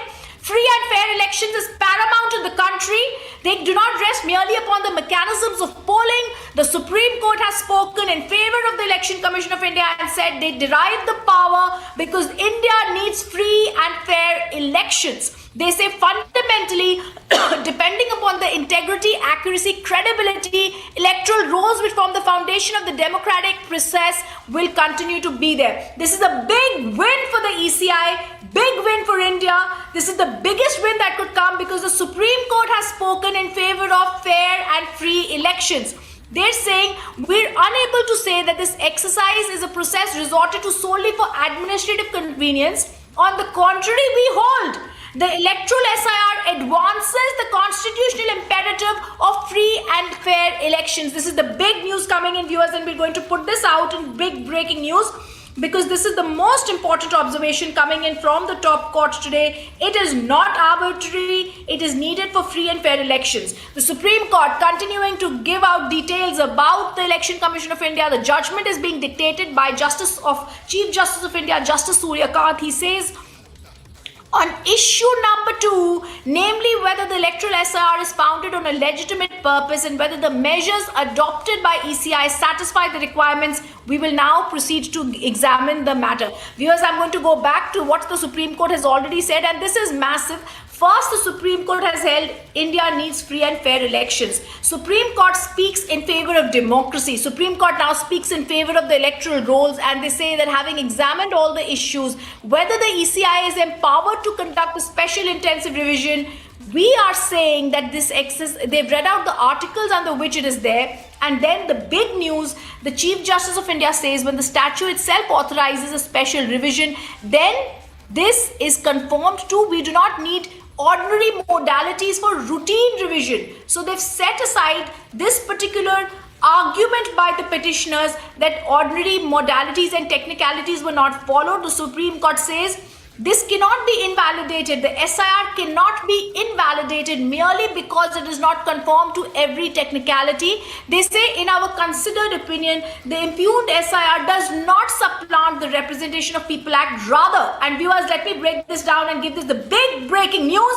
It breathes life into the constitutional mandate under Article 324 that is provided within the contours of Section 21(3). Therefore, the Commission, it cannot be said the Commission has acted in excess of its statutory powers, which means the ECI's actions were not arbitrary, which means the Chief Justice of India saying we are satisfied the object of the SIR bears a direct nexus to the constitutional goal of free and fair elections. These are brilliant words. Whenever there's a judgment that comes out that speaks about upholding democracy and something that's far more better for the people of India, for free and fair elections to be held, it is marvelous. The law of the land is being laid down by the Chief Justice. Free and fair elections do not rest merely upon the mechanics of polling.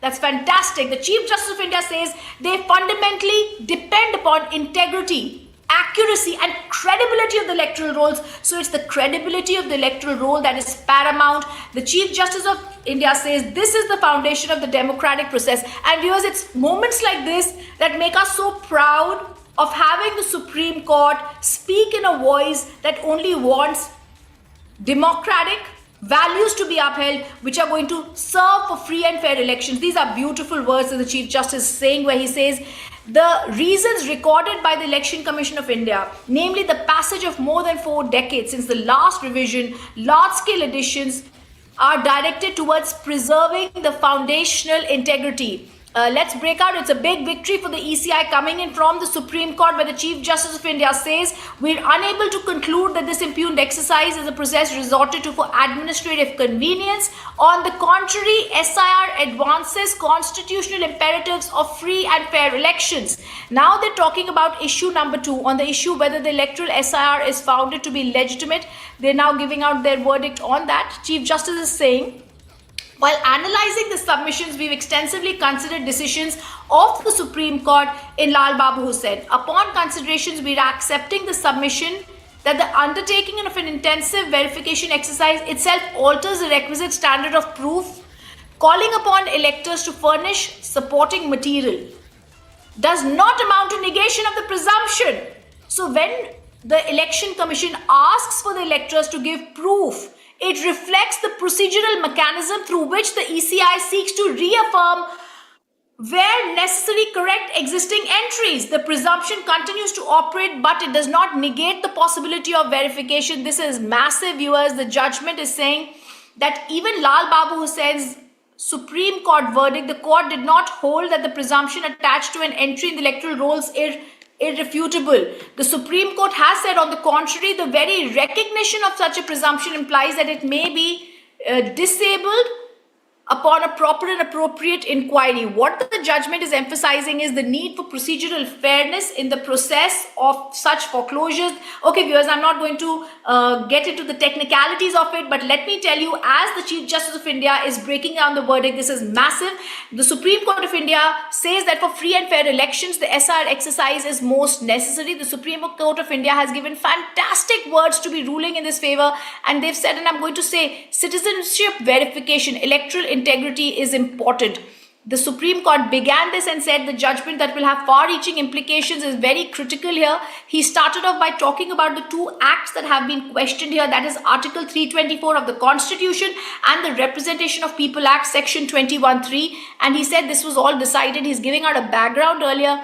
And then he says the first thing we had to decide, and this is crucial, whether the ECI has the power to conduct an exercise such as the SIR is founded on a legitimate purpose. And the Supreme Court says that this contention was raised that the ECI is not empowered to verify the citizenship status of persons seeking inclusion or continuation.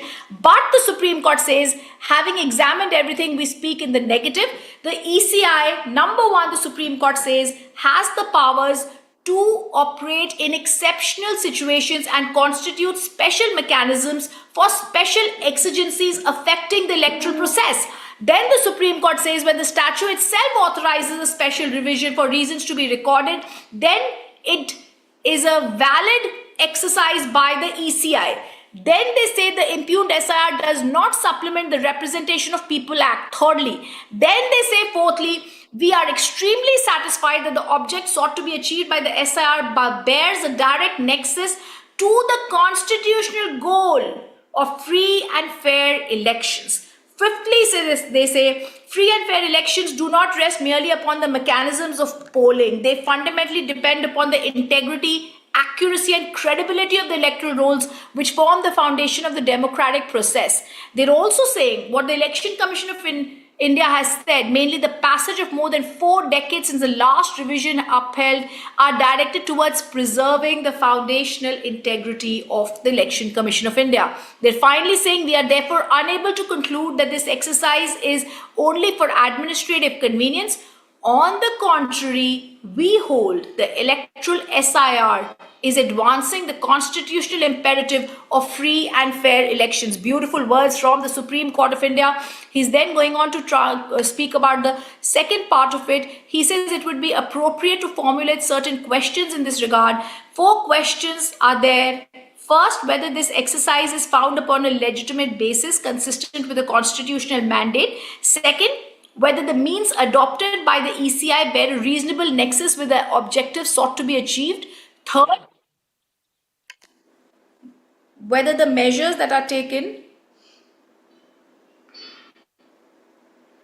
Okay, let me go across to the guests who are now joining us. We have Sujata Pandey, political analyst and lawyer from Delhi. Colonel Malayappan, who continues to be with us. Sujata, this is a great day because I believe the Supreme Court has spoken for the Constitution. The Supreme Court and the words the Supreme Court uses, it, you almost get goosebumps when you hear the measures that they want to undertake, where they say free and fair elections is what is so crucial and has to be decided. The Supreme Court says that the fourth thing we have to see is whether the fair balance has been maintained between the importance of achieving this purpose. So this is a bright day, Sujata. It's very clear free and fair elections in India continue to stay and the ECI's powers have been upheld by the top court. Absolutely, Rhythm. It's not just a great day for ECI, but I think it's a great day for the democracy of this country because we are in a times where we are analyzing whether the infiltration, demographic changes, border security, all of that. And this verdict will define. So this is a verdict I said would be taught in the law schools, will be quoted in the days. This is a historic verdict. And I think, the entire confusion that was created by the opposition parties who obviously lost in the election was to question the entire process. And I think from a lawyer's point of view and from a citizen's point of view, even if you see the February 2026, how the Supreme Court only strengthened this process, appointed the judges. It did not stay the SIR process, which was getting questioned in West Bengal and everything. It was aptly clear the Supreme Court is supremely clear about the plenary power that the EC has under 324. What it was, I think trying to figure out that whether it is under 326, under the adult suffrage, what are the documents? Because that is also a question. And in the Lal Babu Hussain case, how it was brought in, and it was trying to show that, every voter that is being deleted, unrightfully. I think today Supreme Court has made it very clear that EC has the plenary power. EC has the power of under Article 21(3) of the RPA, that it has the power to clean the rolls, it has the power to take measures, and it has the power to to make sure that the democracy in this country is up and running. So I think this is a great day, Rhythm, because EC is making sure that only Indians vote, whereas the opposition perhaps was trying just 1 second, sorry.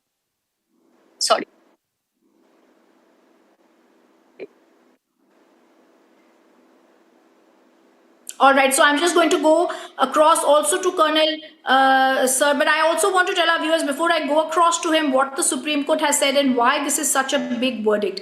The Supreme Court is therefore saying that the measures adopted bear a reasonable nexus to the objectives sought to be achieved. They are not excessive. Colonel Malayappan is continuing to be with us. Sir, how are you looking at this fantastic judgment coming from the Supreme Court that upholds democracy? Actually, it is a factual, legal, correct judgment. Actually, there is no need for that petitioner to go into this. I think it is with vested interest. Commission is authorized as per the Constitution to do certain duties. They were doing correctly. Since it was not fitting for particular person or particular parties, he has gone and made mockery of himself. It is not required. The Supreme Court interprets the law in the correct manner and objectively, which they have done. It is clearly given in the Constitution of India and the People's Representation Act. What are all the powers, what are the duties of the Election Commission? Election Commission is the authority in India to conduct the election, to see that required things are done, electoral rolls are revised, routinely revised, and so on. Okay. So the Absolutely. Supreme Court Sir, I'm just going to interrupt you for a minute as there's also more news coming in. Sujata has also spoken. Colonel Malayappan, thank you for that update. Viewers, big day for democracy. The Supreme Court upholds the powers of the Election Commission of India under the Constitution, and they say free and fair elections is a requirement in India, and therefore the SR exercise is most needed for it. Thank you for being with us. Viewers, we're also just going to go across to the other news that's coming in, and therefore we're taking a break from this fantastic verdict from the Supreme Court, where I'll request my guests to join us later from, and let's tell our viewers that let's go back to what's been happening, viewers, and we're going to go back to the story in just a short while ago from Pune. Pune is the story that has shocked us in 2024 when there was these people who had, wait, let me tell you the background, viewers, then I'll tell you what's happening right here. These are the visuals of 2026 when these three people are out on bail. The Supreme Court had stated that after 18 months that they would be out on bail, and these are the visuals of that night of May 19, 2024 in a chilling incident. The 17-year-old boy who's also present in the pictures we are showing of the celebration they are having, looking at what they had done. Remember, viewers, they tampered with blood samples after the Pune Posh case. 2 software engineers were killed. The 3 had been in jail.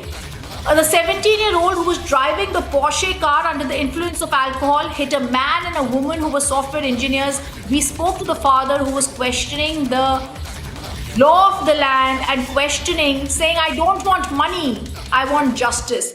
The juvenile's parents had been involved. The government hospital doctors and the others had been arrested for allegedly attempting to manipulate the blood samples to show he was not drunk at the time of the car crash.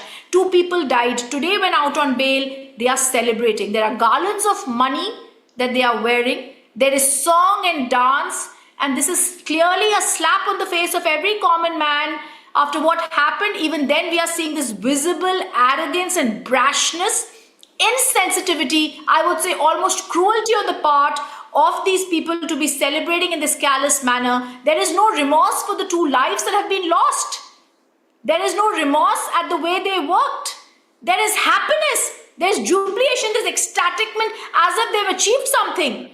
There was a middleman who swapped samples. The prosecution in the court, remember, said the blood samples were swapped. Reports had been forged.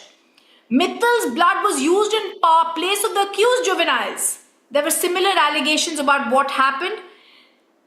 There were strong observations that were made by Justice Nagaratna. I remember when the Supreme Court had given bail to them, she said parents who provide money and sports cars to minors instead of spending time with them committee, we asked the Supreme Court, this bail has been given. Is this what was meant to happen by the Honorable Supreme Court?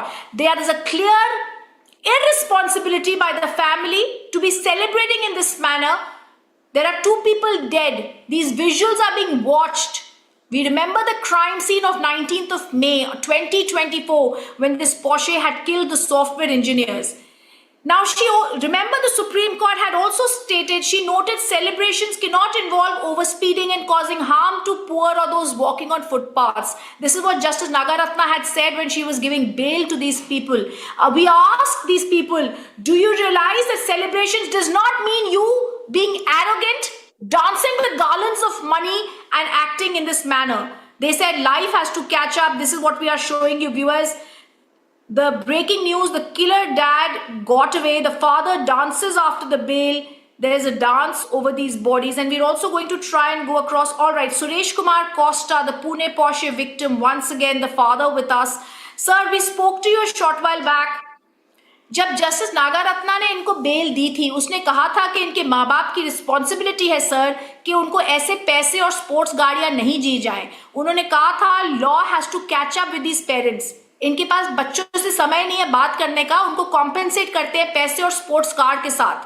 उन्होंने कहा था ये पहली बार नहीं हुआ है, ये पहली बार नहीं हुआ है. मगर सर ये जो अब जिस तरीके से ये लोग सेलिब्रेट कर रहे हैं कोस्टा जी, ये एक मौकरी है हमारे लॉ की, हमारे कानून की.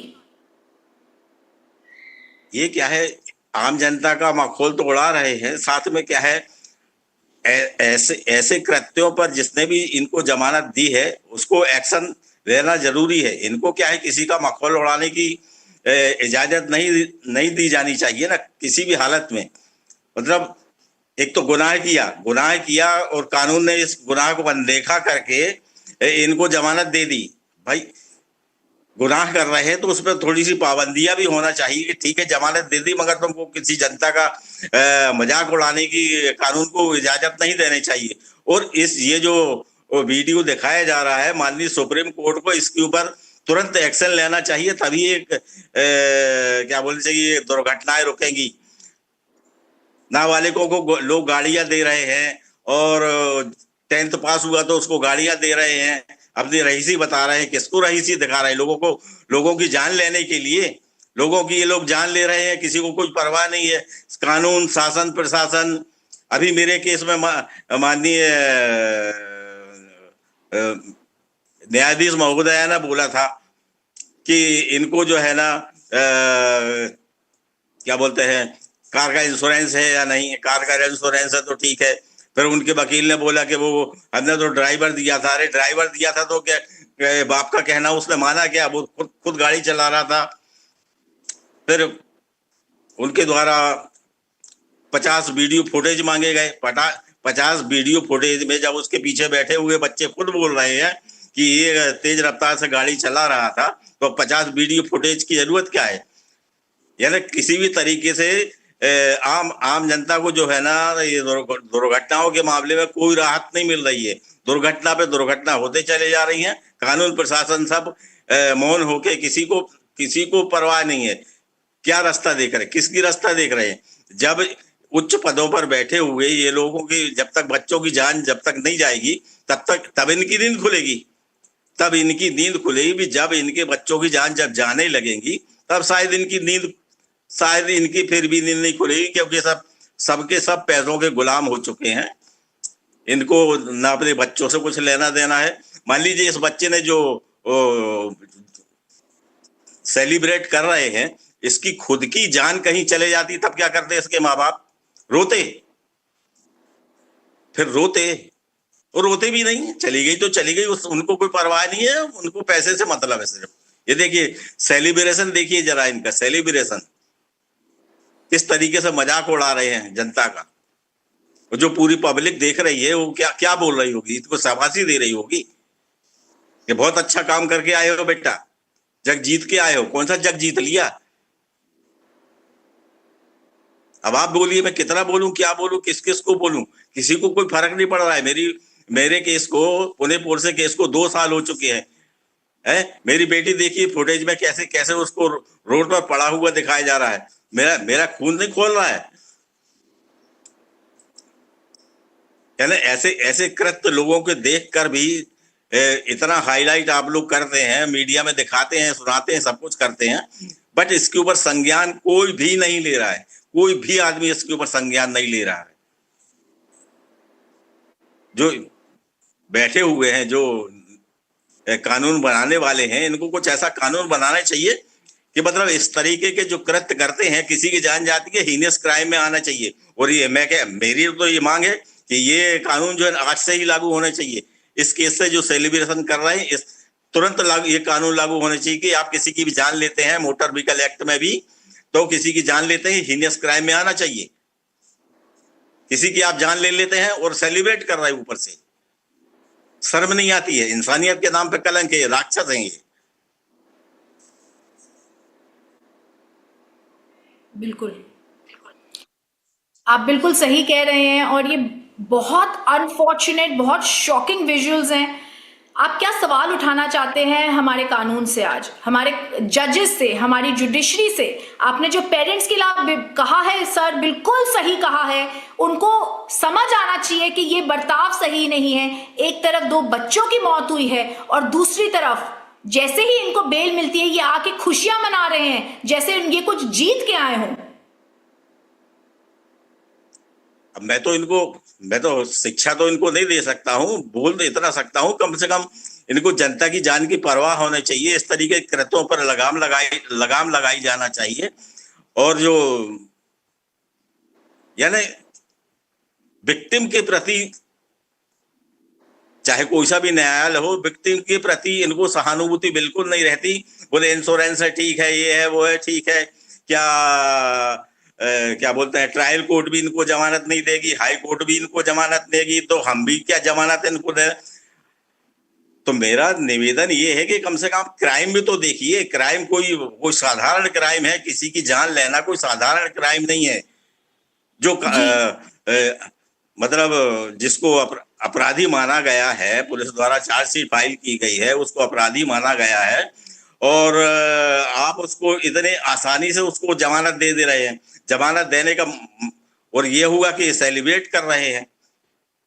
ये तो सेलिब्रेट हाईलाइट हो गया। मैं चाहूंगी आप 2 मिनट सर हमारे साथ रहें, क्योंकि बहुत ही बड़ी कहानी जो आप कह रहे हैं और जो हो रहा है is terrifying. I also want you to be with us as we are going to go across to callers who are calling in. Suresh ji, जो आपसे बात करना चाहते हैं. We have Manoj from Bengaluru calling us. We have Mrs.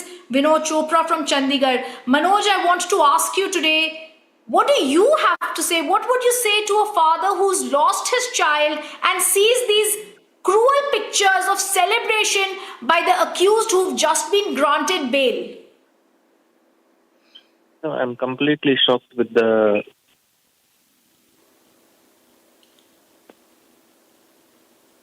Yes, Manoj, if you can hear us, go ahead. Yeah, I'm able to hear you. So the point is, the point is not only about the son or the father here. The point is about the Supreme. Yeah. Am I able to hear you? Yes, Hello? Go ahead. Yeah. So the point is not only about the father or the son here. I feel that there is an issue with the Supreme Court as well. So how can the Supreme Court give the bail to such a person who is got redundant in front of public? Yes. So yeah, that is one thing. And also seeing the celebrations of father, that shows us the upbringing of the child here. So as far as the child is concerned, I feel like it is the most important thing is the father's role here. The father himself is a crime here. Yes. All right, they are mocking the public. And viewers, I also want to tell our viewers as we are speaking, this is a mockery of the public. Manoj ji has called up. I thank you, Manoj ji. I also want to go across to Mrs. Vinod Chopra. We have callers calling in they are feeling outraged, viewers. We've covered the Twisha campaign and we saw anger. Today we are seeing Mrs. Chopra, anger at the celebration by these brats. Hello, Rida ma'am. I'm just watching this news and really feeling ashamed. I don't know what kind of people and how insensitive these people are. They're dancing for the death of somebody. And the judge who has granted bail must be feeling, what I shall say, for his prudence. Yes, absolutely, and this is a shame. I also want to go to Rajneesh Gupta. Thank you, Mrs. Chopra, for calling us. I understand the sentiment you have. This is the same sentiment shared by us in Republic. Rajneesh Gupta is calling us from Kanpur. You've seen what the father is saying, Rajneesh ji. How are you looking at this mockery, this dance of death, I would say, by these people?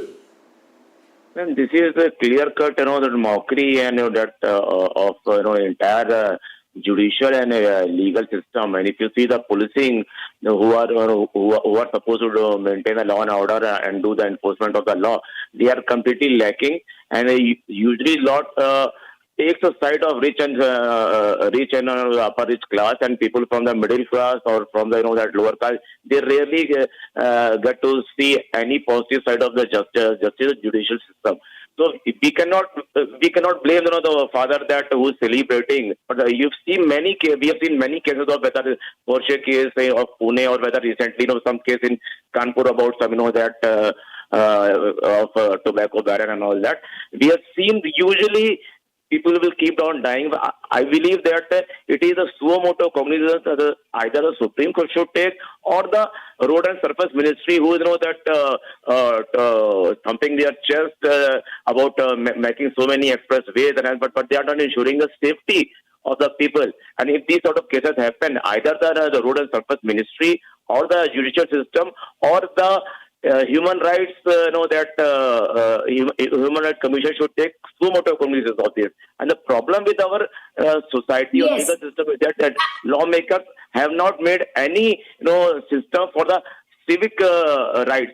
Unless we have the civic rights. And you know what is mocking Suresh ji also here, Rajneesh ji, it is the fact that the father is also dancing after the bail. I want to go. Thank you for that update. And this is something very important because citizens are hearing the voice of our callers. We have Commander Vinay Sharma who's also calling us now. Sir, Suresh ji was with us and he said his blood is boiling. These visuals, what is the impact they are having on the common man? Well, just watching this, just so shocking, the callous attitude that the society has developed today. Can you imagine how the parents must be feeling watching the celebration when the killer of the children has been released, and the whole family and friends, and they are celebrating over it? I mean, I don't know what to say.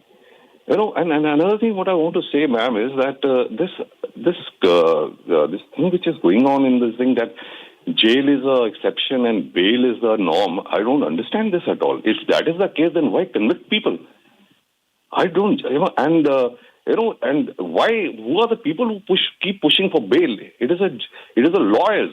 Why? Because that's the way they're making the maximum money. I mean, I just don't know what's happening to the law and order in the whole society and to the country, or not just the country. This is prevalent all over the world today. Thank you very much, ma'am. Thank you, Colonel Sharma, Commander Sharma, because I think that's the sentiment of everyone around us. Commander Sharma, this is what we are feeling. I want to go to Rajendra, who's joining us from Chandigarh. And viewers, your calls are coming in. It shows what you are feeling. We're seeing the family who lost their children, and out on bail, the father is celebrating. It's mocking these people. The arrogance is not gone. The dance is a dance of death.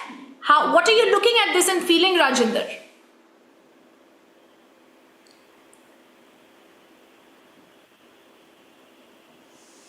If Rajendra, our caller is called in from Chandigarh, can hear us. Rajendra, what are you feeling about this dance that's happening? Okay, before I go to Rajendra, I also want to take in another word from Suresh Kumar Costa, the Pune Porsche case victim father. And you know what I'm remembering here, Suresh ji? मुझे याद आ रहा है इस case में क्या-क्या हुआ था. Evidence tampering हुई थी, swapping of blood samples हुई थी. पहले जो bail term दिया गया था वो उस लड़के को जो main accused है, उसमें कहा गया था रोड सेफ्टी पे ऐसे लिखो. उसके माँ बाप भी अरेस्ट हुए थे जब जेल में कवर अप हुआ था. लेटर सुप्रीम कोर्ट ने उनको बेल दी थी, मगर क्या इसके लिए बेल दी थी सुरेश जी? मैं विजुअल में देख रहा हूँ, आपके दिखाया जा रहा है विजुअल। देखिए किस तरीके से माहौल मतलब जनता का उड़ाया जा रहा है। तो मैं तो अभी मैं आपके माध्यम से डिमांड करता हूँ कि मतलब इसकी जमानत जो है ना तुरंत खारिज करके, और 15 साल से ऊपर का यदि है तो इसके ऊपर पुरानी धारा जो है ना 304 लगाकर इसको अभी तुरंत जेल में बंद किया जाना चाहिए। अभी जस्ट, यानी कोई कानून नहीं है इनको, कोई कानून की कोई परवाह नहीं है। मतलब जिसके यहाँ जिसकी इसने जान ली होगी उसके यहाँ क्या माहौल होगा, इनको उससे कोई परवाह ही नहीं है क्या हो रहा है। देश में कोई कानून है ही नहीं। मतलब कानून तो है मगर क्या है, कानून के रखवाले जो है ना वो सोए हुए हैं, टोटल सोए हुए, ऊपर से लेके नीचे तक सारे के सारे सोए हुए हैं। किसी को किसी की परवाह नहीं है, विक्टिम के प्रति किसी को परवाह नहीं है, जो अपराधी है उसके प्रति सबको परवाह है। बोले 21 महीने हो चुके हैं इसलिए अब इनको ज्यादा देर जो है ना जेल में नहीं रखा जा सकता। अरे कम से कम उनका अपराध तो देख लीजिए, उन्हें अपराध किस श्रेणी का किया है। कोई नॉर्मल नहीं किया है, किसी का हाथ पैर नहीं तोड़ा है, दो लोगों की जान ली है, और न जाने कितने लोगों की इस तरीके के ये लोगों की जान लेते ही चले जा रहे हैं। और महीने में 2-3 केस जो है ना आप लोग हाईलाइट करते हैं, उसके बाद भी इन लोगों को मतलब अब माननीय सुप्रीम कोर्ट को ऐसे केसों पर संज्ञान लेना चाहिए जो लोग आप लोगों के माध्यम से हाईलाइट होते हैं। भाई मीडिया है, पहले तो प्रिंट मीडिया होती थी, फिर टीवी न्यूज आए, फिर बाद में ये सोशल मीडिया आए, फिर ये न्यूज चैनल आए। तो इतना मतलब इन लोगों को पता चलने के बाद भी पूरे के पूरे जो है ना कुंभकर्णी नींद में सोए हुए हैं। मैं तो ये बोलता हूँ कुंभकर्णी नींद में सोए हुए हैं। इनको जो है ना सिर्फ यदि अपराधी को बचाना होता है तो कानून की धाराएं इनको मालूम हो जाती हैं, बट विक्टिम को यदि न्याय देना हो तो इनको फिर कानून की धाराएं, ये धारा ऐसी है तो वो धारा ऐसी है तो वो धारा ऐसी है, तो इस धारा में हम ऐसा नहीं कर सकते, इसलिए हम जमानत दे रहे हैं। और आपको याद होगा सुरेश जी, इस केस में जो इनके ग्रैंडफादर थे उनका भी बहुत महत्वपूर्ण रोल था, क्योंकि अलेजेडली हुआ था, उनको भी अरेस्ट किया गया था फॉर किडनैपिंग एंड रॉन्गफुली उन्होंने कहा था, प्रेशर डाला था फैमिली के ड्राइवर पे कि वो ये सारे चार्ज अपने ऊपर ले ले। उनको ऑफ कोर्स जुलाई में बेल मिल गई थी, बट एक रॉन्गफुल कन्फाइनमेंट चार्ज था उनके ग्रैंडफादर के ऊपर भी। ये बहुत पावरफुल फैमिली है पुणे की। मतलब शुरू से ही हमारे केस में क्या है, शुरू से ही उनने बिल्कुल क्या बोलना चाहिए, उस केस को दबाने की इतनी कोशिश की, सब कुछ किया, मगर क्या है जनता को मैसेज तो फिर भी नहीं गया। जनता को मैसेज तो फिर भी गलत गया कि कितना ही बड़ा ही आप गुनाह करिए, आपको जमानत आ जाए तो कल मिल ही जानी है, चिंता वाली कोई बात ही नहीं है। मेरा कहने का मतलब ये था कि जनता को मैसेज, ऐसा कड़ा मैसेज जाना चाहिए कि आदमी गुनाह करने से थोड़ा सा डरे।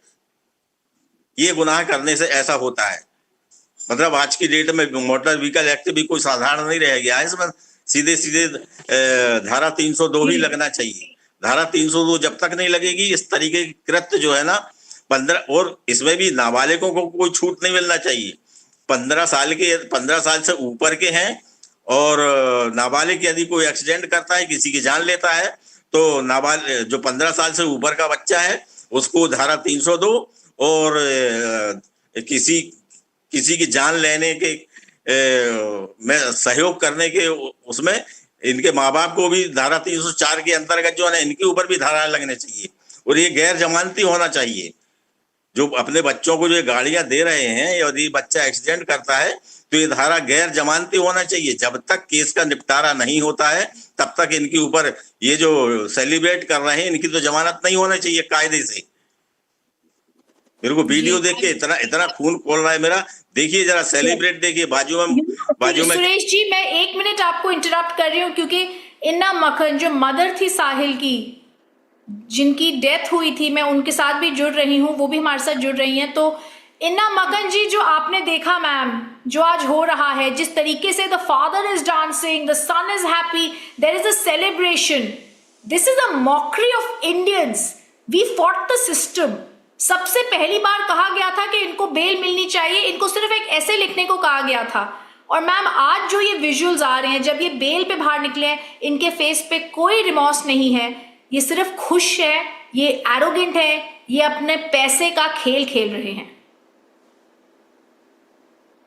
Definitely madam, I am very surprised by the laws of our country, जहां पे किसी की जान लेना भी क्राइम नहीं है. तो आई वांट टू अंडरस्टैंड कि what is the crime, what comes in the category of crime when everything is bailable.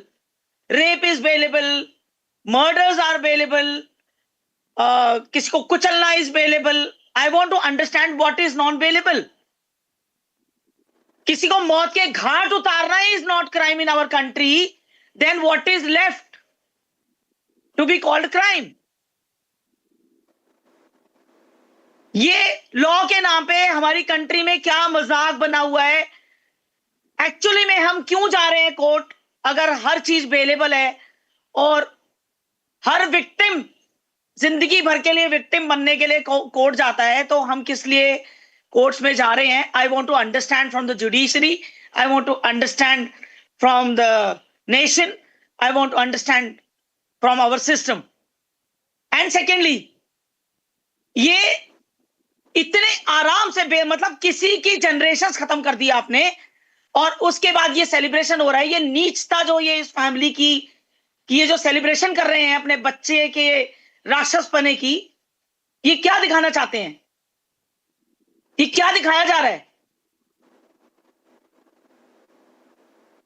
क्या दिखाना चाहते हैं? बिल्कुल मैं जानना चाहती हूं कि क्राइम किसको कहा जाता है हमारी कंट्री में. अगर किसी को मौत के घाट उतारना भी क्राइम नहीं है, what is left at last? अभी एक बहुत वायरल टॉपिक चल रहा है, एक गुलशन पाहूजा जी जो यूट्यूबर है, उन्होंने रॉन्ग साइड लेन ड्राइविंग के लिए वो इंसान 12 साल से लड़ रहा है.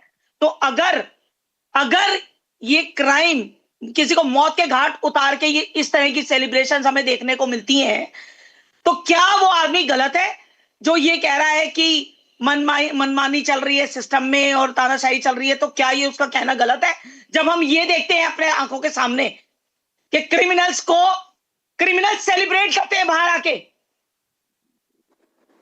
रेपिस्ट हमारे नेता हैं, और इस तरह के क्रिमिनल्स दूसरों के बच्चों को मौत के घाट उतारने वाले अपने बच्चों के गले में माला पहना रहे हैं. हमारे बच्चों की फोटो पे माला टंग गई और ये बाहर निकाल के उनको उनके क्राइम के लिए माला पहना रहे हैं. ये पेरेंटिंग है हमारे देश की. और क्योंकि हमारे सिस्टम में कोई स्ट्रिक्ट लॉ ही नहीं है, तो ये तो रोज होता है. मैं तो रोज इस तरह की रील्स सेव करती हूं. आजकल मेरा काम ही कुछ नहीं है मेरे बच्चे के जाने के बाद. तो मैं तो अपने केस में भी जो ये गुलशन पाहूजा की स्टेटमेंट है, मैं तो बिल्कुल सच होती देख रही हूं उस चीज को. मैं तो बिल्कुल सच होता देख रही हूं. हालांकि मेरा तो अभी स्टार्टिंग है, बट इस तरह से अगर यही होने वाला है, और क्योंकि हमारे केस में भी हुआ है, बेल मिल गई है, ये खुलेआम जो नंगा नाच चल रहा है, ये क्या है? ये एम आई ऑडिबल? बिल्कुल. और ये नाच जो आप कह रहे हैं, ये नाच एक नाच है मैम, जो सारे लोग देख रहे हैं और याद कर रहे हैं इस केस में क्या हुआ था. मैं खुद अपने आप को याद दिला रही थी 2024 में क्या हुआ था, जब हमारे एडिटर इन चीफ ने पुणे कमिश्नर से उस टाइम पे बात की थी. तब समझ आ रहा था कि उस रात को पुलिस स्टेशन कौन गया. क्या जब पुणे अक्यूज थे उनके ग्रैंडफादर गए थे? क्या पुलिस वालों के साथ उनके फैमिली की बात हुई थी? उनके ग्रैंडफादर पे एक इल्जाम लगा था कि उन्होंने फैमिली के ड्राइवर को फोर्स करने की कोशिश की, किडनैप करके रखा कि तो वो इल्जाम अपने ऊपर ले ले. फिर वो बाद में अरेस्ट हुए, फिर वो भी रिहा हो गए. फिर ब्लड सैंपल्स चेंज करने का आर्ग्यूमेंट था उनकी मदर और फादर पे. एविडेंस के साथ टैंपरिंग हुई थी. लेट नाइट पॉलिटिशियंस तक इन्वॉल्व थे. ये होता है जब फैमिली इतनी वीआईपी होए कि जो लोग गए हैं, जिनकी जान लेके गए हैं, उनके लिए कोई रिमॉर्स नहीं है. सुरेश जी थोड़ी देर पहले हमारे साथ थे, कहते हैं हमें पैसे नहीं चाहिए, हमें जस्टिस चाहिए. जी, हमें जस्टिस चाहिए मैडम, बिल्कुल चाहिए, बिल्कुल चाहिए. हम लोगों ने क्राइम नहीं किया है, हमने अपने बच्चों को संस्कार दिए हैं. We are not going to tolerate this. इतनी इजीली हमारे बच्चों को जस्टिस नहीं मिलेगा और दूसरे लोग यहाँ सेलिब्रेट करेंगे क्रिमिनल्स, तो ये सोसाइटी को भी जागने की जरूरत है। ये जो कॉकरोच जनता पार्टी बनी है ना, मुझे लगता है अब विक्टिम्स पार्टी बनने वाली है। मैं अपने दर्शकों को ये भी बता दूं दैट आप साहिल की मदर है, 23-year-old Sahil, who had been killed in Dwarka when his motorcycle was struck head on by a speeding SUV driver. He was driven by a 16-year-old. These visuals are shocking everybody. Yes ma'am.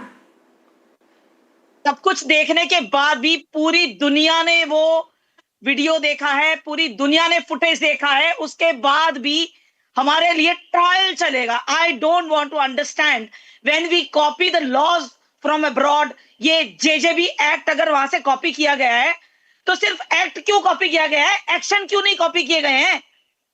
उस तरह के action क्यों नहीं copy होते हमारे system में? उतना fast track चीजें क्यों नहीं होती? विक्टिम सफरर क्यों होते हैं? अब टाइम आ गया है, ये विक्टिम्स पार्टी बनने का भी टाइम आ गया है लग रहा है, क्योंकि इस तरह से अगर अन्याय पे अन्याय रोज होते रहेंगे, रोज लोगों के बच्चे कुचले जाएंगे। और ये जो इस तरह के इन्फ्लुएंशियल लोग हैं, इन्होंने अपने घर की खेती समझ रखा है सिस्टम को और लॉ को, और हमारे साथ भी इस तरह के इंजस्टिस होंगे। तो आई एम तो not going to tolerate. I don't know Suresh ji इतने शांत अभी तक कैसे हैं। उन्होंने भी बच्ची खोई अपनी, और मेरे बेटे की तरह ही उनकी बच्ची भी इतनी प्यारी बच्ची थी, इतनी हार्ड वर्किंग, इतने वैल्यूज वाली। हमारे वैल्यूज वाले बच्चे यहाँ पे, इनका ग्रास बनने के लिए जो है वो अवेलेबल है इस कंट्री में, जस्ट बिकॉज कि हमारे स्ट्रिक्ट लॉज नहीं है। बिल्कुल ये मजबूर करता है सिस्टम।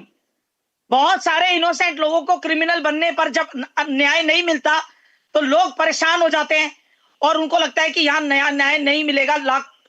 लाखों रुपए खर्च करके आधी जिंदगी अपनी सिस्टम में धक्के खा के, कोर्टों के चक्कर लगा के, जब उन्हें और प्रताड़ना मिलती है। बहुत सारे ऐसे लोग होते हैं जो उग्र विचारधारा को अपनाते हैं। तो ये सिस्टम फेलियर है। I am not going to accept this. अगर मेरे केस में अभी तक जो हुआ है, आगे अगर ऐसा हुआ, मेरे बच्चे के अंदर और बाहर से लेके एक पार्ट नहीं बचा उस बच्चे का, ना बाहर से और ना अंदर से। मेरे बेटे के प्राइवेट पार्ट के बॉल्स तक बाहर निकले हुए थे। इनकी फन रील के चक्कर में मेरे बच्चे को खा गए ये लोग। आधा मिनट की फन रील ने मेरे बच्चे की जिंदगी खाने 23 साल मेरे और मेरी जनरेशंस, मेरी पूरी जनरेशंस। एक बच्चा नहीं गया, मेरी जनरेशंस गई हैं, मेरी जनरेशंस चली गई हैं। मेरे को ये नहीं चाहिए, ये अन्याय मेरे को नहीं चाहिए। ये है मेरा बच्चा पड़ा हुआ रोड के ऊपर 2 घंटे, ये मेरे बच्चे के ऊपर कपड़ा डाल दिया गया उसको हॉस्पिटल पहुंचाने से पहले। पूरी दुनिया देखकर पूछ रही है कि मैडम आपका केस तो क्रिस्टल क्लियर है, आपको जजमेंट में टाइम क्यों लग रहा है? ये मजाक चल रहा है यहाँ पर। सिस्टम के नाम पे, न्याय के नाम पे, जुडिशरी के नाम पे मजाक चल रहा है। हमारी आंखों के सामने हमारे कातिलों को छोड़ दिया जाता है, वो भी तब जब डिपार्टमेंट का काम भी हम करके देते हैं। क्रिमिनल को पकड़ के भी हम देते हैं, सबूत भी हम प्रोड्यूस कर देते हैं, पुलिस का काम भी हम करके देते हैं। सब कुछ आंखों से देखने के बाद भी इस तरह से छोड़ दिया जाता है क्रिमिनल्स को। मुझे बताया जाए कि क्रिमिनल किसको कहा जाता है। जब एक मर्डरर को हमारी आंखों के सामने छोड़ दिया जाता है तो क्या क्राइम होता है? सिर्फ 2 वर्ड बोलना क्राइम होता है इस देश में। 2 वर्ड बोलने वाले के लिए जेल होती है, लेकिन क्रिमिनल के लिए एसी का कंफर्ट होता है, उसके घर का, उसके फ्यूचर की चिंता होती है।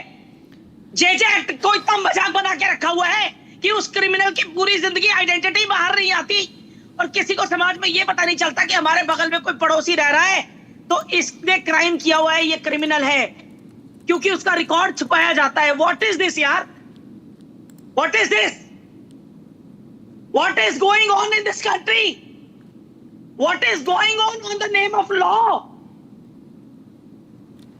लॉ क्या है अगर कोई सजा ही नहीं है किसी को मौत के घाट उतारने की, तो फिर सजा क्या, किस चीज की होती है, मुझे ये जानना है।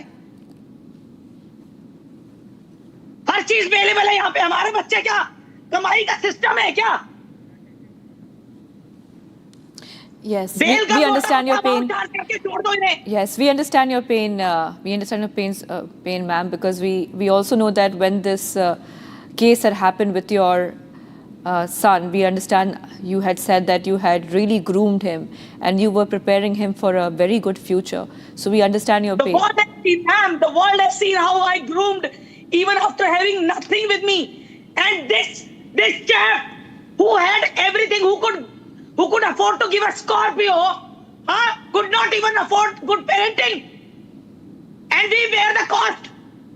Right. We bear the cost of this. Yes, ma'am, I request you. Parenting की cost हम bear करेंगे और system भी हमें ही सजा देगा. Right. Why should we tolerate this?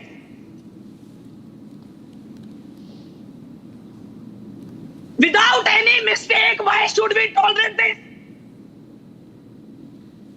I want to ask the system. I want to ask the society. जो अभी चुप बैठी है,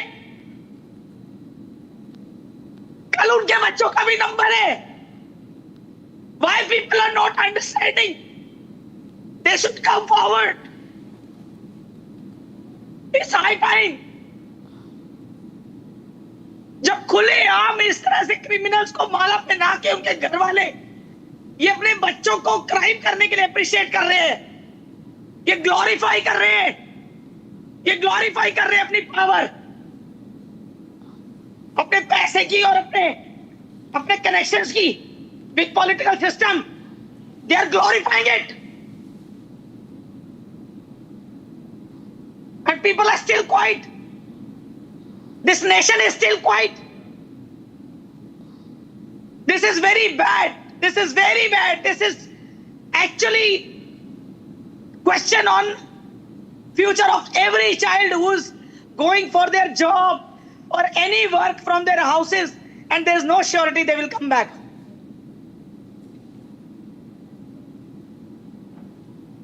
अगर किसी को मौत के घाट उतारना ही सजा नहीं है इस देश में, तो सजा किस चीज की है? मैं बार आज इस मीडिया के माध्यम से जानना चाहती हूँ. मैं रोज ये तमाशा देखती हूँ, रोज मैं रील्स स्क्रॉल करती हूँ जहां मैं ये देखती हूँ 4 घंटे बाद बाहर आ गया क्रिमिनल, 4 घंटे बाद बाहर आ गया रेपिस्ट. इन एलिमेंट्स को पालने की इस देश में क्या सजा है?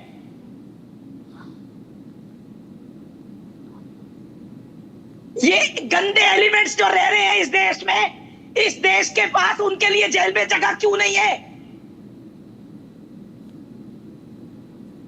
वो खुलेआम घूम के हमारे इनोसेंट बच्चों को क्यों टारगेट बना रहे हैं? और ये क्राइम क्यों नहीं है? ये ट्रायल के नाम का क्या मजाक है जब सब कुछ सामने है?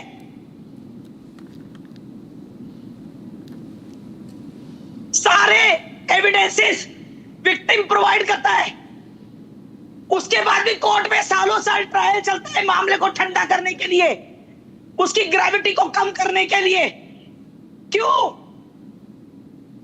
जब सब कुछ सामने है, सिस्टम और जस्टिस फास्ट ट्रैक क्यों नहीं है? हमें कितनी बार और कितने सालों तक विक्टिम बनना है?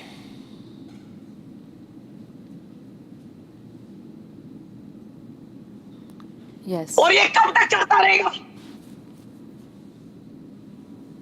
दूसरी कंट्री से चीजें कॉपी कर रहा है इज नॉट द सॉल्यूशन.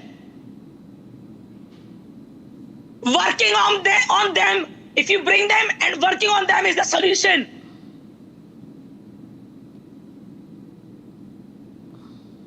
यही रीजन था मेरे बेटे को यहां से भेजने का, जो मैंने बचपन से उसको उसके दिमाग में एक कंडीशनिंग करके रखी थी कि इस कंट्री में नहीं रहना तुझे. This is the reason. और ये हमारे ही बच्चे क्यों कुचले जाते हैं? ये जो सिस्टम में लोग हैं, ऐसे केसेस सामने क्यों नहीं आते कि किसी इन्फ्लुएंशियल बंदे का बच्चा किसी ने कुचल दिया, क्योंकि उन्हें खुद पता है कि हमारा सिस्टम कैसा है, ये सिस्टम मेकर्स को पता है कि हमारा सिस्टम कैसा है, इसलिए अपने बच्चों को यहां नहीं रखते वो, इसलिए कभी इस तरह का कोई केस सुनने को नहीं मिलता, इसलिए उनको कभी दर्द नहीं होता, और उनको कभी दर्द नहीं होता इसलिए यहां पे लॉ चेंज नहीं होते।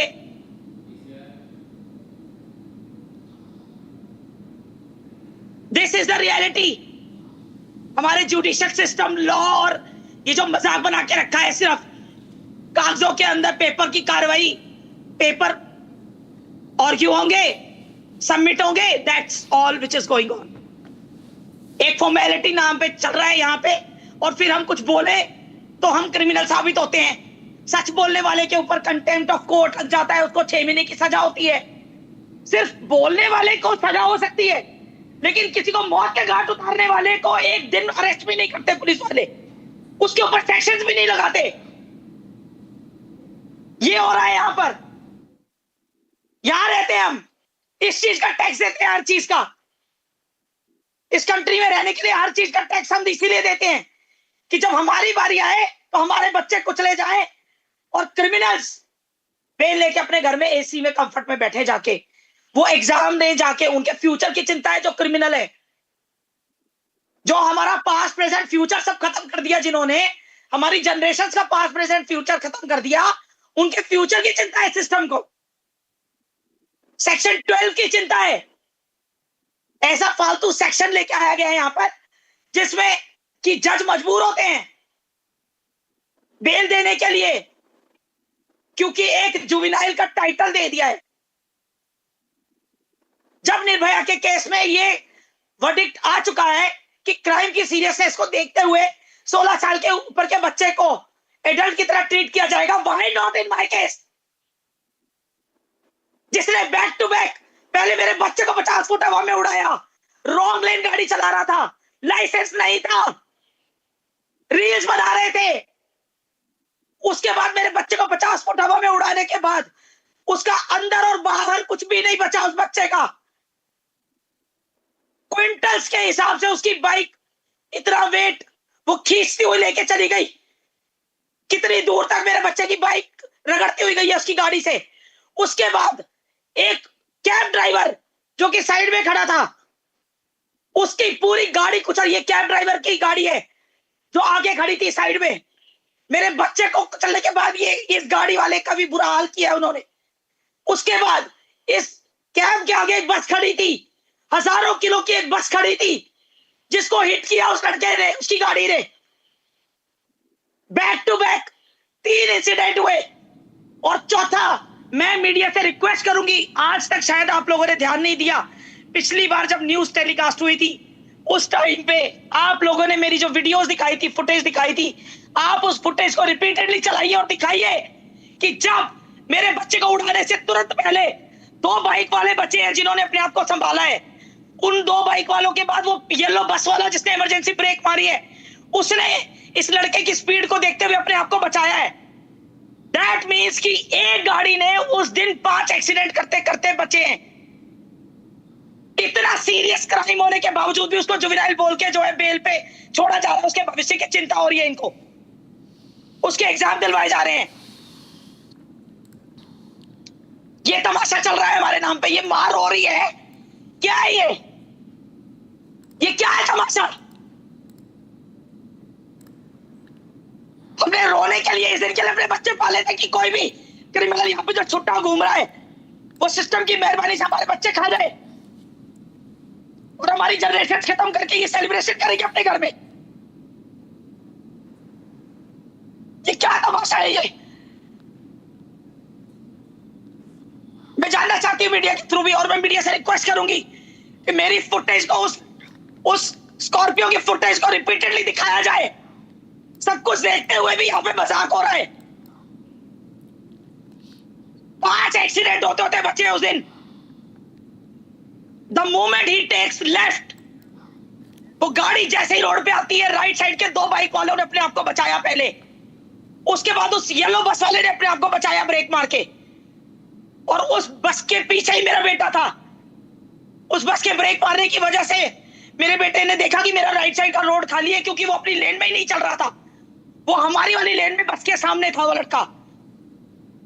और उसने इमीडिएट ओवरटेक किया है। और मेरा बेटा ये देख के कि मेरी साइड का रोड खाली है, उसे राइट मुड़ने की जैसी कोशिश की, इसकी ओवर स्पीडिंग ने उसको 50 फुट हवा में उड़ा दिया। उसके बाद मेरे बच्चे को उड़ाने के बाद भी इनकी गाड़ी एक कैब ड्राइवर को जाके उसने हिट किया, जिसकी पूरी पसलियां टूट गई, मरते मरते बचाए वो। उस कैब के बाद भी नहीं रुकी इनकी गाड़ी। उसके बाद भी इतनी स्पीड ज्यादा थी कि आगे एक हजारों किलो की बस खड़ी थी, वो बस को भी हिट किया। एक दिन में पांच बैक टू बैक हिट होने के बावजूद भी सिस्टम को ट्रायल चलाना है, जुडिशरी को ट्रायल चलाना है। यहां क्या होता है, जस्टिस के नाम पे क्या होता है? यहां पे गोलियां मार के, मर्डर करके लोग आराम से बेल पे बाहर घूम रहे हैं, समाज में रह रहे हैं, इनोसेंट लोगों के बीच में रह रहे हैं। यहां पे खौफ क्रिमिनल्स को नहीं है, हमें, हमारे बच्चों को है, जो वैल्यूज को फॉलो करके इनोसेंस के साथ क्या रह रहे हैं। हमारा क्राइम ये है कि हमारे पास बहुत सारे पैसे नहीं है, तो हम इस कंट्री को छोड़ के यहां से निकल नहीं पा रहे। ये क्राइम है हमारा।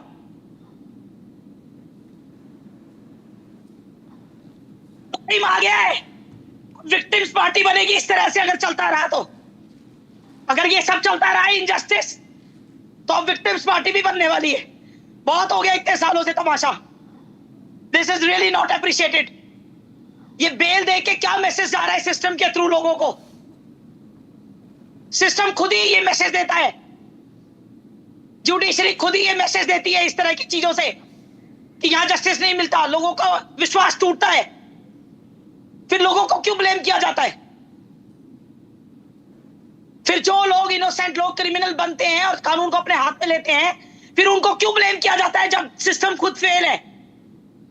जब ये लोग फेल होते हैं जस्टिस देने में, जब पहले न्याय का दरवाजा खटकाया जाता है और उनको जस्टिस नहीं मिलता और बाद में लोग जो हैं परेशान होके इस तरह की चीजों को कानून में अपने हाथ लेने की प्रवृत्ति बनाते हैं, तो फिर सिस्टम उनको क्यों दोष देता है? I want to understand this. इन सब बातों का जवाब चाहिए मुझे सिस्टम से।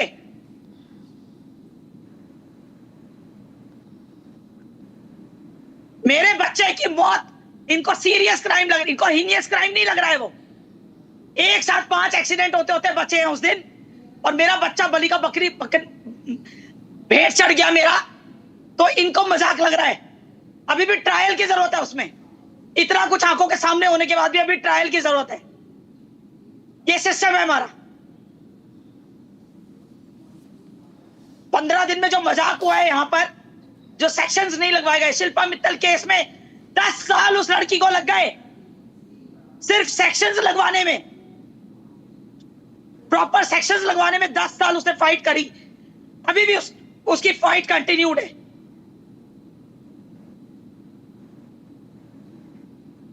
चाहे हमारे पास उतनी जिंदगी ना हो, हमारे बच्चों के पास जाने के बाद शायद हमारे पास उतनी जिंदगी भी नहीं है जितने साल हमें सेक्शंस लगवाने में लग जाएंगे। ये मजाक हो रहा है हमारे साथ। इस कंट्री में रहते हैं हम, जहां जस्टिस के बारे में सोचना ही क्राइम है। हम क्राइम करते हैं एक्चुअली, जो हम ये सोचते हैं कि हमें सिस्टम से न्याय मिलेगा।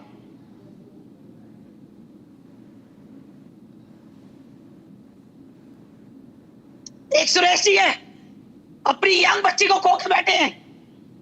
एक मैं हूं, एक शिल्पा है जो अपने भाई को खो के बैठी है। ऐसे ही कितनी बच्चियां और कितने बच्चे हैं हमारे। हम लोगों ने आवाज उठाई, पर हर कोई तो आवाज नहीं उठा पाता। उन बच्चों का क्या विचार होगा जो पढ़े लिखे नहीं है, जिन्हें मीडिया तक बोलना भी नहीं आता, मीडिया तक पहुंचना नहीं आता। उन बच्चों को क्या? दिन ये रील्स आती है। मैंने कल ही एक रील शेयर करी है पूरे ग्रुप्स के अंदर अपनी, जिसके अंदर एक चौकीदार को जानबूझ के एक गाड़ी बार बार कुचल रही है, उसको हिट कर रही है। क्यों कर रही है? इतनी हिम्मत क्यों हो रही है उनकी? क्योंकि उन्हें पता है यहां खुलेआम रोज एक्सीडेंट होते हैं, कुछ नहीं होता। वो बच्चे गाड़ी में उस चौकीदार को जानबूझ के गाड़ी से मार रहे हैं, क्योंकि उन्हें पता है एक और एक्सीडेंट हो जाएगा तो कुछ नहीं होगा, हम बेल लेके घर आ जाएंगे।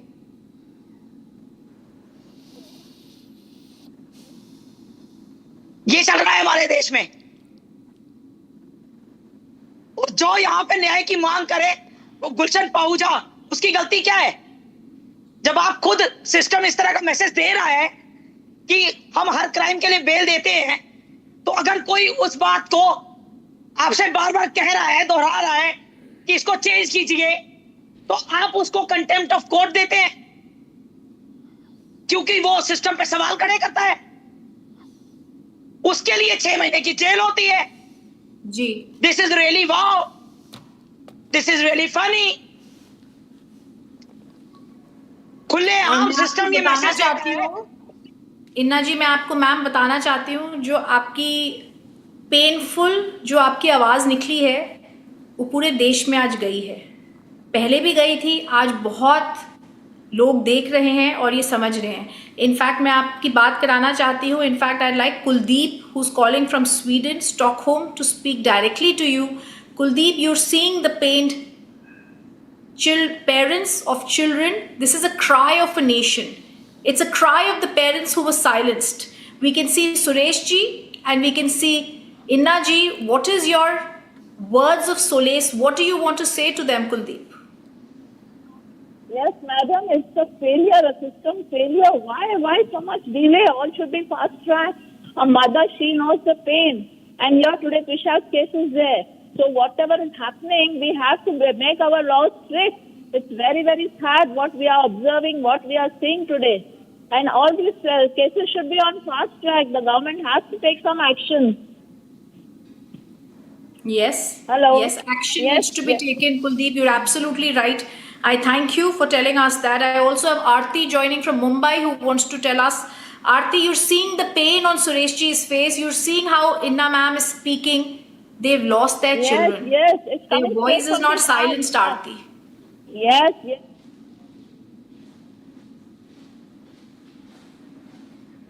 Aarti, if you can hear me.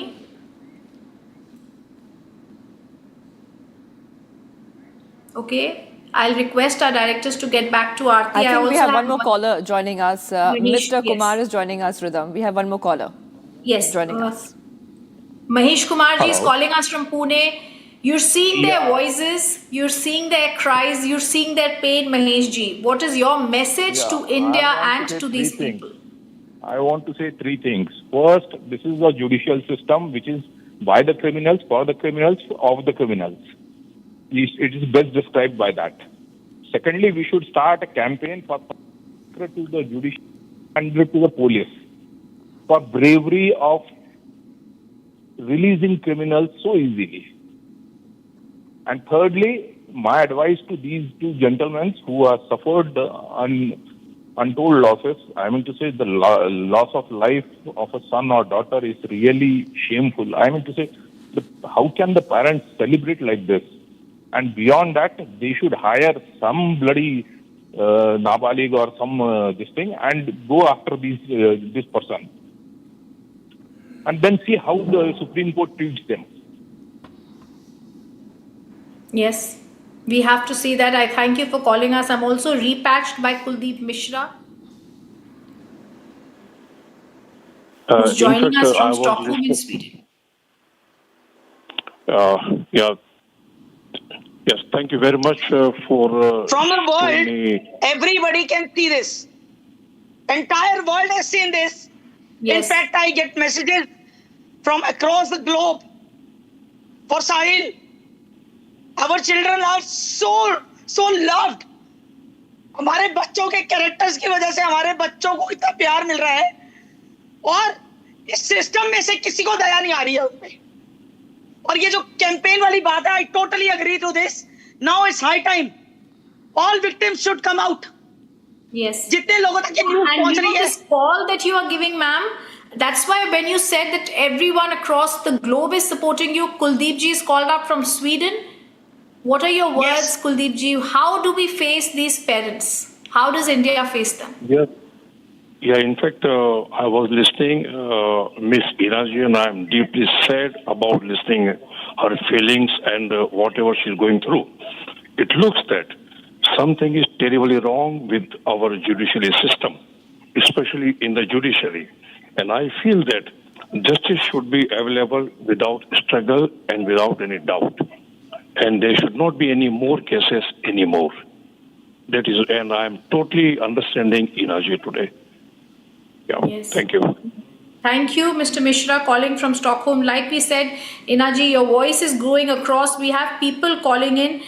Before I come back to you and Suresh ji, Narayan Iyer is calling from Mumbai.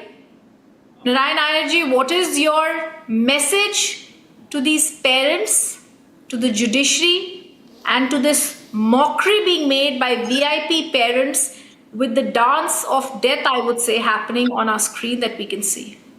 I would like to say that justice in India is no more, it seems, because I've seen recent case also of Trisha, where a judge, ex-judge, who has been trying to hide all facts and figures, and still the bail has not been cancelled. And this lady, she's crying out, and still there's nobody to help her. Justice in this country has lost everything. Nobody has got any faith in the justice. That's the truth, it seems, here right now, because Suresh ji, I want one word from you. We started in the morning by showing these visuals and we were shocked. We were on a Supreme Court Election Commission story. The moment we saw these visuals, we called him and we spoke about the story, because we ourselves at Republic TV, who had campaigned 2 years ago for these Pune posh accused to be behind bars, today are seeing this. We are seeing what ma'am is saying about how her son was brutally killed. And Suresh ji, I want to ask you once more here, not about what should happen, but what would give you the justice? What is the message that Indians who are watching you across the globe should understand and know?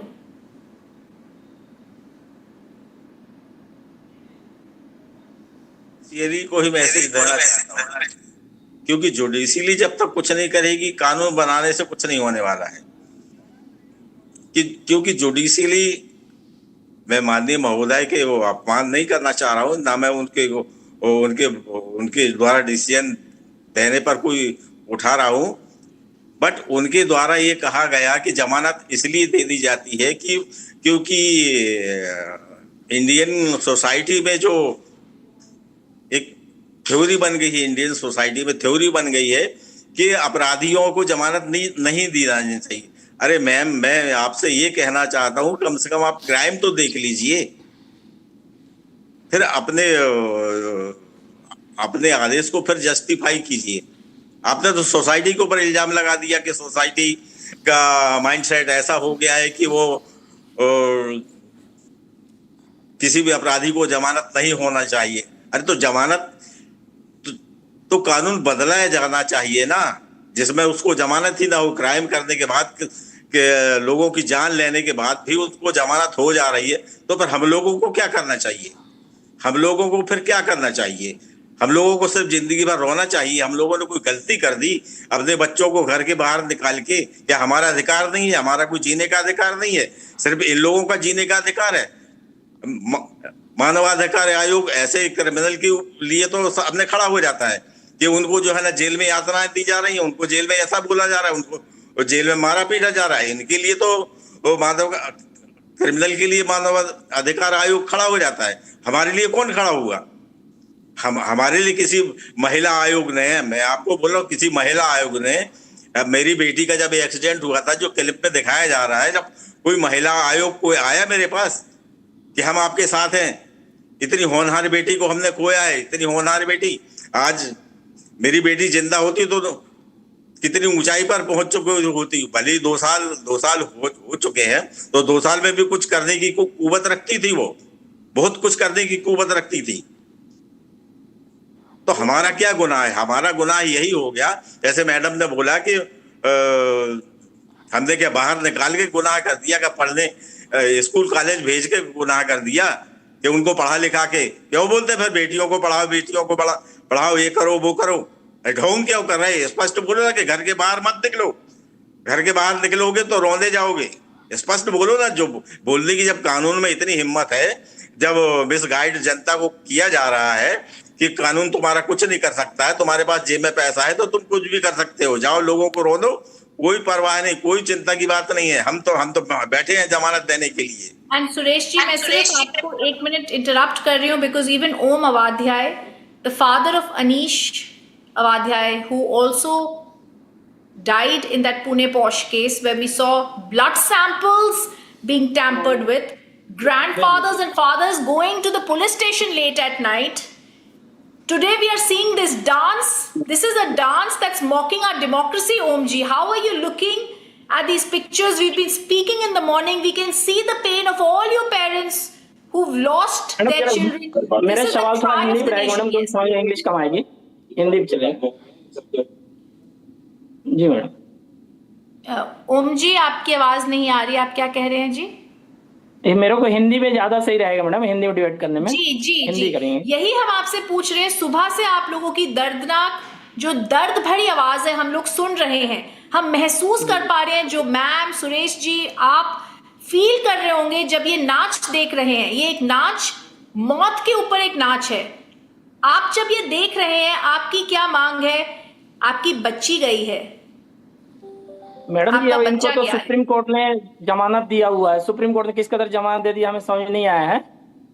तो इस चीज के लिए supreme court को संज्ञान लेनी चाहिए कि इन लोगों ने 2 की हत्या करने के बाद इस तरह से ये कहा जाए कि मतलब रंगलेलिया मनाना या और भी चीजें जैसे पार्टियां मनाना, ये सब चीजें कर रहे हैं, इनकी तो जमानत जब्त होनी चाहिए, इनकी जमानत रद्द करनी चाहिए सुप्रीम कोर्ट को अपने संज्ञान में लेकर के। मैडम, ये आज इतना करके ये लोग इतनी पार्टी मना रहे हैं, कल के लिए कुछ और दुर्घटनाएं करेंगे, ऐसे 2-4 बच्चों की और जान जाएगी।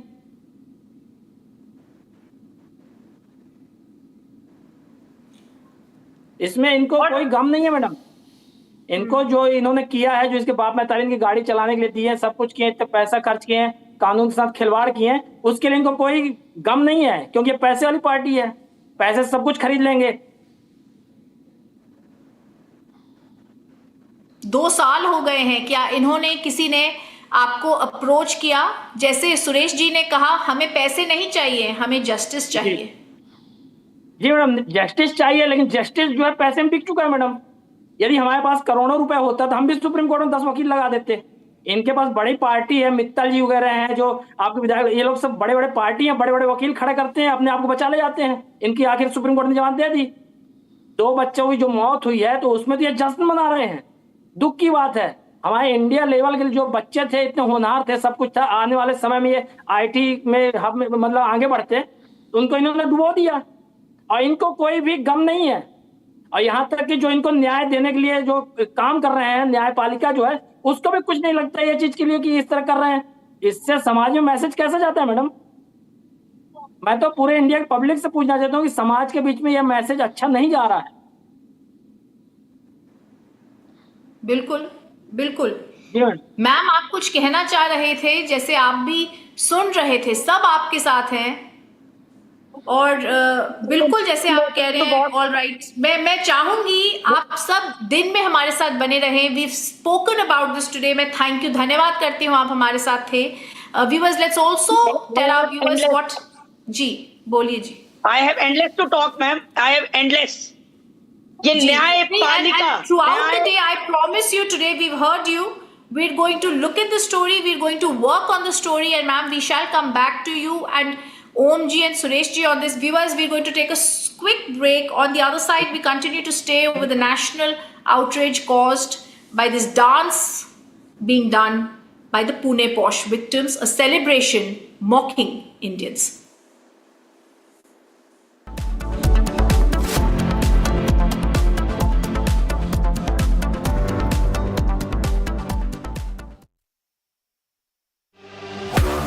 जब तक लाजवाब न बन जाए उसे नहीं इत्मीनान है, तभी तो रिचमैन बनना नहीं आसान है।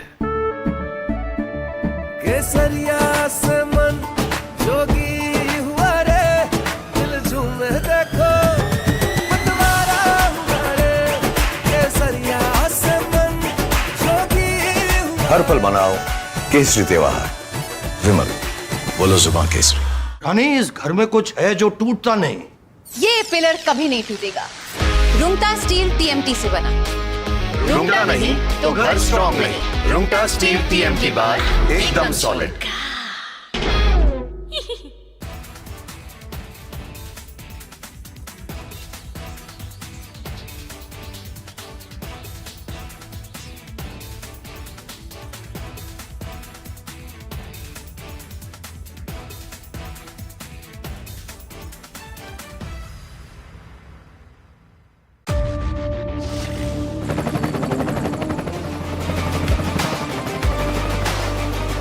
Character, the taste of success. In fact, very often I believe the only way to get justice in India is a media trial. So there's no reason for the media, if it's doing a good job of a media trial, to be on the back foot. In fact, the courts should stop making these overarching remarks about media trial and contemplate about one very basic thing. With the greatest of respect to the courts, when the other institutions fail, when people get let down by the system, when even the judiciary does not seem to be listening or raising a noise about issues, like in the case of Twisha Sharma, who does the public look to for justice, for raising their voice, for bringing something that's utterly false, illegal or wrong to public attention? It is only and only the media. And 13,000 placements last year. At Amity, we are committed to nurturing passionate, hardworking and proactive professionals. थोड़े में ज्यादा स्वाद यही तो है इसकी खास बात। वाओ मामा, क्या स्वाद है? अरे मेरे राजा, कोशिश को कामयाबी, कामयाबी को शोहरत बनते देखा है। हाँ, पिछले 60 सालों में मैंने देश को बनते देखा है। कमला पसंद, 60 सालों से अनोखा स्वाद।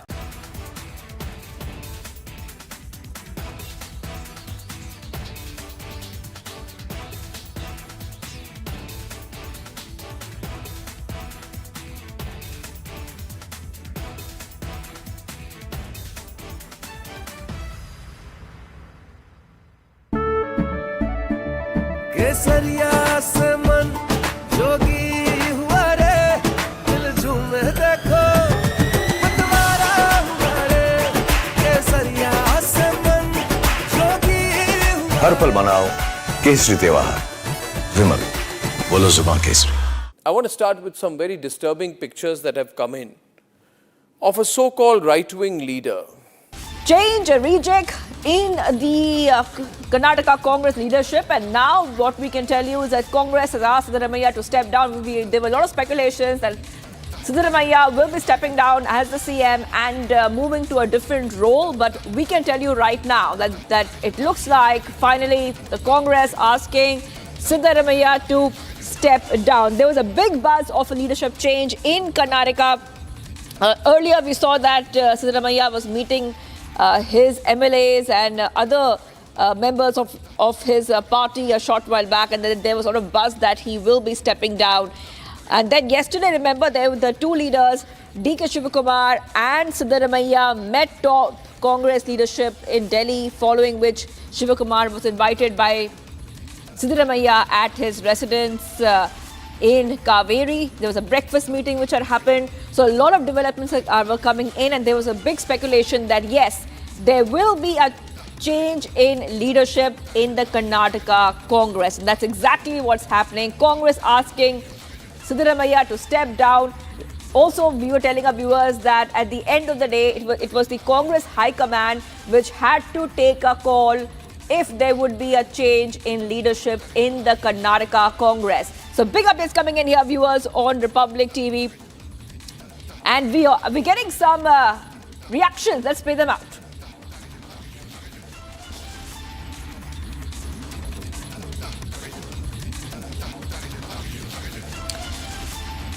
Getting you some more breaking news coming in. We had also told you earlier that there would be a change in the KPCC leadership. And there's a new update coming in there. Shivakumar likely to resign as the KPCC chief. We had told you that Satish Jarkiholi could be a front runner there when it comes to becoming the new, like we told you, new KPCC president. So big updates coming in here on Republic TV. Jarkiholi likely to become the next KPCC president.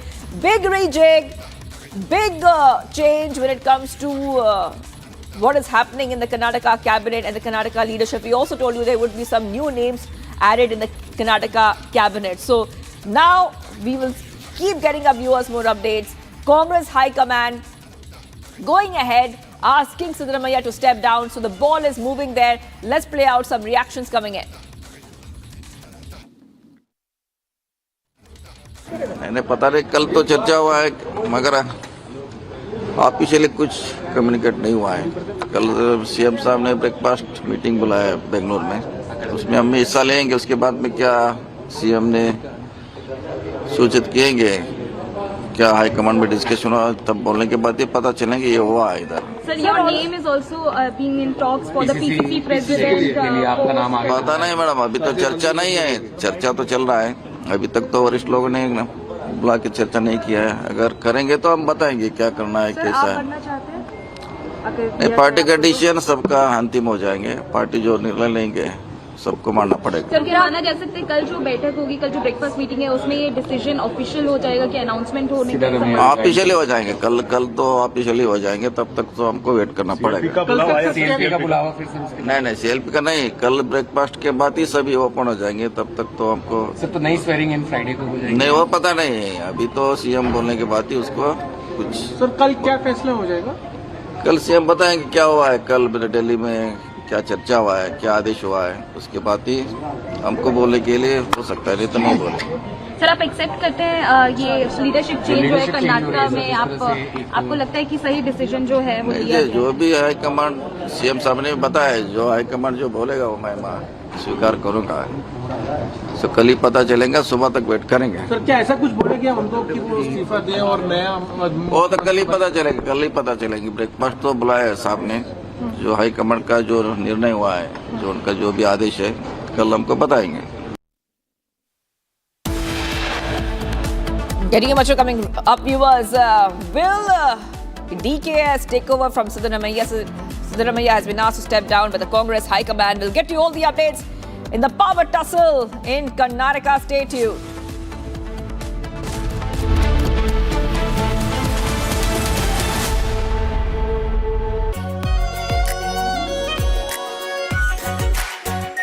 Are pure shahi paneer masala, delicious, healthy everyday. केसरिया से मन जोगी हुआ रे, दिल झूमे देखो मतवारा हुआ रे। केसरिया से मन जोगी हुआ। हर पल मनाओ केसरी त्योहार। विमल, बोलो जुबान केसरी। चमकी चाट से क्या बना है? आलू चाट या फ्रूट चाट, स्वाद बनाए चमकी चाट। क्या बात है? स्वादिष्ट पकोड़े और परेशान, अरे चमकी चाट है इसकी जान। असली स्वाद सिर्फ चमकी चाट। In fact, very often I believe the only way to get justice in India is a media trial. So there's no reason for the media, if it's doing a good job of a media trial, to be on the back foot. In fact, the courts should stop making these overarching remarks about media trial and contemplate about one very basic thing. With the greatest of respect to the courts, when the other institutions fail, when people get let down by the system, when even the judiciary does not seem to be listening or raising a noise about issues, like in the case of Twisha Sharma, who does the public look to for justice, for raising their voice, for bringing something that's utterly false, illegal or wrong to public attention? It is only and only the media. And today, therefore, we are doing a media trial in this specific case, ladies and gentlemen, of Twisha Sharma, the 33-year-old daughter-in-law of an ex-judge, in a case where the ex-judge and the ex-judge's advocate's son appear to be more than involved. Ladies and gentlemen, 15 questions tonight. And if they think it's a media trial, so be it. So be it.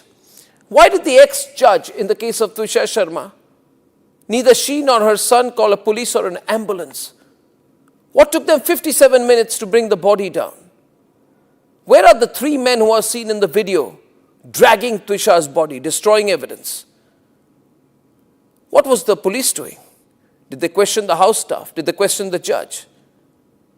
Was Twisha carrying headphones in her bag, in her hand, or a rope? Where is it now?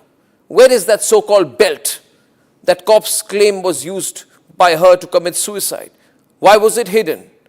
The mother-in-law, the ex-judge, walks up calmly while the body is being dragged down and evidence is being destroyed before the judge's eyes. Is that normal? Why don't the judges raise a hue and cry about it? Why don't the appellate courts take up this case suo motu? So people don't start believing that when an ex-judge is concerned, the victim will never get justice. Ladies and gentlemen, what was the ex-judge carrying in her hand when she went down? Where is all the CCTV footage? Did the police collect it? Why did the ex-judge's son Samarth Singh escape after bringing the body of his wife to AIIMS? Is it true that the ex-judge's son's medical examination was not conducted? The police station is right behind the ex-judge's Giribala's house. Why was no call made? Why did it take 5 days to file an FIR in the case? Who stalled it? Why was the victim's family attacked in court if there's nothing to hide? And did a very senior police officer go to AIIMS that night to try and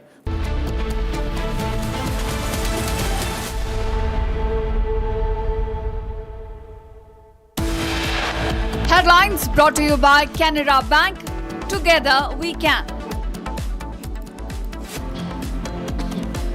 Top headlines, viewers. After release from jail, Pune Posha accused family throws a lavish party, seen dancing in the video, mocking the plight of the victims.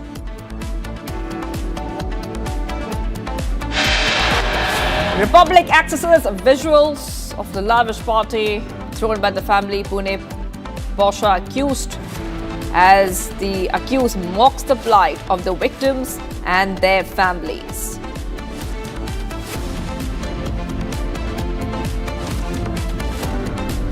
The Supreme Court backs the SIR by Election Commission, upholds the constitutional validity of the process.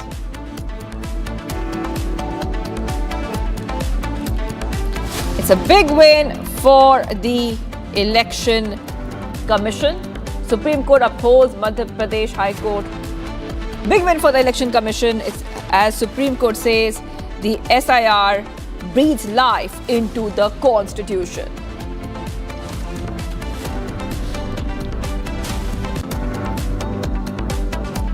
Madhya Pradesh High Court to hear ex-judge Giribala's pleas challenging her anticipatory bail.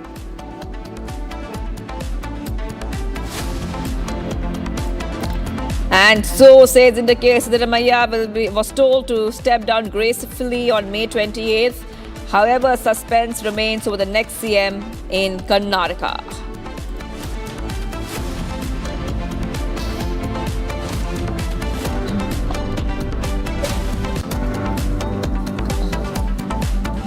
Hello viewers, we're live and breaking. I'm Shivangi Shukla getting you the latest. So the big story right now is coming from Karnataka, where the Congress has asked Siddharamaiah to step down. Siddharamaiah's resignation is coming very soon, viewers, and this is coming in the backdrop of the entire power tussle that Republic was talking about for the past few days. That we had told you that there was something happening within the Karnataka leadership, that there would be a change in the leadership. So back-to-back updates coming in here on Republic TV, viewers, and Congress has asked Siddharamaiah to step down as soon as possible. There was also going to be a lot of changes when it comes to the next KPCC president. Satish Jarkiholi could be the next KPCC president. Siddharamaiah could be stepping down, and then it's very likely, and I want to go to Abhishek for that. Abhishek, so like we were discussing earlier, the buzz and speculation was right after all. It looks like there will be a change in the leadership. What is going to happen next now? We can expect a series of changes in the next 24 to perhaps 48 hours. The disclaimer is nothing is official as of now because none of the persons from the AICC, the KPCC as well as the government has spoken about the leadership change officially, but the sources have very clearly intimated that the CM has been asked to step down from his position as soon as possible. So if we go by the timeline or the dates precisely or approximately, Chief Minister Siddaramaiah has called in for a breakfast meeting at his official residence Kaveri tomorrow morning at 8:30 for the cabinet of ministers who are the colleagues of his cabinet. Which will be joined by DK Shivkumar, who will be flying back to Bengaluru in the 5:45 a.m. flight, which is scheduled tomorrow morning.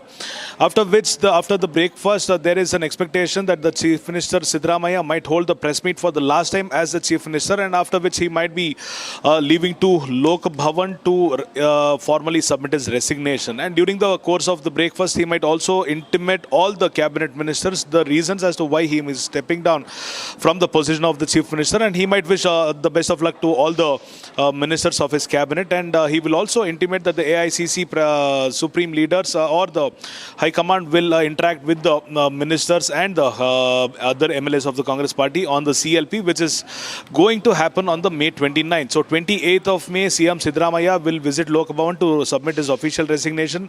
May 29th, there is a chance, it is believed that the CLP meeting will happen where Randeep Singh Surjewala will be announcing the next CLP leader, which indirectly means to say that he will be announcing the name of DK Shivkumar as the Chief Minister and the leader of Congress Legislative Party. And in the first week of June, in between 1 and 5, there will be another visit of DK Shivkumar to Delhi to discuss about the cabinet of new cabinet of ministers, or probably the reshuffling of the cabinet. There will be a clarification from the AICC to DK Shivkumar, and there will be some questions placed by DK Shivkumar in front of the High Command as to what ratio he will be able to select for the ministership from his camp.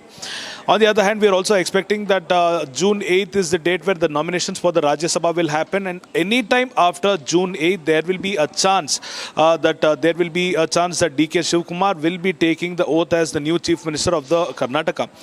With respect to the dates, a couple of days might be ahead or before is what the sources of both the camps claim as of now.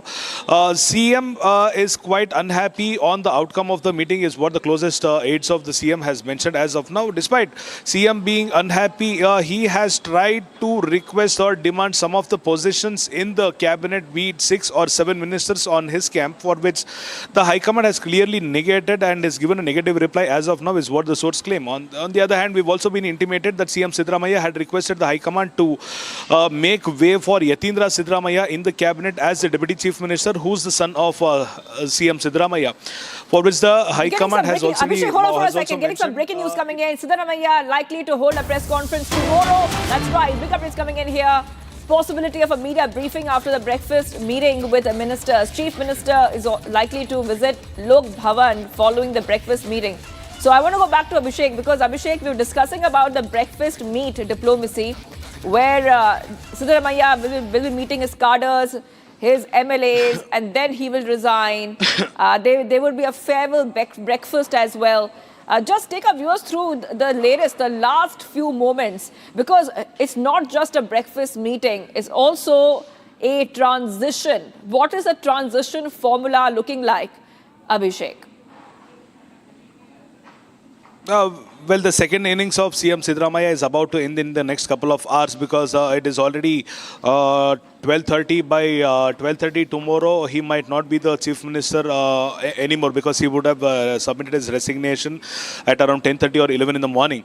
Even before CM Siddaramaiah resigns from his position as the Chief Minister, he will be holding a meeting with the cabinet ministers. He will be which will also be attended by Randeep Singh Surjewala, who's the state in charge for the Congress party.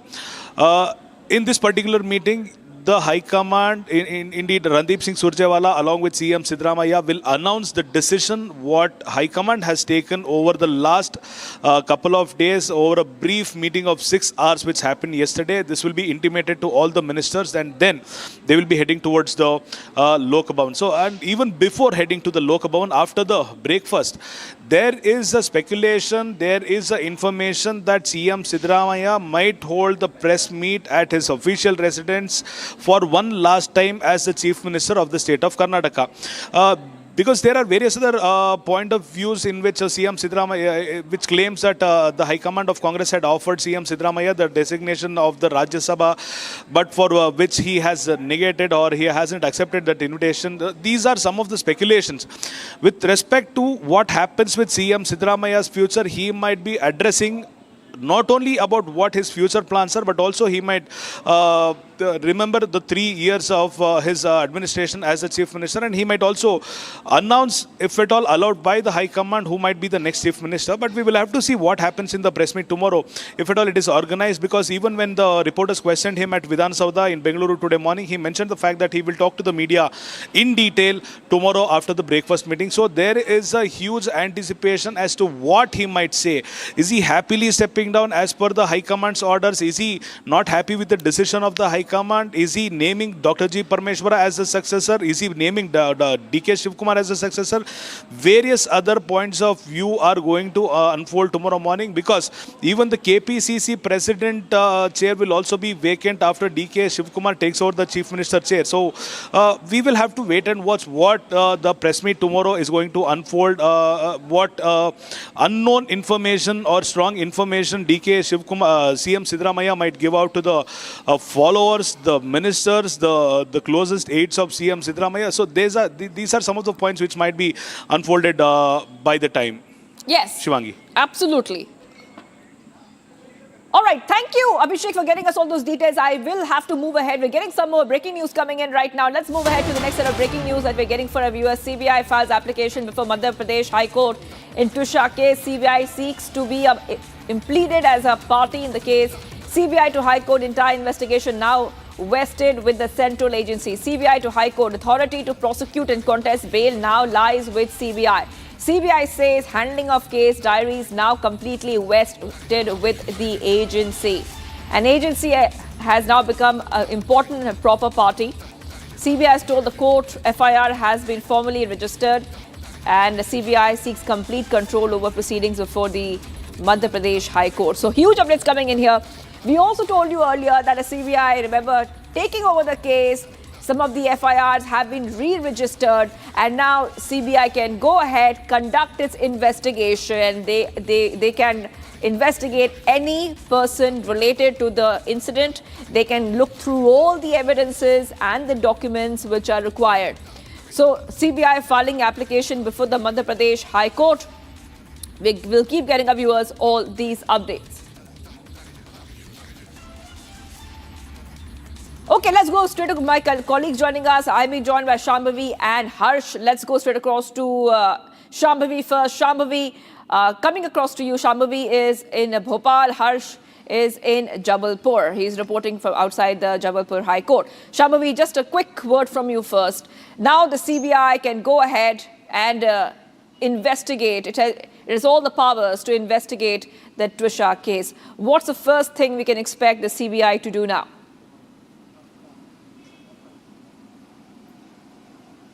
Well, Shivangi, we know that the Supreme Court had officially handed over the entire investigation to CBI, and CBI has been doing intensive investigation since yesterday.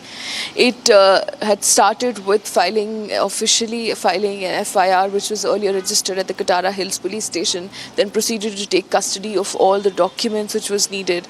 Then, of course, they'll also take custody of Samad Singh, which is with the Madhya Pradesh police for 7 days, which was given just 3 days ago. And it also came here at Giribala Singh's residence. I'm right outside Giribala Singh's residence right now. They came here and also recorded Giribala Singh's and Samad Singh's elder brother Siddharth Singh's statement.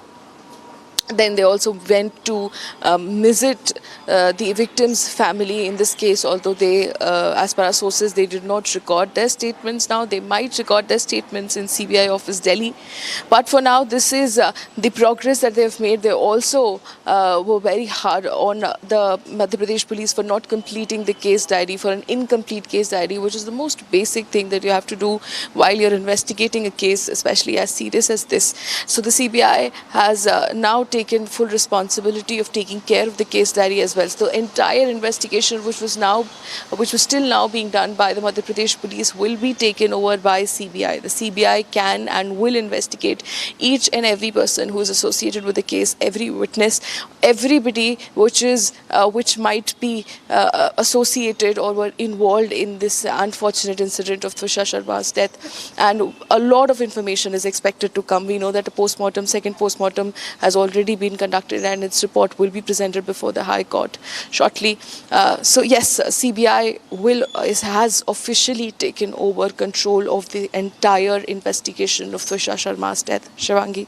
That's right. Okay, stay on with us.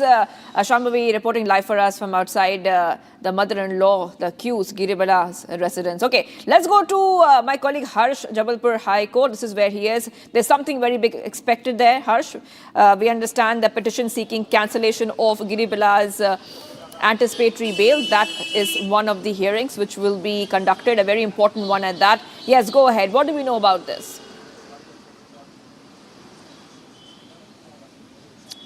Right, Shivangi. Now, this is a big breaking news on Republic TV that the Central Bureau of Investigation is in fact seeking a full control over the case. This has been said in a petition that they have filed with the Honorable High Court of Madhya Pradesh. The Central Bureau of Investigation says that the Supreme Court has officially handed over the case to them, and now they are seeking full and complete control over the case. This comes just hours before the hearing on the anticipatory bail cancellation that is set to be heard at 2:30 p.m. Now, this is the anticipatory bail that has been given to Giribala Singh by a sessions court in Bhopal, and the matter is scheduled to be heard before Justice Dev Narayan Mishra.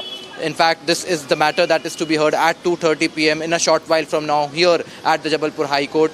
This is the matter that is now where the government of Madhya Pradesh is seeking the termination, in fact the cancellation of the anticipatory bail that has been given to Giribala Singh. Now Central Bureau of Investigation reaching out to the High Court of Madhya Pradesh seeking full and complete control over the case. This has been said by the central agency to the Honorable High Court of Madhya Pradesh in regards to the Supreme Court officially handing over the full case to the Central Bureau of Investigation. Now, what is up next here at the Jabalpur High Court is the 2:30 p.m. hearing, which is scheduled to take place in presence of the Solicitor General Tushar Mehta, joined by Prashant Singh, who is the Advocate General representing the government of Madhya Pradesh. And on Giribala's side, it is Senior Advocate Nitya Ramkrishnan, in fact, who will be appearing.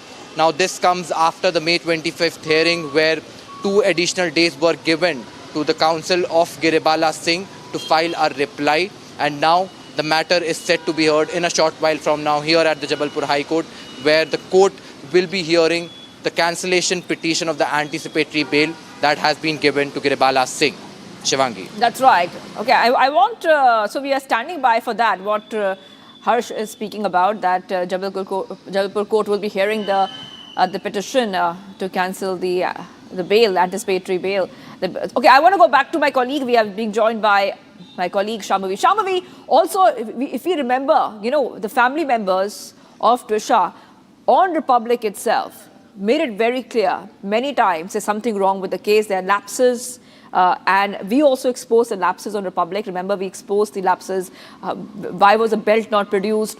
And now they also asked, the family members asked for a CBI probe. And that has happened after Republic put immense pressure on the authorities. It's a big win for Republic, big win for Tusha and her family as well. Now we're talking about the CBI case. The CBI has intensified its probe already. Yes, Shambhavi. Shivangi, fortunately, everything that has been asked by the victim's family in the entire case since the very beginning, be it about the lapses in the investigation, be it from the starting from the late filing of the FIR, that was after Giribala Singh was given anticipatory bail here from the trial court in Bhopal. to not completing the case diary, to not sealing the spot, which is right here upstairs on the second, that it is open right now. Just on the back side of it, there's this homemade in-home gym here, and family has been alleging, even before the second postmortem report was out, that there are a lot of irregularities in the case, there are a lot of lapses in the case. So luckily, fortunately, we have gotten everything with in Republic's extensive reporting, extensive coverage of the Tushar Sharma death case that we've been doing, starting from the ask of a second postmortem report that was granted by the Madhya Pradesh High Court. Second, we were seeking cancellation of anticipatory bail of Giribala Singh, in which a notice was issued to Giribala Singh. The second hearing of which is scheduled at 2:30 p.m. today. Then the family also asked for a CBI investigation. Now the matter has been officially handed to the CBI as well. Then also we were seeking to go to Supreme Court. The Supreme Court itself took suo motu cognizance. We didn't have to go there. It took the suo motu cognizance of this matter. So the family has been wanting a lot of things to get justice for their dead daughter, for the deceased daughter, and fortunately we have gotten all of it. There is a lot of progress that needs to be made. There are a lot of angles which still needs to be investigated. The lapses that needs to be reinvestigated by CBI. The faults that were made by the Madhya Pradesh police in this entire investigation to be made be corrected by the CBI. So we can expect a lot of revelations and a lot new information about what exactly conspired behind the doors on the night of 12th of May when Tushar Sharma lost her life. Shivangi. Right. Okay. Sharma, stay on with us. I think we're getting some breaking news coming in. We'll try to go across to our legal editor on that. We're getting some breaking news coming in. Giribala has filed a reply in her anticipatory bail. That's exclusive on Republic TV. Once we get rhythm, we will go right back to that big breaking. But before that, let's also go to Harsh. Harsh, coming across to you, we're waiting for that hearing to begin around 2:30. Just quickly tell us, will Giribala appear as well in the court? How many lawyers are representing her? At one point, there was speculation that she would fight her own case as well.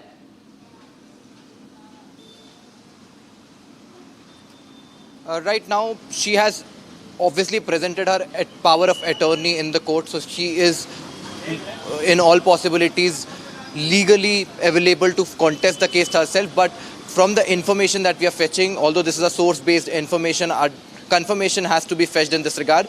But senior advocate Nitya Ramkrishnan is the counsel who is going to appear on behalf of Giribala Singh in this case that is scheduled to be heard at 2:30 p.m. Now, as per the cause list, there were at least 8 lawyers that are mentioned in the cause list who will be appearing on behalf of Giribala Singh. Now, this is in regards to the bail cancellation petition that is to be heard at the Jabalpur High Court. This is Justice Dev Narayan Mishra's bench that is set to hear this petition. In fact, on the other side is Senior Advocate Solicitor General Tushar Mehta himself, joined by the Advocate General of the Government of Madhya Pradesh, Prashant Singh. They are, in fact, now the government of Madhya Pradesh is officially seeking the cancellation of the anticipatory bail that has been given to Giribala Singh. Now, this is the hearing that is scheduled to take place just in a short while from now. This is a single judge bench that will be headed by Justice Dev Narayan Mishra, and the matter is scheduled to be heard at 2:30 p.m. A lot has to be fetched in this regard. There were speculations that Giribala Singh might contest her own case, but as per the information that we have at this hour, right. Giribala Singh. Hold on, Harsh. Getting some breaking news coming in. Like we said, like we told our viewers, the breaking news is here. Giribala has filed a reply in her anticipatory bail, exclusive on Republic. And we have Judge Giribala files her reply. Let's go to Rhythm, our executive editor, legal, getting us those details. Republic has accessed Giribala's response to the bail cancellation.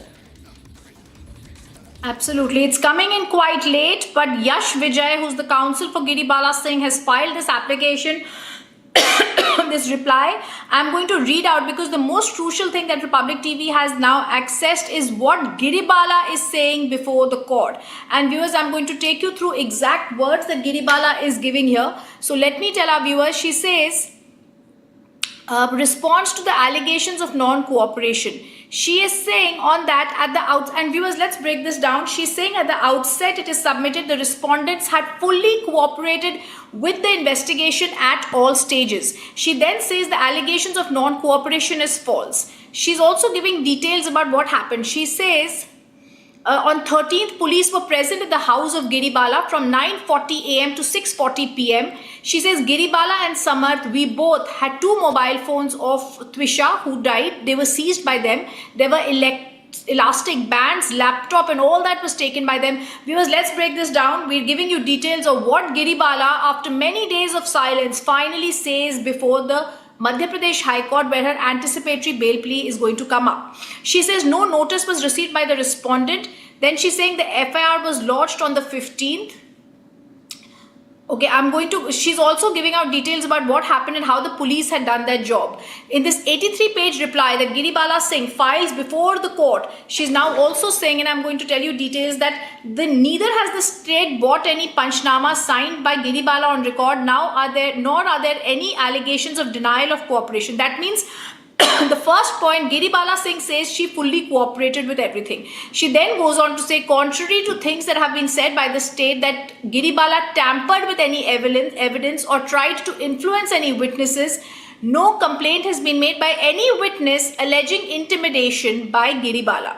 She says it is submitted, there is absolutely no possibility of absconding. It is settled law that bail cannot be cancelled on a mechanical manner unless it's overwhelming. So Giribala Singh makes the best efforts to ensure that anticipatory bail is not cancelled. Therefore, she's making a very legal argument before the Madhya Pradesh High Court. She's saying application seeking cancellation of bail is the general rule. Bail is the general rule. She's now reading out the law to the Madhya Pradesh High Court, and she says for these averments, I want this case to be dismissed. She's also saying there is no need for custodial interrogation of Giribala since the mobile phones of Twisha as well as Giribala have been seized by the investigating agency.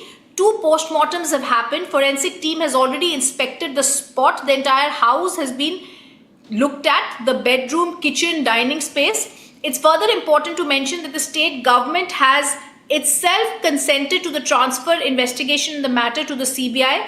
There is no reason for her to be brought into record. Viewers, let me quickly tell you what Giribala is trying to do. She's trying to say no matter what, my bail, there should be no cancellation of the anticipatory bail that has given to me. I should be protected, because she's saying not only did she not tamper with the evidence, all the evidence is already with the CBI. She then goes on to say that in fact the investigating agencies have visited and taken complete custody of all the articles. She says apart from this cooperation of history I have highlighted, a fresh notice was given to Giribala to remain at home, and therefore she has remained at home in complete compliance. So she's trying her best to technical reasons to say that a bail must not be cancelled. In fact, she says the first postmortem was conducted. She's now giving out details about the call data records which she says are in the custody of the police, show that FIR statements are false. Giribala, who made a call to the mother of the deceased immediately upon finding about the death. Similarly, the first priority was to take the deceased to the hospital, which she says was promptly done. This is massive. We're getting to know inside details about what happened that night from the perspective of Giribala. She says in the first postmortem that was conducted by doctors at AIIMS in the presence of the father of the deceased. So we'll have to speak to Twisha's father to really find out whether the first postmortem happened in the presence of the father of the deceased, who identified the body of the deceased. She says relatives of Twisha had also reached the hospital that night. Autopsy happened on 12:50 p.m. and was completed around 2 p.m. The respondent was in the vicinity at the time it was conducted. In fact, she says the complainant till date has not brought any records to prove the allegations of proximity between the AIIMS Bhopal team and Giribala. She says these are false allegations. The body of the deceased was improperly stored is a false allegation. Nonetheless, she says a fresh autopsy has also been conducted. Then she says the allegations of the state in the complaint that Giribala is selectively leaking CCTV footage is false. She gives a response to what the complainant has said. She says, without prejudice, I want to say that contemporaneous material regarding the matrimonial life was brought forth by her family. WhatsApp communication between the parents was also shared by them. It's significant as there is not one reference in the in the WhatsApp chats to monetary demand. There is zero reference to violence. She says the mother of the deceased, Twisha, is asking her to take her mother-in-law's assistance. So basically, she's reading the WhatsApp in such a manner that they are supporting her. In para 31, she says that even though Twisha had certain grievances with Samar, this is a matter of trial.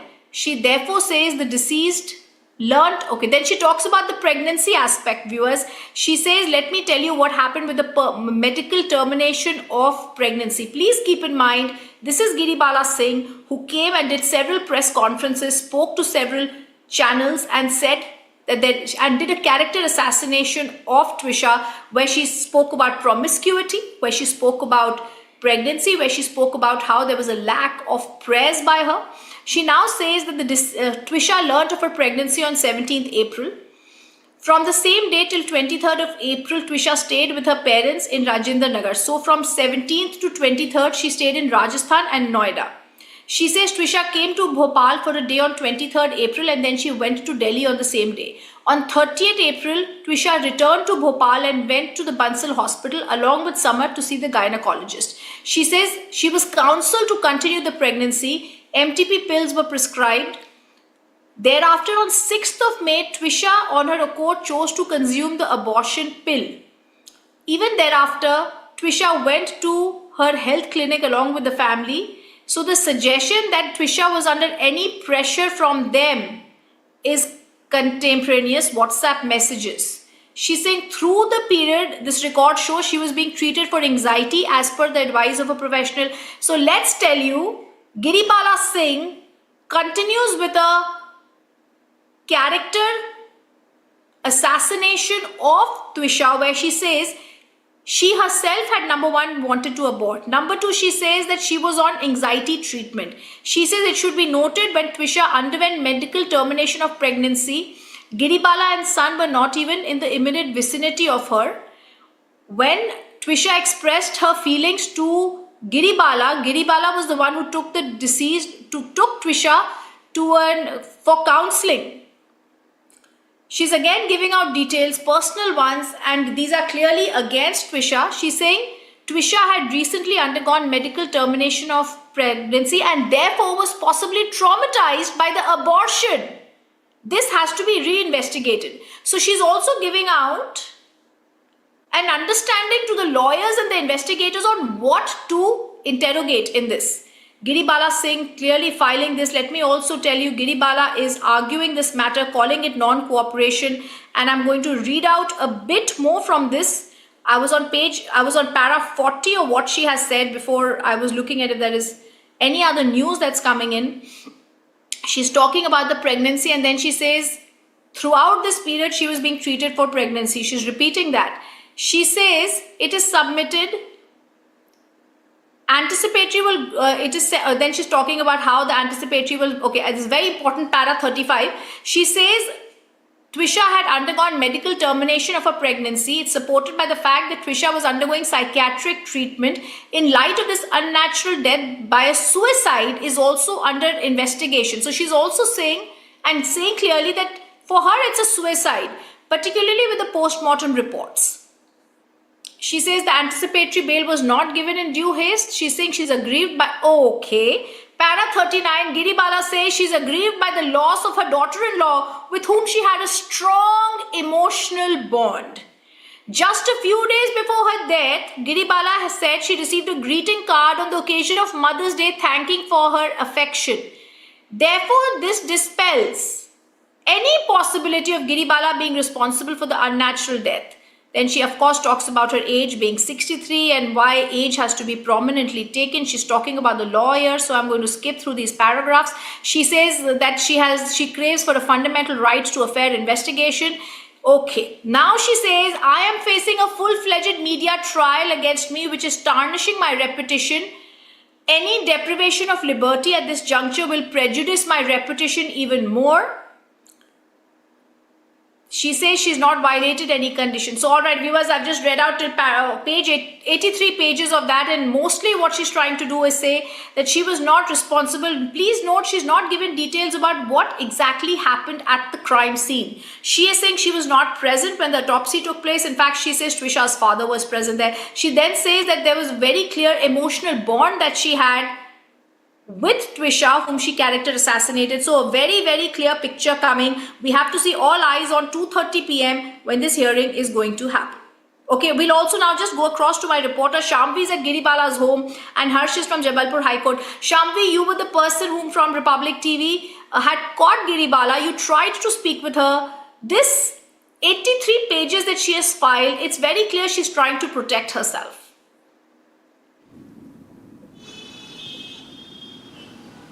Well, yes, that is what the mother-son duo has been doing since the start, and they've been trying to use their knowledge of law in every way possible to protect themselves, be it Samarth Singh being actually at the Jabalpur trial court and trying to surrender there instead of going by the word of the High Court saying that surrender before the trial court in Bhopal or investigating officer. They were trying to manipulate the law there. They were trying to exploit the loophole there as well. And now, as you very rightly pointed out in the reply which is filed by Giribala Singh, that she is trying every measure possible to protect herself. She's manipulated every fact, everything that we've been telling our viewers, that we've been presenting before our viewers, that these are the things which were in the favor of the victim's family, whether it's Twisha talking to her mother, talking to her parents about the things that she was going through. She's even managed to manipulate these in her favor. She has managed to say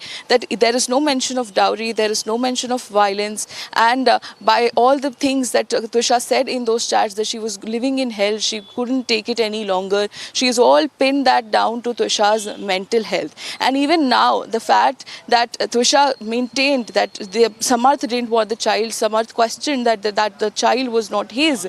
Now what Giribala Singh has been saying, that Twisha wanted the abortion, and even when she communicated that to Giribala Singh, Giribala took her to counselling. So everything that she has said in her reply, and she has filed in her reply, A, what she has done is she's trying to protect herself, B, she has managed to put out everything that was going against her, manipulated in a way that would start to favor her, that would protect her from her cancellation of an anticipatory bail. So we can say that she is pulling out every trick in the book to make sure that she is protected from the cancellation of anticipatory bail.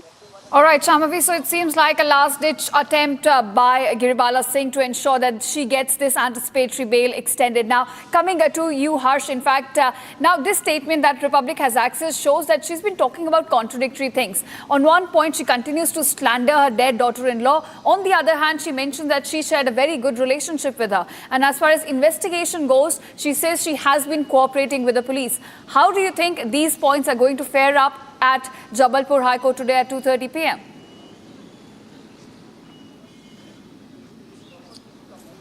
Right, Shahdara, this in fact is an 83-page reply, 83 pages of Giribala Singh trying to defend her in all possible ways. She's trying to blame the media trial, she's trying to blame the character of her deceased daughter-in-law, and this in fact is what we are seeing throughout the time when we have been reporting. Giribala is trying all possible ways to defend her. She in fact now says that there is no reason why her anticipatory bail should have been cancelled, and now this is exactly why they probably might have sought 2 extra days to file a reply. She's using all her experience that she might have gained as she served as a judge in the district court, and now just ahead, when the hearing is scheduled at 2:30 p.m. Now this hearing is anyways demanding the cancellation of the anticipatory bail that has been given to Giribala Singh by a trials court in Bhopal. Now just ahead of that, Giribala Singh filing a reply, a 83-page reply where she's trying to defend herself in all possible ways. She's trying to put Twisha's character under scrutiny. She's blaming the media trial for all what has happened. And now this is what we are seeing, an 83-page reply in fact filed by Giribala Singh, where she is trying her level best to defend herself to defend the anticipatory bail that has been given to her. The matter is set to be heard at 2:30 p.m. in Jabalpur High Court, which is just in a short while from now. Right, of course, all eyes will be on Madhya Pradesh High Court at about 2:30 p.m. Now, Shambhavi, coming to you. Now, we understand in a fresh development, CBI has now approached the High Court seeking to be pleaded as a party in the case. Break it down for us. What do we know about CBI's latest action in this case now? CBI has been intensively investigating the matter since yesterday. CBI reached Delhi around 12 p.m. and that is 12 p.m. and that is when it intensively started the investigation. It started with the registering of the case first, which was earlier registered at the Katara Hills Police Station. The entire investigation was in Madhya Pradesh Police's hand, and the investigation went on for a duration of about 6 hours, where it included a visit to Giribala's residence, recording of all the statements, visiting the victims' families and meeting them, all of this, and within 6 hours only they got a hold of what all the lapses and irregularities were in the Madhya Pradesh Police's investigation. It also kind of scolded the Madhya Pradesh Police, met the commissioner, saying that the case diary, the very basic of which should have been completed by the police, the very basic of an investigation, especially as high profile as this, given the circumstances of the unnatural death. CBI has been in an all-hands-on-deck situation since yesterday, and of course the next natural step, the next obvious step was to appear before the High Court asking to be a party in this entire matter. And now that the entire case is officially in the hands of CBI, much more points of investigation, much more angles of investigation are expected to come up. All the lapses, all the irregularities that the victims' families has been pointing out since day one, that Republic's extensive campaign for justice for Tushar has been pointing out since day one, will be possibly investigated by CBI, and we will get something substantive. We also know that the second post-mortem has been conducted, so a report of this might also be presented in a sealed cover before the High Court in the matter. So we will see which turn this case takes, because there's been two different contrasting stories that has been going on, not just with the accused family and the victim's family, even with the police commissioner. The commissioner also said that Gurjeet Singh is not cooperating with this investigation, but now you look at her reply, she's been saying that I'm cooperating with this investigation and there is absolutely no reason why my anticipatory bail should be cancelled. Right. Be it also defaming her daughter-in-law, she's been doing that since day one. In several interviews she has said a lot of things, and now she's continued to do that in her reply as well. So we will see what happens now when the CBI has a complete 360-degree investigation in this case. What more piece of information comes up, Ishita? Right, of course. And, Harsh, coming back to you on this, now in this extensive response that Republic has accessed, Giribala is saying that the granting of bail cannot be questioned at large, and therefore even in court today she is bringing a team of about 8 lawyers. What do we know about that?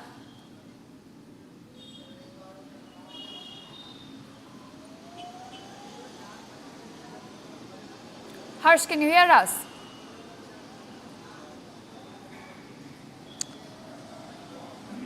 Right now, this in fact is the cause list that we fetched earlier this morning, where it was a team of almost 8 lawyers that will be appearing on behalf of Gurjeet Singh. Now, this is the information that we have fetched as per the cause list of the Madhya Pradesh High Court. We have been told that senior advocate Nitya Ramkrishnan, in fact, would be the lead counsel of Gurjeet, who will be representing Gurjeet Singh in this petition that is now, in fact, seeking the cancellation of the anticipatory bail that has been given to her. Now, 2 separate petitions will be heard. One that has been filed by Navnidhi Sharma, who is the father of Twisha Sharma. And the second one is the petition that has been filed by the government of Madhya Pradesh, on which Solicitor General Tushar Mehta, along with Prasad Singh, who is the Advocate General of Government of Madhya Pradesh, are representing and are demanding the cancellation of the anticipatory bail that has been given to Gurjeet Singh by a sessions court in Bhopal. The matter is set to be heard at 2:30 p.m. by a single judge bench of Justice Dev Narayan Mishra. This is to be heard at 2:30 p.m. where 2 separate petitions are demanding the cancellation of Gurjeet Singh's anticipatory bail that has been given to her. Now, one is obviously Twisha's family that is seeking the cancellation of this bail. The second one is the government of Madhya Pradesh, in fact, who has also fielded 2 of the country's top lawyer, including the Solicitor General Tushar Mehta himself, who will also be joined by the state's top lawyer, in fact, the Advocate General Prasad Singh, who also, in fact, spoke to Republic in this regard earlier this week.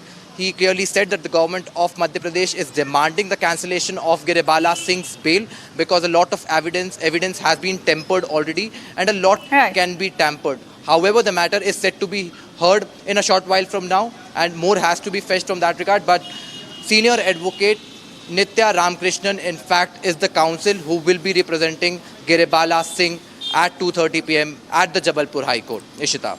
All right, so wheels of justice are moving rapidly in this case. At about 2:30 p.m. today, Madhya Pradesh High Court will be hearing Giribala's bail plea. Now, Shambhavi, coming back to you on this, what do we know about the investigation going as far as Samarth is concerned? Now, there has been questioning going on wherein he continues to toe the same line, continues to defame Twisha. So what are the details you're fetching on that front? Well, yes, custodial interrogation is going on with Samarth Singh in the moment, and Samarth has two teams have brought Samarth Singh to Samarth Singh's residence to recreate the scene once. It was the police who brought Samarth Singh with themselves and recreated the scene here top, the place that we are constantly showing, the open space where you can see some activity right now. And then there was an SIT team which has brought Samarth Singh again here just 2 days ago to recreate the scene, to understand what exactly happened, and that went on for 3 hours. And before that 3 hours, there was a conversation, there was an interrogation with Samarth Singh for another 3 hours, so a total of 6 hours. So intensive interrogation is going on. What the police had also said in the trial court is that they wanted the remand for 7 days because they wanted to interrogate Samarth about his whereabouts for the 10 days that he had been absconding. Where was he? Who did he contact with? Who are the people who were constantly in contact with him? To know about each and every detail about his whereabouts in the past 10 days. Although there are some irregularities which are coming up. There's different stories which are coming up with Samarth Singh's version of what happened that day and Giribala Singh's version of what happened that day when considered in the interviews that she's been giving and what Samarth Singh has been saying in a custodial interrogation. And of course, when it comes to defaming the character of the deceased, they are both the mother and son duo are leaving no opportunity to defame her, whether it comes about her character, about her past life before marriage, about her sexual life before marriage, about her commitment to the marriage, or about her mental illness. And we can see Giribala Singh openly using her mental illness as one of her defending points in the court, saying that she deserves this anticipatory bail and that there is absolutely no reason why this anticipatory bail should be cancelled. And when it comes to Samarth Singh, of course, CBI is going to take custody of Samarth Singh, and then a different and a fresh a series of interrogation will begin with Samarth about what exactly happened, what exactly transpired on 12th of May, where was he for 10 days when he was absconding, why did he try to surrender before the trial court in Jabalpur instead of trial court in Bhopal as asked by the Jabalpur Madhya Pradesh High Court. So, of course, the interrogation will continue and more information is supposed to come up. Samarth has also said that her behavior changed after pregnancy. There could be several reasons for it. They also had a fight about her going to Ajmer the other day on 13th of May when they were planning to go to Bangalore. So, there are several versions of the case and several versions of what happened that day behind the doors on 12th of May coming up. We'll see if Samarth Singh continues to maintain his version of the story or there would be some changes in that. Ishita. Right, Shambhavi. Now, as you know, as the countdown to the big hearing in Madhya Pradesh High Court has begun, last question from Harsh, in fact, has been tracking all the legal developments. Harsh, a quick question from you. Is Giribala Singh going to appear herself in the court today? Can we expect that?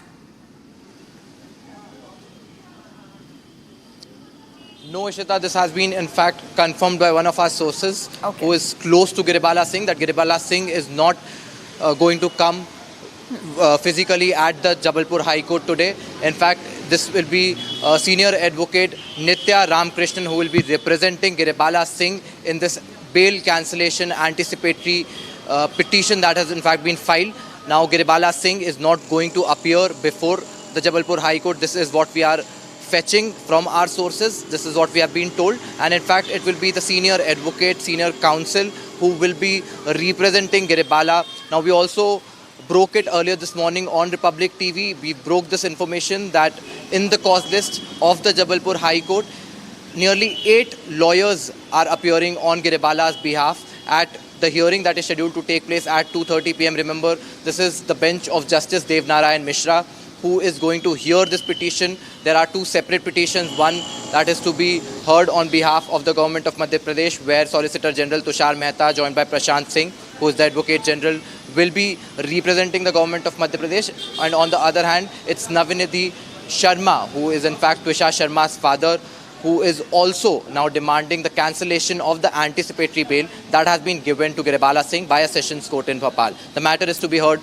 in a short while from now. All right, so all at eyes the now Jabalpur on High Court. Madhya Pradesh High Court as we inch closer to the big hearing. Thank you, Shambhavi and Harsh, for joining us and getting us all the latest that we're fetching at the moment on this. And now we are slipping into a very short break, but don't go anywhere. Coming up after a very short break, getting you all the updates on what is happening in Twisha Sharma case, as now Madhya Pradesh High Court is all set to hear Giribala Singh's anticipatory bail plea. All the updates lined up on the other side.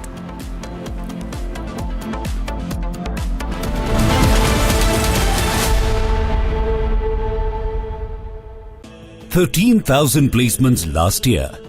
At Amity, we are committed to nurturing passionate, hardworking and proactive professionals. प्यास बुझाए ठंडक लाए सबको भाए जीरा से MTH का जल जीरा जीरा से जीरा से असली रिफ्रेशिंग, असली स्वाद, असली मजा। MTH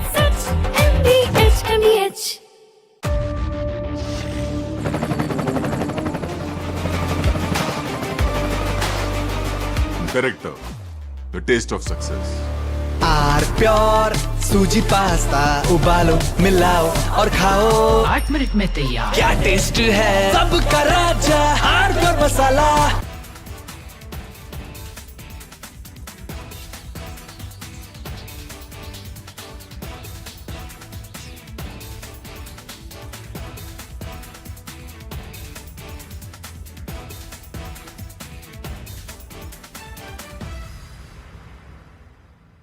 I want to start with some very disturbing pictures that have come in of a so-called right-wing leader.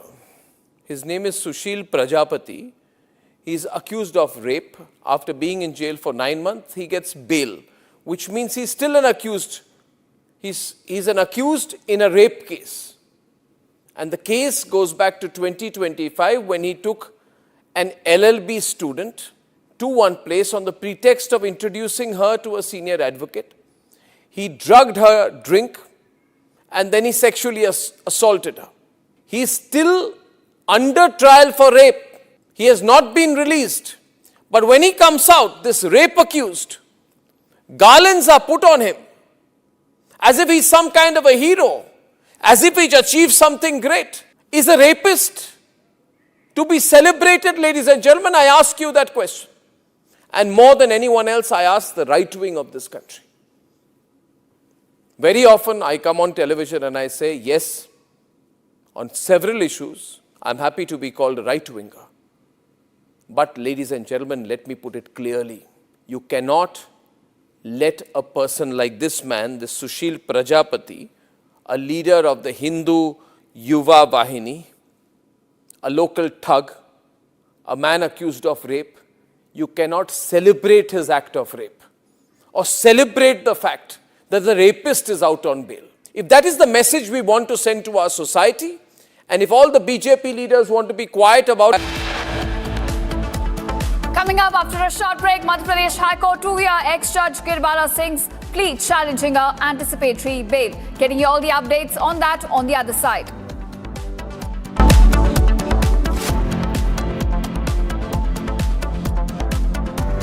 थोड़े में ज्यादा स्वाद यही तो है इसकी खास बात। वाओ मामा क्या स्वाद है। अरे मेरी राजा राजा आर प्योर मसाला। केसरिया से मन जोगी हुआ रे दिल झूमे देखो मतवारा हुआ रे केसरिया से मन जोगी हुआ। हर पल मनाओ केसरी त्योहार। विमल बोलो जुबान केसरी। चमकी चाट से क्या बना है? सैंडविच सैंडविच लस्सी और छाछ हर घूंट में चमकी चाट, ड्राई फ्रूट और दही बड़े, चमकी चाट से स्वाद बढ़े। असली स्वाद सिर्फ चंकी चाट। In fact, very often I believe the only way to get justice in India is a media trial. So there's no reason for the media, if it's doing a good job of a media trial, to be on the back foot. In fact, the courts should stop making these overarching remarks about media trial and contemplate about one very basic thing.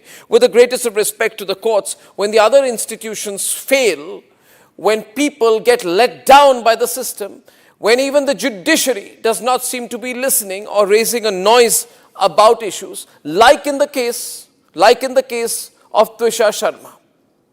Who does the public look to for justice, for raising their voice, for bringing something that's utterly false, illegal or wrong to public attention? It is only and only the media. And today, therefore, we are doing a media trial. In this Viewers, coming up after a very short break, Madhya Pradesh High Court to hear ex-judge Girbala Singh's bail plea, challenging her anticipatory bail. Getting you all the updates on that on the other side. Stay tuned to Republic TV.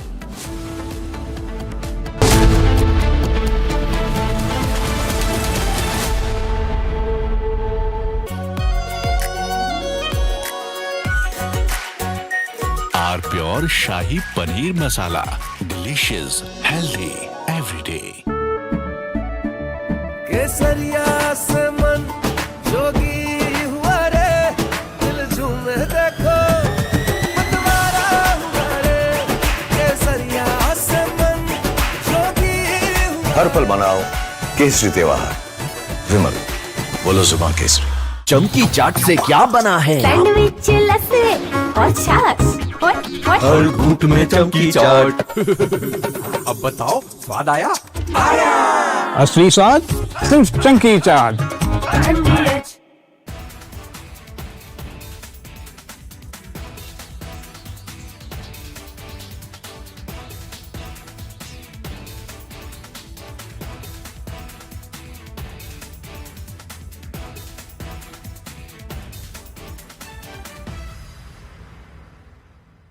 I want to start with some very disturbing pictures that have come in of a so-called right-wing leader. His name is Sushil Prajapati. He's accused of rape. After being in jail for 9 months, he gets bail, which means he's still an accused. He's an accused in a rape case. And the case goes back to 2025 when he took an LLB student to one place on the pretext of introducing her to a senior advocate. He drugged her drink and then he sexually assaulted her. Ahead of Girbala Singh's bail hearing at 2:30 p.m. today, CBI moves. Madhya Pradesh High Court seeks to be impleted as a party in the case. Getting you all the updates on that on Republic TV. Stay tuned.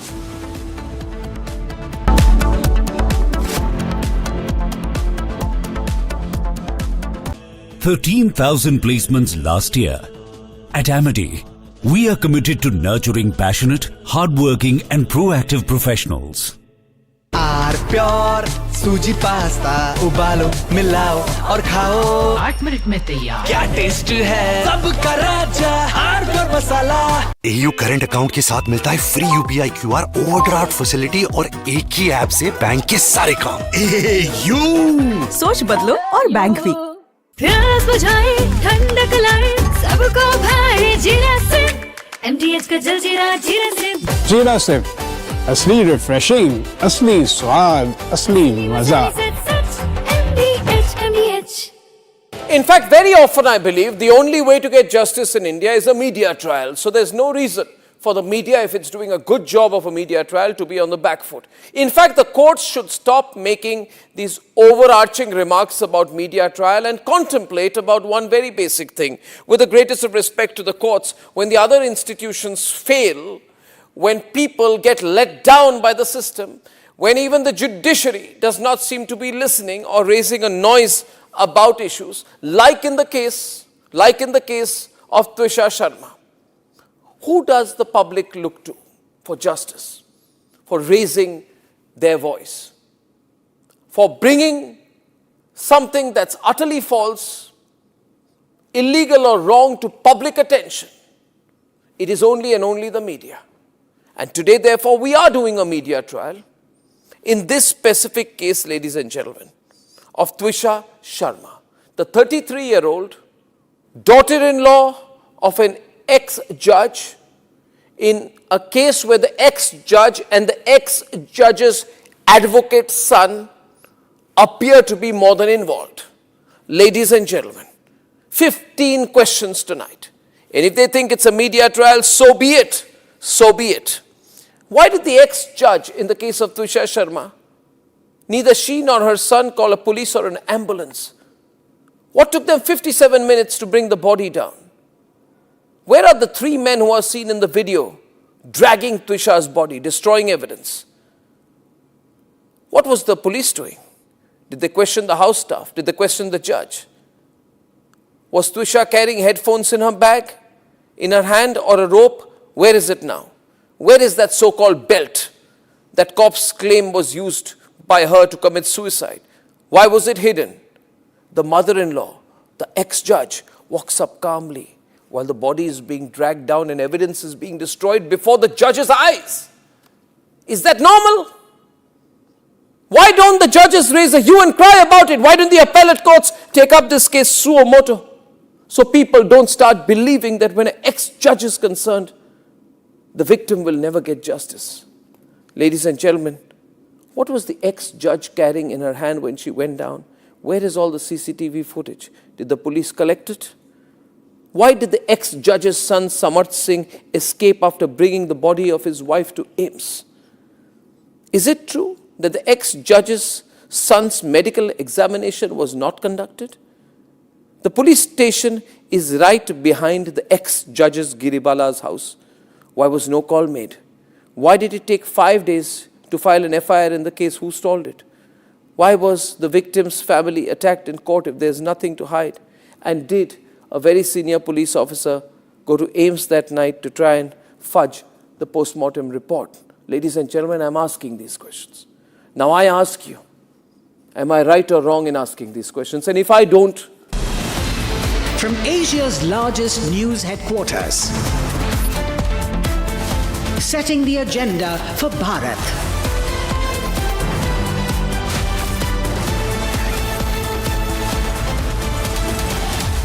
You're watching Republic.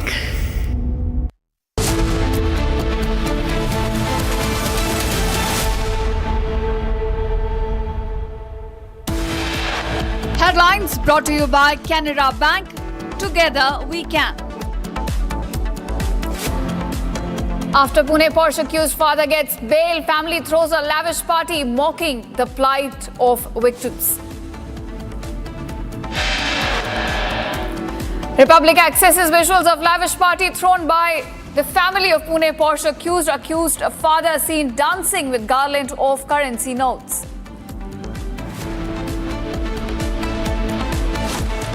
Supreme Court issues order on petitions against SIR, upholds ECI's electoral rolls revision process. Massive win for Election Commission. Supreme Court says ECI did not act outside its statutory powers. Madhya Pradesh High Court to hear ex-judge Giribala Singh's plea challenging her anticipatory bail. Ahead of Giribala Singh's bail hearing at 2:30 p.m., CBI moves Madhya Pradesh High Court, seeks to be pleaded as a party in the case. Sources indicate Siddaramaiah told by the High Command to step down gracefully on May 28th. However, suspense over the next CM continues in Karnataka. All right, viewers, our top focus at this hour. Breaking news coming in now. Air India is set to cut 22% of its domestic flights amid high fuel prices. In fact, Air India will be going up for the reduction of up to 22% of its domestic flights amid rising operational costs due to high fuel prices.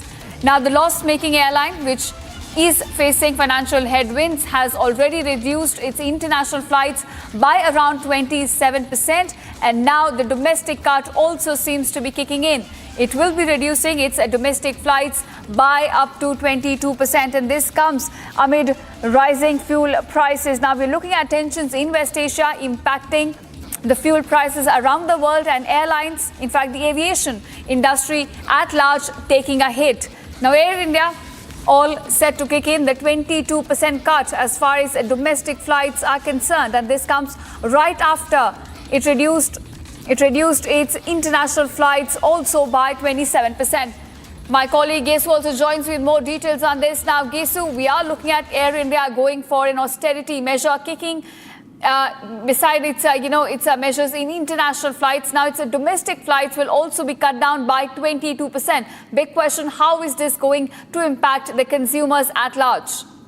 Right, Ishita. Now, Air India is feeling the heat, but that's not the only airline that's going to reduce its flights. Indigo is also on the charts. In fact, Indigo is the only airline in the country that's profitable, and yet they are also cutting down on their domestic flights. Air India has come out with numbers. Sources say that about 22 flights will be cut down over the rising costs of the airline turbine fuel. Now, this comes after Air India had previously also said that the crisis in West Asia is hitting them hard, and a first measure that they took was reduction in international flight routes. Now, they haven't announced what domestic flight routes will be affected, but they've said that for certain flight routes, they are going to cut down the number of flights, the number of sorties that they take, and this is because of the rising fuel cost, remember.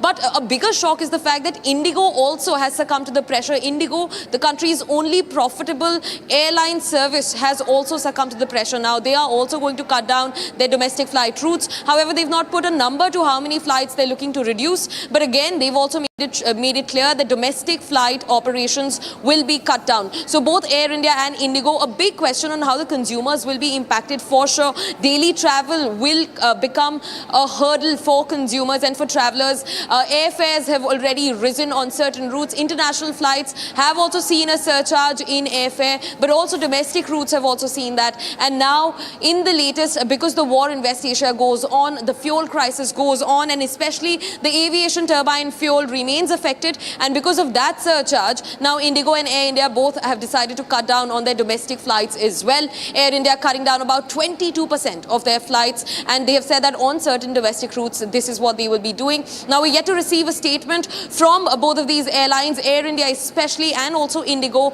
over how are they going to make up for the consumer dissatisfaction and for the kind of problems that travelers and air travelers are going to face over the austerity measures. Ishita. Right, of course. Now, Gesu, we're looking at two major Indian airlines, Indigo and Air India, cutting down on their domestic flight operations. Are we also looking at then an increase in price as far as air tickets are concerned? Of course, Ishita, and in fact that has happened already. About 2 times the domestic price for airfare has gone up, and international flights have also seen a surcharge, and they've called it a surcharge. Formally, they say that this is the West Asia crisis surcharge over the aviation turbine fuel costs rising. Now, remember, Air India and Indigo together operate about 90% of all flight operations in the country. So when they say that there's going to be a cut down, this is going to be massive for air travelers. Ishita. All right, so consumers need to be, in fact, bracing up for tough times ahead as far as airline tickets are concerned and air travel at large is concerned. Thanks, Kesu, for joining us and giving us all those details. And now, viewers, moving on to what's happening in the state of Karnataka. Now, CM Siddaramaiah could resign post 10 a.m. tomorrow is what Republic is picking up at the moment. Now, stage has been set for the Deputy CM D.K. Shivkumar to take over as the next Chief Minister of the state. Now, in exchange, we are given to understand that the son, Siddaramaiah's son, could also get a cabinet berth, while Satish Jarkiholi could in fact become the KPCC chief, which is a position currently held by Deputy CM D.K. Shivkumar. So big developments coming to light from Karnataka. Now we understand that Siddaramaiah's resignation could come in tomorrow as early as 10 a.m.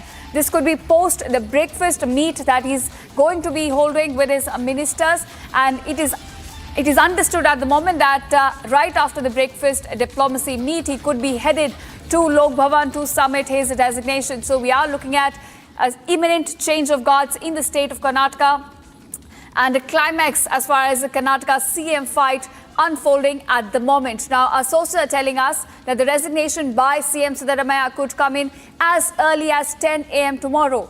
this is right after the breakfast meet that he's going to be holding with his ministers. In fact, stage has now been set for the Deputy CM of the state, D.K. Shivkumar, to now become the next Chief Minister of the state. In fact, there are going to be certain other changes in the state leadership as well. Siddaramaya's son could also get a cabinet berth in the next cabinet, while the KPCC chief could also be changed, as D.K. Shivkumar will be becoming the Chief Minister and Jarkiholi could now replace him as the KPCC chief. So those are the latest details that are fetching for you as far as Karnataka's CM tussle is concerned. We're looking at climax, and finally it seems that the High Command has taken a call and a resignation could come in from Siddaramaya as early as 10 a.m. tomorrow. So all eyes are on what's going to unfold right after the breakfast meet diplomacy. Tomorrow in Karnataka, it is likely that Siddaramaya will be heading to Lok Bhavan to submit his resignation after he holds this, so-called farewell breakfast meet with his ministers. And then this could be followed up by D.K. Shivkumar, in fact, taking over. Now, it is likely, as sources are telling us, that, in fact, the next oath taking could also take place within the next week. All right, in fact, viewers, more fresh developments coming to light from Karnataka now. D.K. Shivkumar supporters are celebrating after CM speculation. Celebrations broke out in Ramnagar amid speculation over Deputy Chief Minister D.K. Shivkumar likely being elevated as the next Chief Minister of the state. In fact, Congress workers gathered at a circle in Ramnagar, bursting crackers and raising slogans in support of D.K. Shivkumar, who is all likely to now become the next Chief Minister. We'll try and get you the visuals, in fact, of the celebration where Congress supporters of DKS were seen busting crackers, raising slogans in support of DKS. In fact, not just that, they're distributing sweets and chanting victory slogans. Remember, the CM tussle has been going on from day one. It picked up last year, and over the past 6 months, we have seen several showdowns being witnessed, both the leaders being called to Delhi time and again. There have been a series of meetings lined up with the High Command, and finally it seems that the High Command has settled this dispute and taken a call to make D.K. Shivkumar the next Chief Minister in the state. And on your screen you can see his supporters now celebrating, as now speculations also pick up pace, and it is all likely that Siddaramaya will be resigning tomorrow. On your screen right now, we're getting you live visuals, in fact, from Karnataka. This is where DKS supporters are already celebrating that he could be now becoming the next Chief Minister of the state.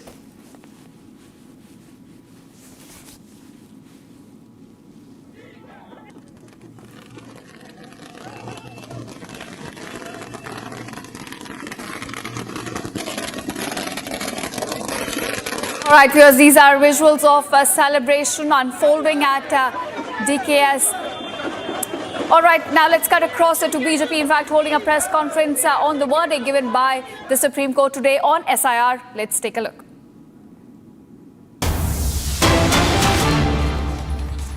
एक पूर्ण पराजय है जो नैतिक, राजनैतिक और संवैधानिक तीनों आयामों पर कांग्रेस और विपक्ष ध्वस्त हो गया है.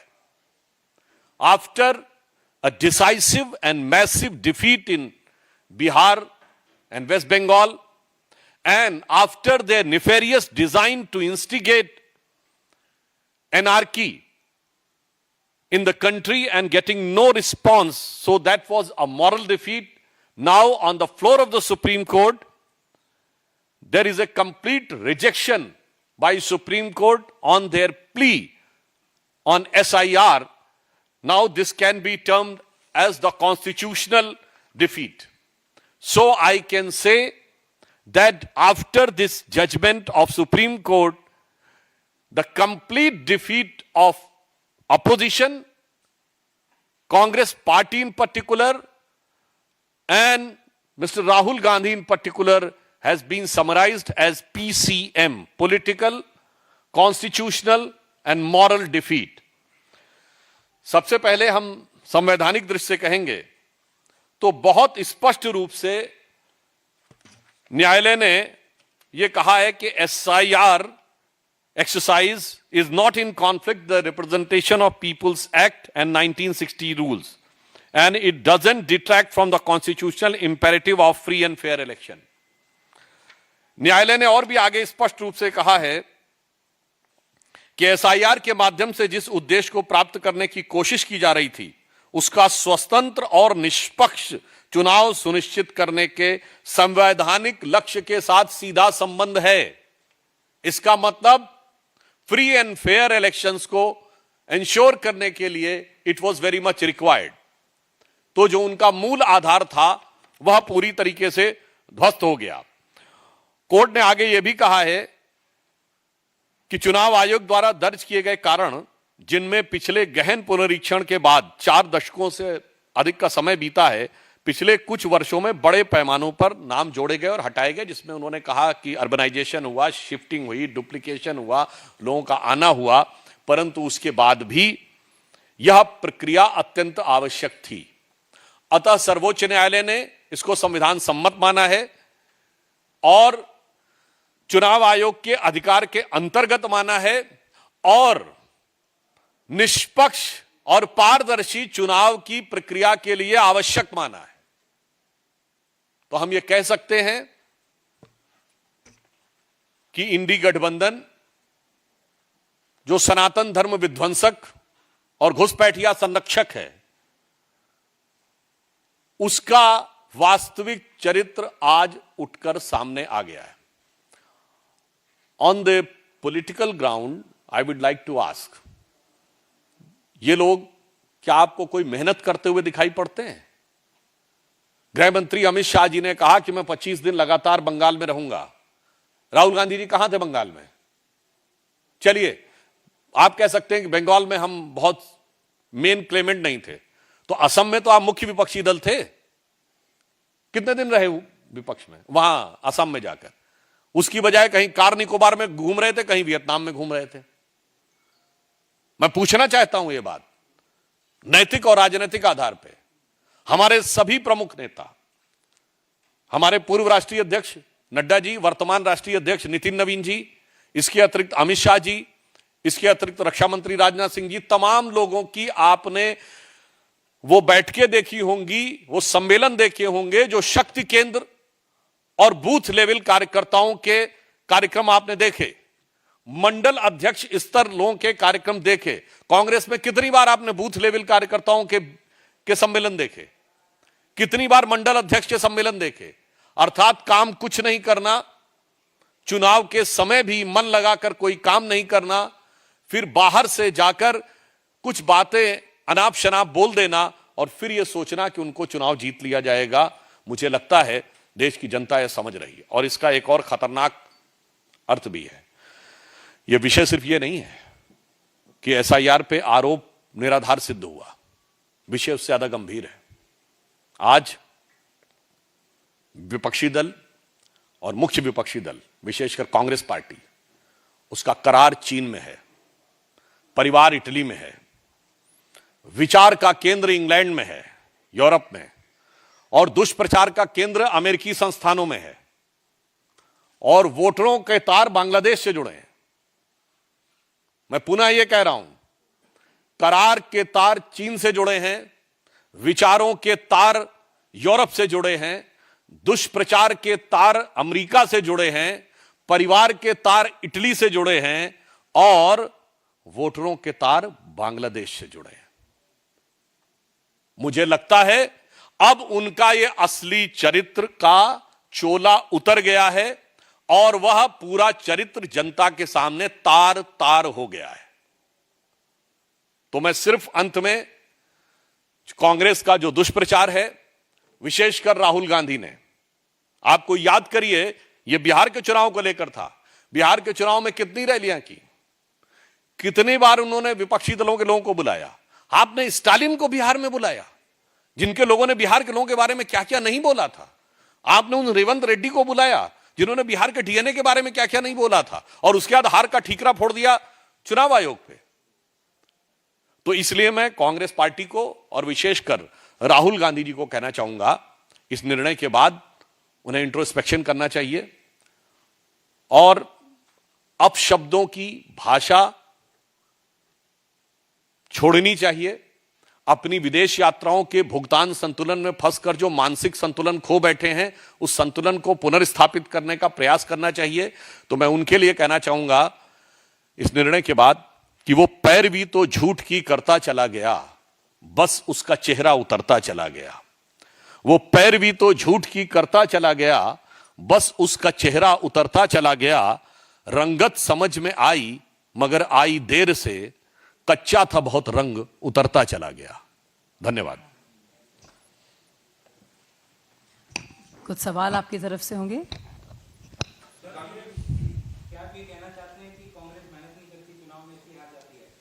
अब मैंने तो यह प्रश्न सामने रखा है, आपने कितनी बार उनको जिला अध्यक्षों के, मंडल अध्यक्षों के, बूथ केंद्रों के कार्यकर्ताओं के बीच में काम करते हुए देखा है?